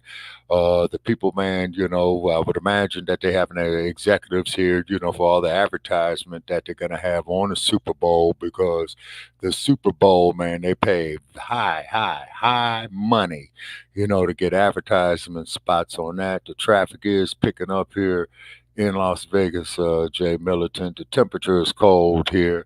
And I don't have the heater on, but I do feel a chill. But we're not as cold as Denver, it's because I'm trying to find out a report right here, on this computer, of the current weather here. Also, too, Jay Militant, please keep warm, man. I know you guys are getting ready to get hit in California, man. It's 48 degrees here and it's cloudy. Oh, Okay, it's so 31 degrees here and it's mostly cloudy. okay, what's the temperature there? 31. Oh, okay, you guys are below freezing. Okay, so the storm is getting ready to come off the Pacific, brother Che. We're gonna get drenched when it gets your way, man. It's gonna be all snow. You know what I'm saying? Like it's And but yeah, the West Coast is definitely gonna get hit. We just got hit though. So right. Midwest and parts east on the lookout. Y'all gonna get tornadoes and blizzards. Okay, you talking about in Colorado? No, I'm talking about everybody east of us. Oh man, yeah. Okay, and then too, Gavin Newsom. I hope the fucking hurricanes tear up your raggedy ass wine vineyard. That you and your raggedy ass relative owns up there in Napa Oh County. You yeah, know what I'm saying? the West Coast is getting towed up right now. Oh, okay, good. And then my loved ones out there, I'm praying for them. You know what I'm saying? And then my family members who are gone, I'm confident that their graves will not be on earth. You know what I'm saying? Because they're pretty much on flat soil as opposed to a hill. You know what I mean? And whatnot. Okay, so Las Vegas is gearing up. I'm going to keep a very, very low profile, as it gets closer to the Super Bowl. You know what I mean? I don't know if they're going to televise the game here in Las Vegas. Is because if these motherfuckers is charging $1,100 for nosebleed seats, man, I would not be surprised if they have a blackout here. I would. Yeah, I would not be surprised. Try to get everybody over there, man, to to Allegiant Stadium. Oh, you got some snow to the north of you, Shabaka. Oh, really? Up there in what county? In Reno? No, like Okay. directly to the north. Okay, the next county north, I believe, out here is Nye County. I'm in Clark County. Yeah, like Nye County, Canyon, Coyote Springs Valley. Okay, that's all out in the Bonafide Desert. And then, of course, as you know, everything here, man, the half the state of Nevada, man, used to be the nuclear test range, man. You know what I'm saying, in the 1950s. Yep, and it's also the site of Area 51. Oh, okay. And from what I understand about Area 51, man, you go anywhere near that place, man, they dumping on your ass. Then they're going to ask questions later. Yep. Yeah, so you're gonna get dumped on. It's like your NORAD there in Colorado Springs. You know, you go up there on them military installations like that, man, they're gonna dump on you. Then they're gonna ask questions. You know what I'm saying? And then also too up there by J Militant, the Livermore National Laboratory. You know, they got some highly classified, top secret shit. And then for those who do not know, is that the Livermore National Laboratory is in Livermore, California, you know, which is a high rent district because at first during the 1940s it was all open space. And that's where they put the final touches, ladies and gentlemen, on the Manhattan Project. And then it was transported to Frisco Bay just off the Law of Logic. Then it was taken out of Frisco Bay under the Golden Gate. You ever how they got it there by air or by sea? It's classified, you know what I'm saying? And then they went and dropped the motherfucker August the 9th, 1945 on the first city of Hiroshima. And I believe that there was a music group, a jazz group by the name of the same name. Okay, and so then what Truman did is that he dropped a second bomb on Nagasaki, okay, and then with Truman, Standing Sabaka, that those towns or those cities, because they were big ass cities, right? Had a lot of black Japanese. Oh, really? Interesting. Okay, and then also too, as from what I understand off of research that we have done on it, is that Truman told Hirohito, man, after the second bombing, man, go ahead and surrender now because the next time we drop this motherfucker is going to be on Tokyo. And then that's what old Emperor Hirohito went on a Japanese radio, from what I understand. We must bear the unbearable. And Japan surrendered. And then in those islands around there throughout the Pacific, you had a lot of GIs out there and a lot of Japanese soldiers who were still engaged in combat operations because they had no knowledge that the war was over. Because they had guys out there that they discovered, man, in the 1950s, all tattered and scallywag looking motherfuckers, you know what I'm saying? Still fighting the war, and they were told the war is over. And then quite naturally, of course, the dudes who were with the Japanese, they had to tell them that your emperor had to bear the unbearable. And from what I understand, Emperor Hirohito, he lost all his military command. Japan cannot have no military, I believe, to this day. And if they need military assistance, they get it from the United States. Okay, I'll call that colonization. Oh, yeah. That's exactly what it is. Disarmament and colonization.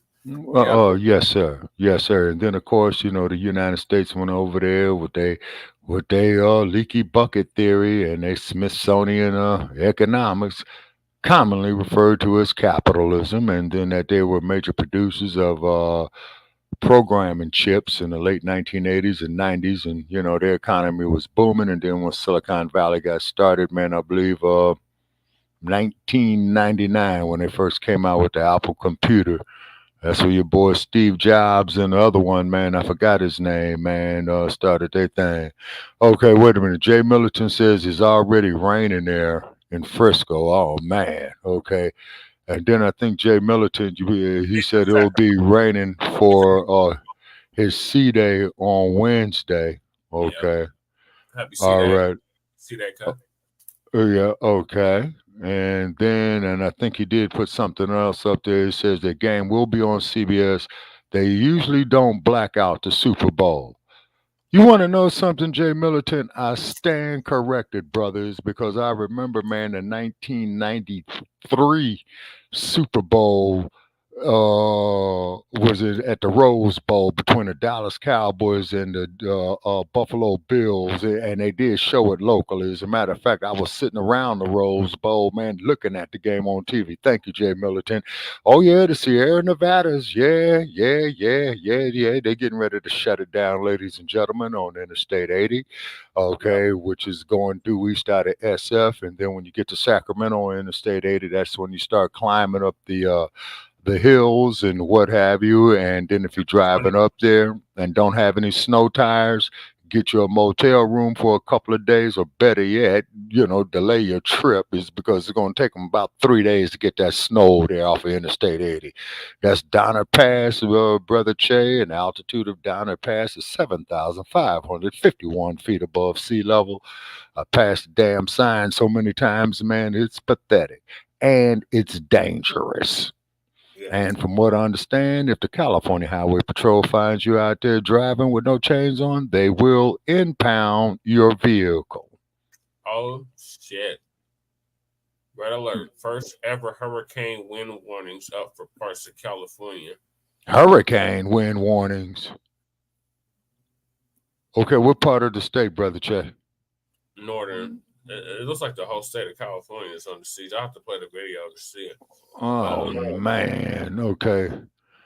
All right. Okay. I got loved ones in Los Angeles. I got loved ones in the Bay Area. Okay. So I got to give them a call tomorrow to see how they're weathering the storm.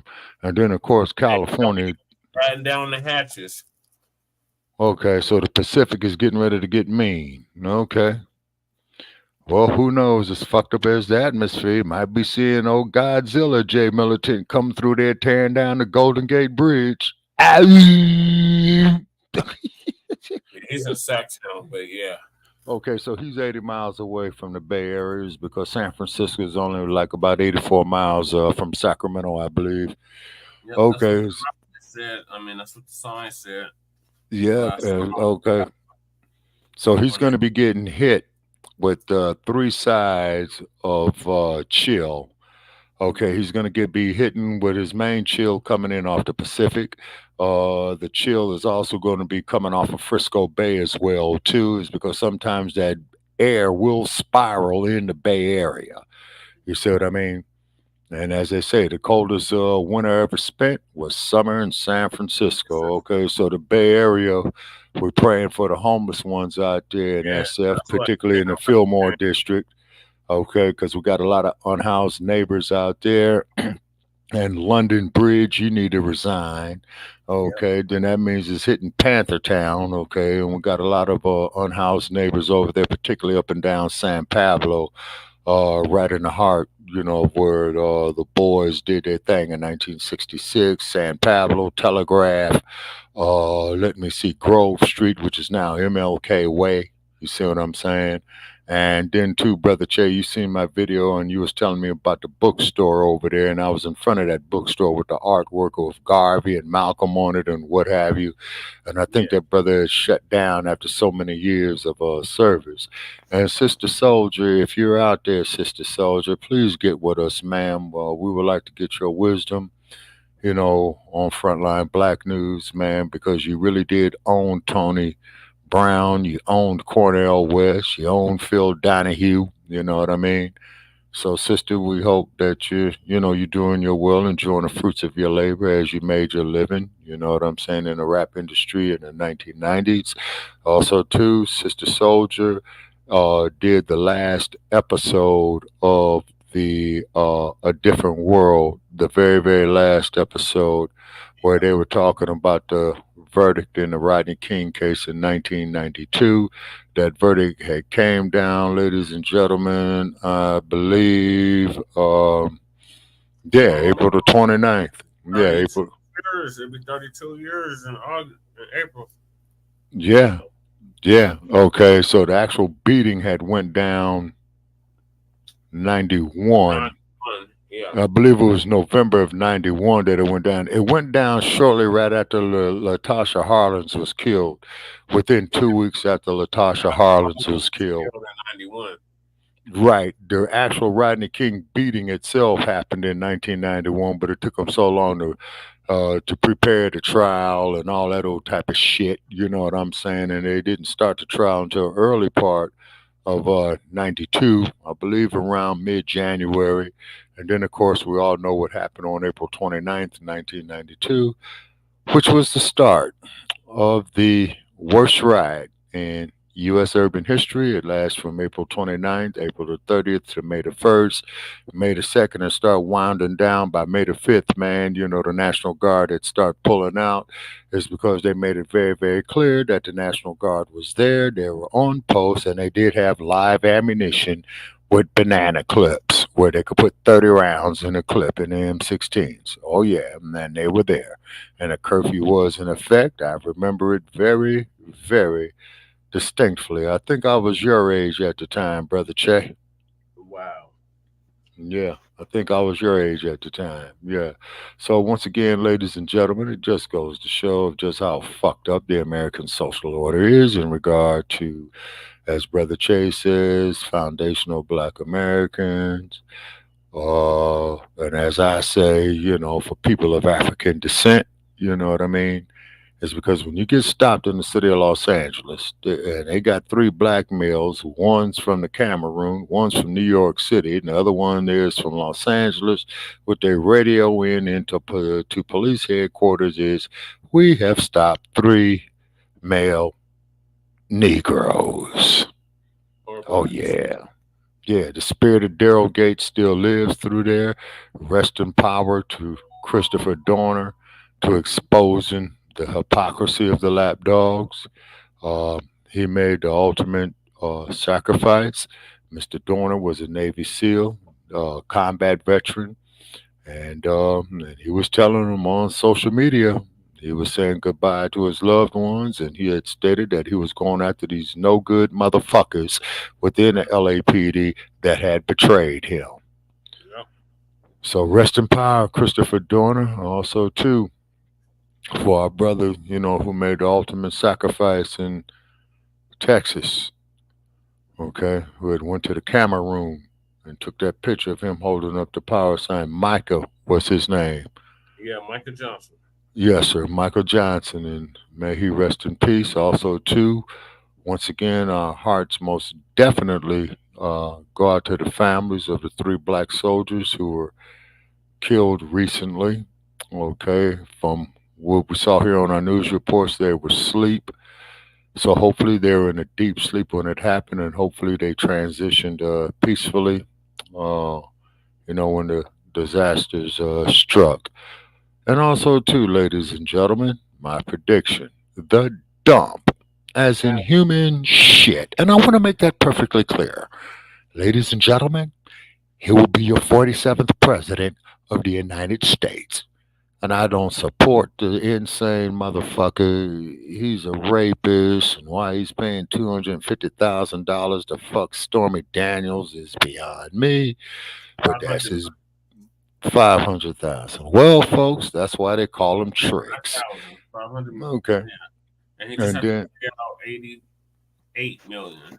yeah, to the other broad that he violated. Okay, I don't condone rape, and I don't condone rapists. Okay, so since we have the Senior Bowl of the presidential elections, okay, Nikki Haley, she can kiss my ass. Right. Hopefully, this might be a time, ladies. Nimrata. Yeah, Nimrata. Yeah. So hopefully, ladies and gentlemen, somebody will enter the presidential election late. And what I mean by late, hopefully they will start, you know, within March, what Robert Kennedy tried to do in 1968. And then when they come out here to California, you know, because California doesn't have its primary election until June. Okay, and then hopefully Biden, they'll give him some diapers, put his old ass in a rest home. Kamala Harris, she'll probably go back to California and does what she knows best, if you know what I mean. You know what I'm saying?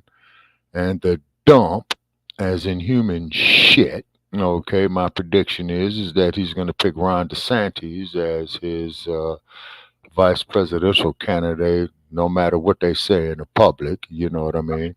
Pick any of them. I think he's gonna pick somebody else that's white. Oh, okay. Best Okay. interest.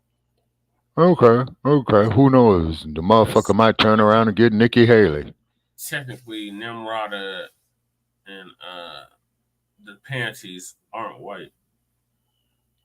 Very interesting. Okay. What is the panties? They're not. He's Italian. Oh, the pant. Oh, yeah. Okay. Well, that's still Europe, right? Southern Europe. Yeah. So he's still white. Okay. All right. That's still Europe. Southern Europe and Eastern Europe is different about it because they don't consider you white unless you're from Interesting. Scandinavia, Or Norway or Denmark or Sweden. something like that. Sweden, yeah, way up there in Northern Europe, yeah, because it's much colder up there. And that there's where them Viking individuals came from, who are a bunch of savages as well too. And we've done our research and we explained that. And then on Shabaka's Black Experience Enhanced, I will read from Lerone Bennett Jr. Out of the Ebony books, and there's some very interesting things there, ladies and gentlemen, about the transatlantic slave trade. And by the way, it does support our premise, like what we told Joe Gibson. And what we told the one and only Sarge, the Europeans did come there with lies and deceit. Yep. Oh yeah. But Mr. Bennett, he broke it down of how they operated. They did it systemically, ladies and gentlemen. And I mean, it just wasn't there. They got there the first fucking day, and then the next day, they had us on the boats. They were there for about 4 or 5 years before they tried their prepackaged bullshit. You know what I mean? And of course, they played on the different African nations, as they settled their internal conflicts on the continent. And they played both ends against the middle, and guess who was in the middle on those slave ships? Yeah. Okay, Brother Che and Frontline Black News and Jay Militant and Lady Che, I'm going to bid you all a good night from Sin City, Nevada, commonly referred to as Las Vegas. And thanks for having me on. On for part 2. Yes, sir. When is part 2? Our same scheduled time at 10 p.m. Mountain. Okay, 9 p.m. tomorrow night. Okay, all right. So here on February the 4th, we're doing part 2 at 9 p.m. Pacific time here in Sin City. Correct. Okay, sir. So please put down the first item to discuss of the information that I did come across from Mr. Lerone Bennett. I got it marked in the book. Well, that's only if we don't get to all these topics here. So right. It's literally two topics left. Okay, all right. So we'll do the 2 topics first, and then any other additional topics of the day, as the day unfolds, and then we'll try to close out with that one right there tomorrow night. And then also, too, Brother Che, guess what? I hate to say, we love Sarge, but Sarge, you're going to hate this knowledge because it damn near contradicts everything that you said, Sarge. And remember, Sarge. Oh, man, we got to let the poster boy live. No, but Lady Che. But hold on, though, Lady Che. But hold on, Lady Che. And Brother Che will tell you, you should have been on the show. It's because, see, with the new thing that's fucking Sarge up with me is the hummingbird. You know what I mean about that there, Brother Che? Yep. The hummingbird. Okay, now I'll tell you, Lady Che, because you're going to get a good laugh out of this one, right? Okay. You know what a hummingbird is, right? Yeah. Yeah, and he moves, he's got speed, very agile, meaning he moves with precision, right? Right. But Lady Che, on paper, mathematically, this motherfucker can't fly, but yet he does. Yeah, and he that's does what I'm gonna vibrations. He does vibrations of hover. Yeah, and I'm getting ready to fuck Sarge up with this because Sarge, as we're talking about the rape and slave trade and pedophiles, what have you, Sarge says, had his bloodline not been violated by the rape and slave trade and pedophiles and all of us here with the Black experience, we wouldn't exist. But Sarge, we just blew you out the water, homie. We just blew you out the water, big homie. You know what I'm saying? The hummingbird.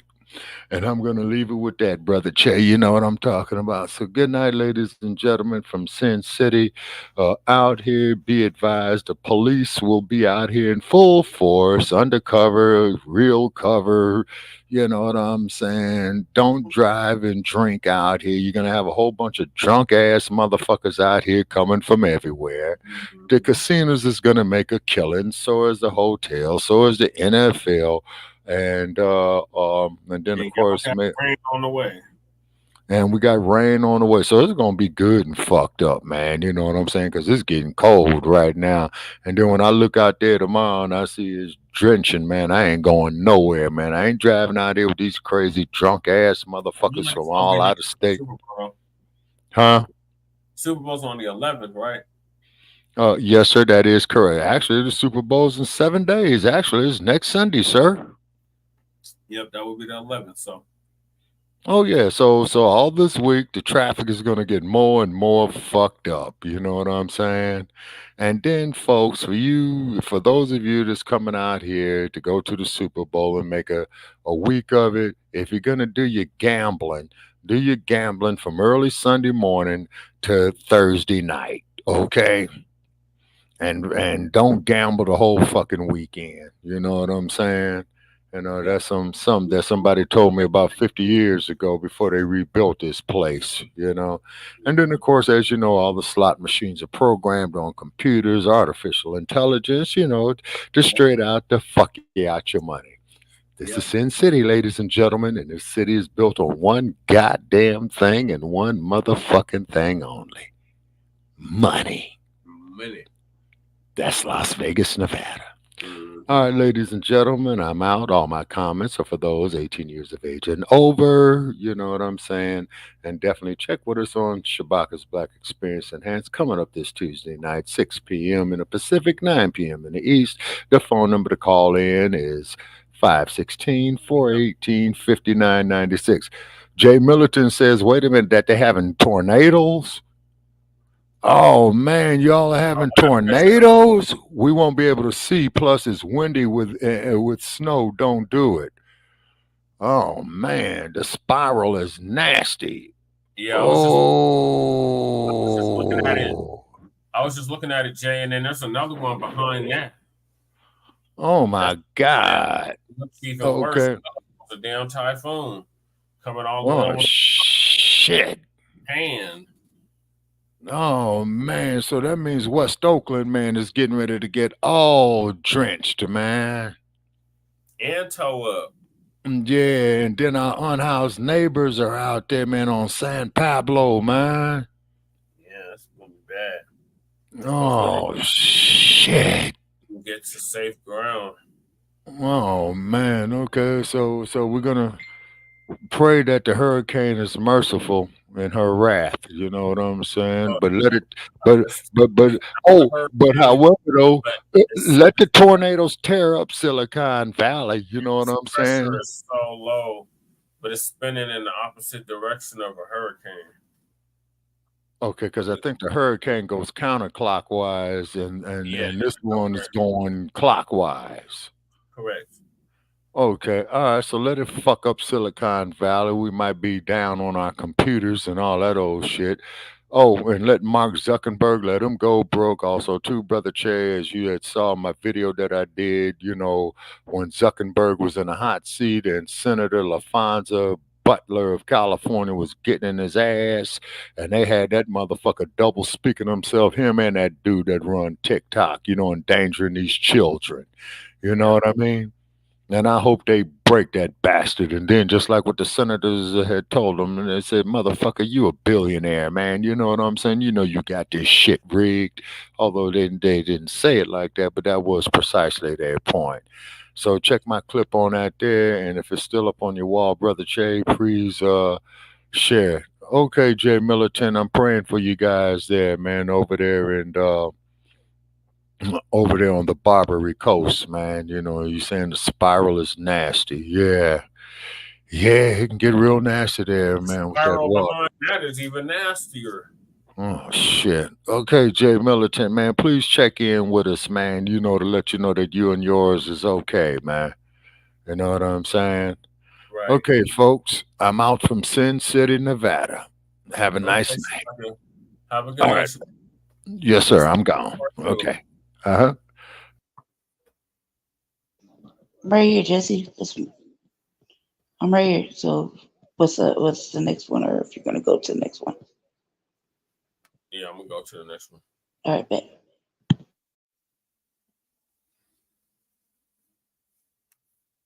Congratulations, Lisa. 95. Shalom, family. It's good to see you all here. I wanted to share an achievement that I just found out today. My channel has officially got 95 million views. So this is from the time that I came on and started doing YouTube videos all the way up until now. So I wanted to share this with you because it would not have been possible without you. So I thank each and every one of you, near and far, for listening to my videos. You don't know how deeply I appreciate it, and I appreciate each and every one of you. So, family, we're going to talk about Courtney Clenney. Okay, those just outside. And she is what I would say is an example of someone having the blessings and losing the blessings. And you definitely see it when it comes down to her. Now, somebody like Courtney Clenney at one point in time would have virtually gotten away with anything. But she still had some blessings, because right after she killed and just completely wiped off the face of the earth her then boyfriend, Christian Obumseli, she was still free for about 5 months. They took a very, very, very long time to arrest her. And many of us remember this.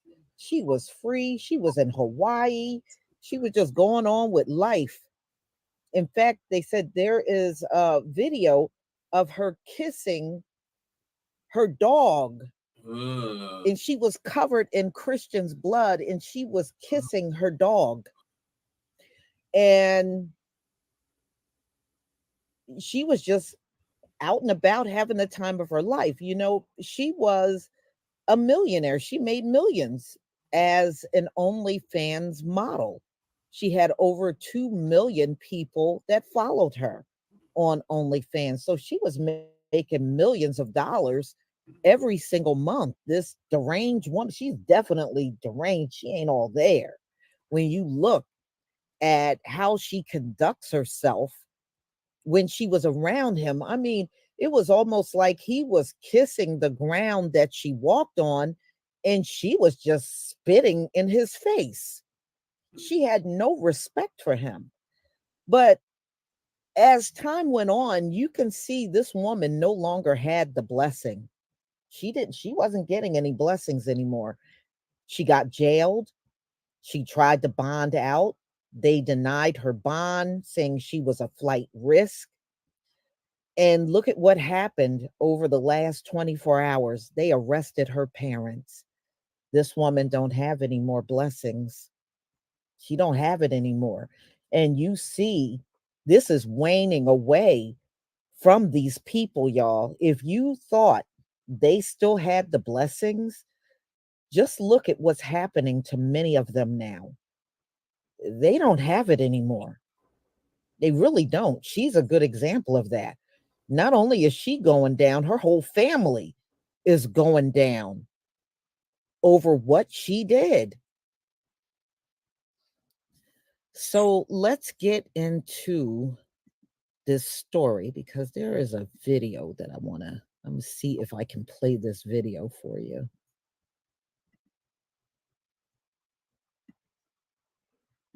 see here.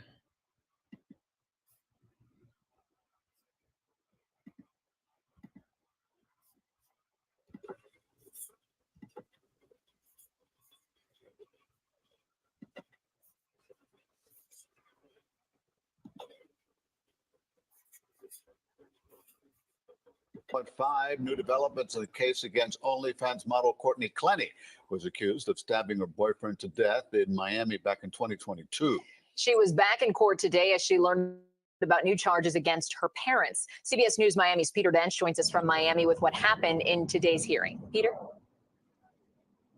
Well, Lauren and Elliot, there have been a series of developments in this case that has drawn nationwide attention. 26-year-old Courtney Clenney, who we see here, showed no emotion as she was brought to court. She's charged with second-degree murder in the stabbing death of her boyfriend, Christian Obumseli, at their Miami condo. She claims it was self-defense. The state requested that the defense give them the names and addresses of witnesses they uncovered, and the judge agreed with that motion. Clenney also heard in court that her parents, Kim and Deborah, had been arrested in Austin, Texas for allegedly hacking into a laptop computer belonging to Obumseli. That is a third-degree felony. The judge said they will have to appear in court in Miami for a hearing. Now, coming up at 6, the state wants to restrict public comment from the defense. The defense is calling that a gag order and is fighting back.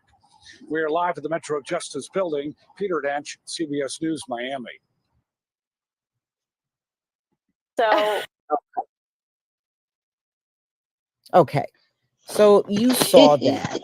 Now, yeah. I don't know how y'all feel about this, but I think it's kind of stupid.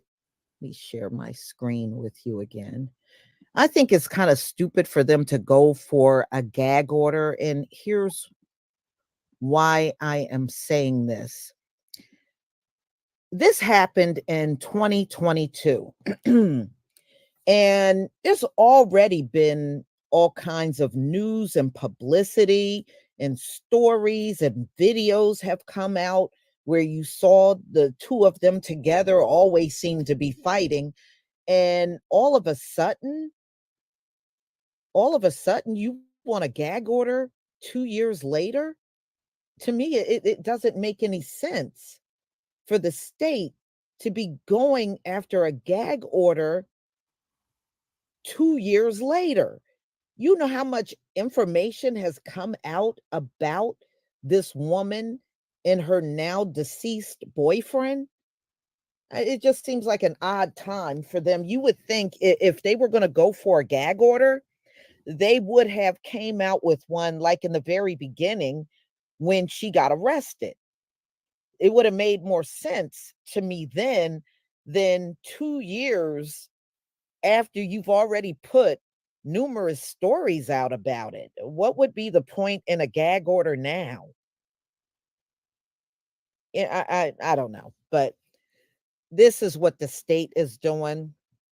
So in the case of the OnlyFans model Courtney Clenney, who is charged with second-degree murder in the stabbing death of her boyfriend, Christian Obumseli, went before the judge Thursday, and the state was seeking a gag order.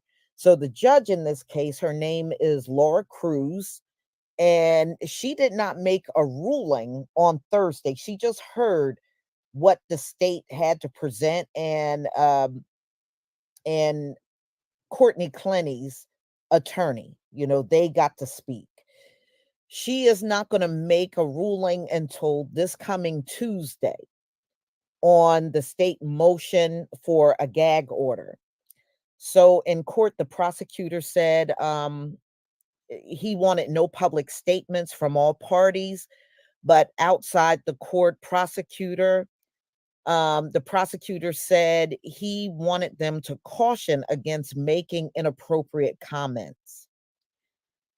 Larry Hanfield is the attorney for Christian Obumseli.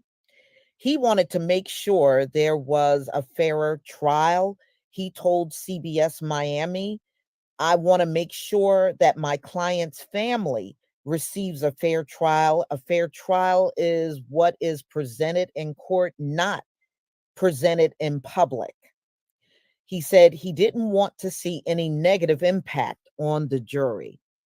So Courtney Clenney's attorney also, pretty much said the same thing. The state is unfairly seeking a gag order. Her attorney is Frank Preto. He said, I think the state's goal is that they want to restrict is from speaking in the media other than saying no comment. And that is not an appropriate avenue in restricting our ability to push back against the media. So I don't know what you think, but I just think it's kind of late in the game to get a gag order. But I understand, she does have an upcoming trial this year. She should be going on trial this year. And as y'all all know, her parents were arrested for tampering with evidence and also aiding and abetting. Her mother is Deborah Lynn Clenney, 57 years old. Her father, Kim, yes, that's his first name, Kim Dwayne Clenney, he's 60 years old. They were taken into custody on Tuesday in Austin, Texas, on an out-of-state warrant. A Miami-Dade Circuit Court judge had signed the arrest warrant for this couple last week. According to the arrest affidavit, they were charged with one count of unauthorized access of a computer system or electronic device of Christian Obumseli. Their 27-year-old daughter faces the same new charges. So what they charged the parents with, they have also charged Courtney Clenney with the same charges. They should have turned this laptop over 2 years ago. And apparently Courtney didn't say anything about it either. Okay, that's why she got charged with the same thing.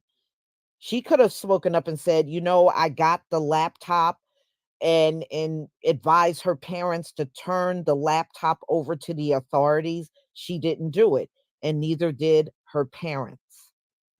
So she got charged with the same charges her parents were hit with. She was arrested in Hawaii several days after the stabbing, but, they had let her go. They did arrest her that same day, but they let her go. And then she was out of jail for several months before they finally got an arrest warrant and they arrested her. And she's been sitting in jail ever since. She did try to make bond, but that was denied, because they said it was too much of a risk of her running away. So those are the newest developments on this case, y'all. And I'm kind of glad they hit her with the same charges that they hit her parents with. They all knew that laptop was there. She knew it, and so did her parents. So in this particular situation, I think it was right that they all got charged with that. So that is the latest update, y'all. That is the latest update. And look, now that we're in the time that things are revealed, it's going to be a lot more coming out in this case that we still have yet to hear. Now that Courtney is no longer in her blessings, her people are no longer in their blessing, I really do believe she's going to go down for this, y'all. Before, when they were still getting their blessing, I would have said otherwise. But now that we are in a different time and space in this world, I really think she's going to go down real hard for this one. I do. So y'all, please enjoy the rest of your day. I have some live streams that are lined up for the next 2 days. So make sure you come back again, and it's going to be good. And I just posted one today for California's reparations package. Man, you are not going to want to hear this. It's not good.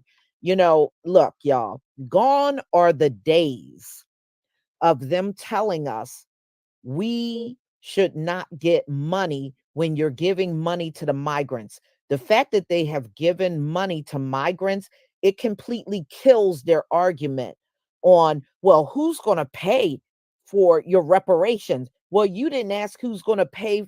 You didn't ask who's paying for these migrants. Oh, well, how we going to give the money? How we going to get that money out? Well, you didn't ask any of those questions when it comes down to the migrants. So they done killed their own argument right there about us getting direct payments. I want y'all to think about that.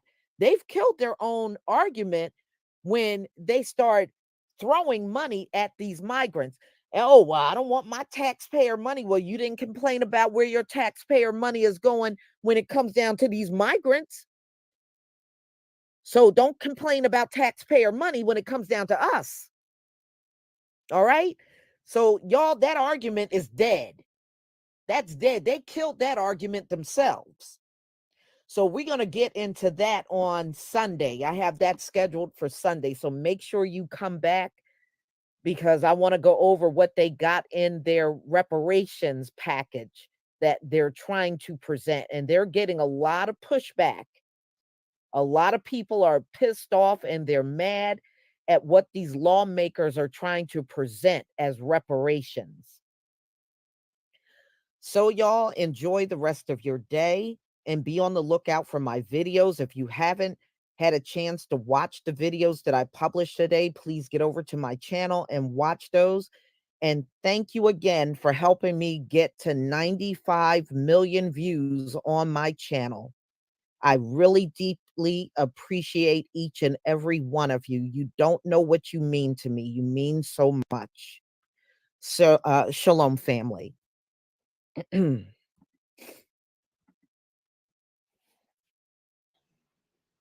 Dude, okay, so here are my thoughts on that Courtney Clenney case. That bitch was, first of all, if there's ever been a time to stay away from white bitches as a brother, this is a fucking wake-up call. That bitch was mad toxic and loud and just fucking like insecure and abusive, and she killed him, and then the parents too try to cover up and go through old boy shit. By filing your taxes on Free Tax USA. It's all bad. Like she wanted to do him dirty for a long time. So, and he was just soldiering on through it. The punani must have been the business, because that probably would have found her ass beat by a bunch of motherfucking sisters. Ain't nobody going nowhere. This our block. These are our corners. Are you there, Jesse? You come for us, we ready for you. And you Jesse. owe me, motherfucker. How much I paid you for protection and almost got my head taken off? You don't want to do this to us. Oh, no, I want to do this to you. I've been wanting to do this to you. We keeping what's ours, and you got a problem with that? You talk to Jannard.